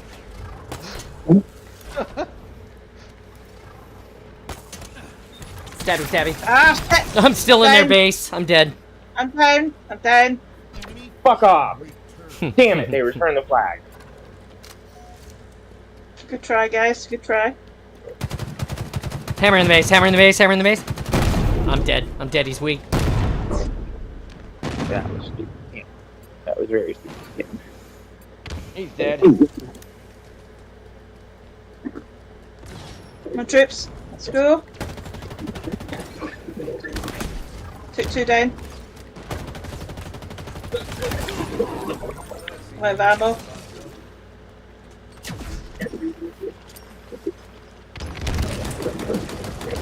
How the hell? I hit him directly with that hammer. How did he not die? I'm dead. That was All stupid. 3 in the base still. 3 in the base still. Stabby, stabby. Stabby, stabby. Stabby, stabby. It's the best. Love it. Stabby, stabby. Super wall, left side. Stabby. Super nades in. Hammer. Someone grab the flag. I have no move tech. Oh! It don't matter. I'm out of the I had the grapple. flag I grabbed you. it. Somebody touched flag. I almost did. I touched it. Don't know if it did much good. Yeah, just holding them in. It's fine. Just holding them in. We're ahead right now, so holding them in is good. Okay. Fuck, I'm dead. Center shock mid. On stairs pushing. Damn it, rocket. I was hoping I could wind up and swing before he could shoot me in the face with that thing. Coming towards her base. Oh, I'm down. Damn it. I had no move tech left. I thought I picked up move tech, but it was a fucking threat sensor. Bye. No eyes. They're all in the base. Okay, thanks for the heads up. Guys.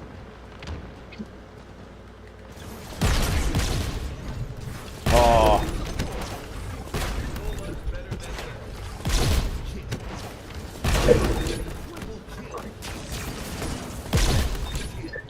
Go, go, go. OV. Thank you. One in the base. Back. Go, go, go. Get up, get him, get him.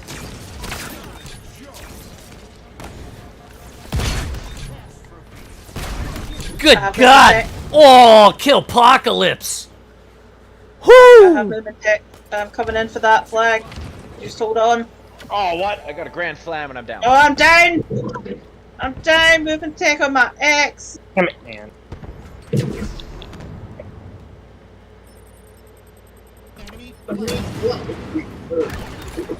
Here's a double kill.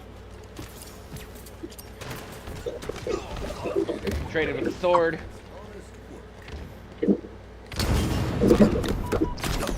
I'm dead, I'm dead. There's 2 rocks left side on my X basement. Their basement.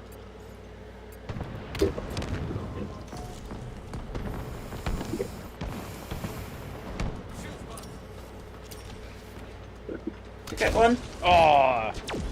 Heat wave coming in. Heat wave there. Nice. Oh, you missed him. Yeah, he's extra bouncy. He's dead. They're back in their base again. Come on, kid. Just sweat just a little bit harder. Oh. Wow. Skewer got me. Enter base, enter base, enter base. Did I get him? No, he went somewhere. Are they coming in?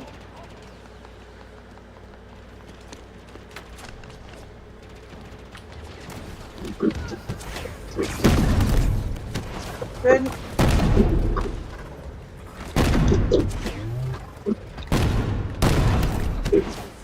I have rockets.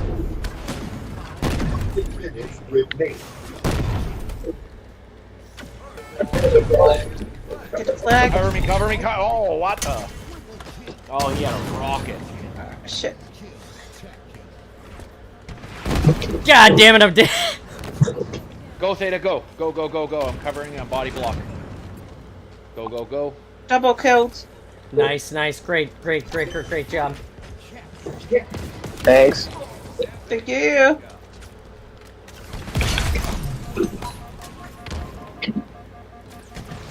Damn. Get killed. If only I had a few more seconds. Fired. Oh shit! Hey, thanks for the follow, Master Dale. How are you today? I'm down. I'm down. Another one. Oh, sword. I enjoy Husky Raid. Yeah, it's one of my favorite Another modes. one. Another one down. Another one. I'm doing good. We're just laying some waste to some dudes at the end of the awesome for the day. Thanks for coming by and being awesome with us for a few minutes. One down, one down, one down, one down, one down. Two down right, two down right. Oh, what? No, 2 down, 1 down. Three down, three down, three down. 3 down. They're 2 up, 2 up. 3 up again. Good try though. I'm on the way, I'm on the way. I got move tech and a hammer. Right. Hammer in the middle. No eyes, no eyes, no eyes, no eyes. Oh, side kick on in there. Hammer's dead. There, dead. nice. Side kick in He's there. dead too. Careful, nice. I'm dead. One behind. I'm dead. I Oh, got a hammer hammer from behind behind. I saw that in my death cam. God, that sucked. That would have been a great call just a little bit sooner. Not your fault though. It was like, Yeah. It was like last second. All of a sudden, it's like, hey, there's a. Oh. Down on the left side, right side, on the base. Our base, our base. Cover, cover, cover. Oh, scheisse. I got 3 of them pinned in the back of their base right now. 3 of them pinned. Do you still have the guy in our base? I'm No, sure I he's don't probably think dead by now. There. Oh, rockets in their base. Get him, Again. get him. Stabby, stabby. Hammered and With sick. assassination. Get I hammered and gave him sickled, buddy.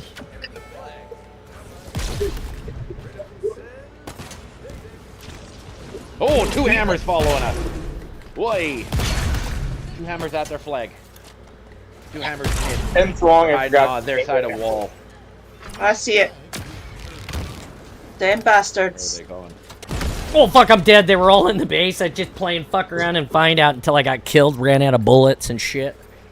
God damn it. They're all at coming mid, towards the base. mid, coming in. Careful. Hammers Ah. at mid. At mid coming in, Roger. Wall out here. Ah.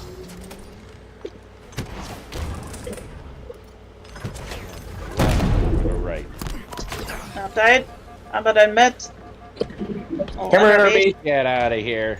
Down. Hammer mid behind plate. One guy right side chipping. 137. Come on, John. Sweat just a bit harder. We might get to 60. We got a minute and 30. Just a little bit harder, kid. Wall here. Move tech on board. I'm dead. Oh, hammer in base. Nope. Hammer in nothing. our base? In our base? No, I was in there. I was in their base. Oh, okay. You gotta be a little more clear than that. Sorry. I'm down, I'm down, I'm down. It's not gonna happen. Down. Soften them up for you. There you go. Damn. Rock. Once. Look, from the grave. Haha. Oh, fuck, they're at our base with Skewer and Hammer right now. That guy, I don't know where he came from. He backed through me into my field of vision. Hammer. Hammer in our base. Hammer in our Yeah, base. he's dead. He's dead. Nice. Nice trade. 37 seconds. Your hammer. Let's push bitches. Let's go. That should have been a double. Oh, I am dead. Wow. 20 seconds. Go. Oh, rockets! Rockets! Ah, dead.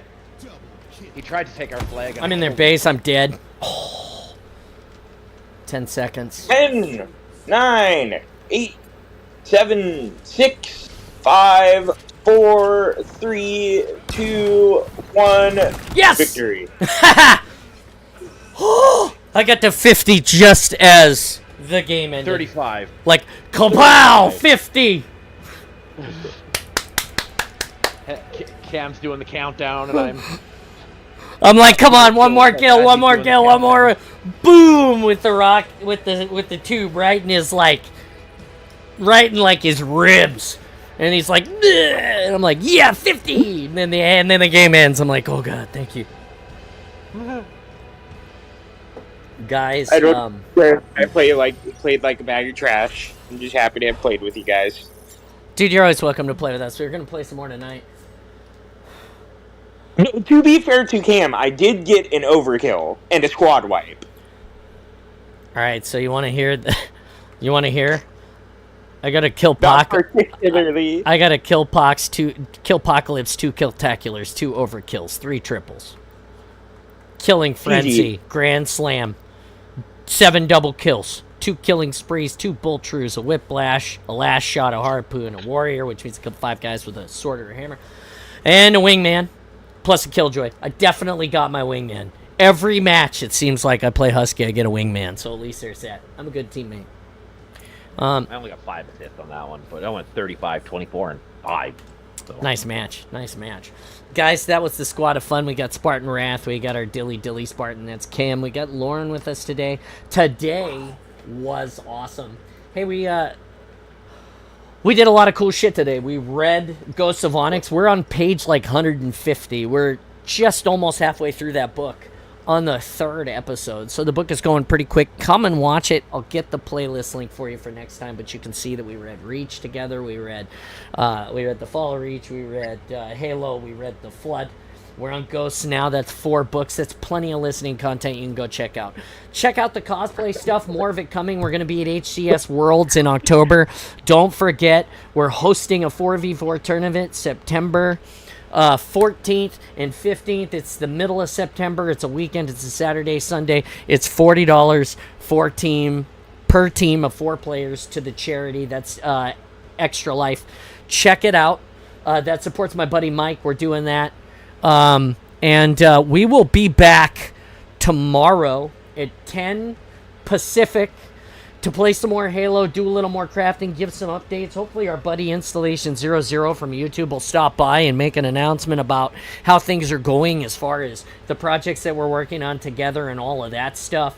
God, you know what? It was just an awesome day. We ended it so full of life. We had 13 or 14 people. We're up to 454 followers. We're making our way to 500. I can't do this without you guys. Stay awesome, please. Come and be part of the awesome with us on Discord. This is the Spartan space, this place that I'm in. It's also represented on the Discord where you can hang out with all of these people always. It's free. It's unfettered access to me. Right now is the time to join while we're building the awesome. Before the awesome becomes so large that we all have to fight for time with each other. Right now, it's just hanging out. It's nice with all of these guys. You guys want to say anything before I sign off? Absolutely. So what John's basically saying is follow and subscribe and prime your subscribe to your Prime subs. Use those things because they're useful and it's free if you have a Prime subscription and you've got it linked to your Twitch account.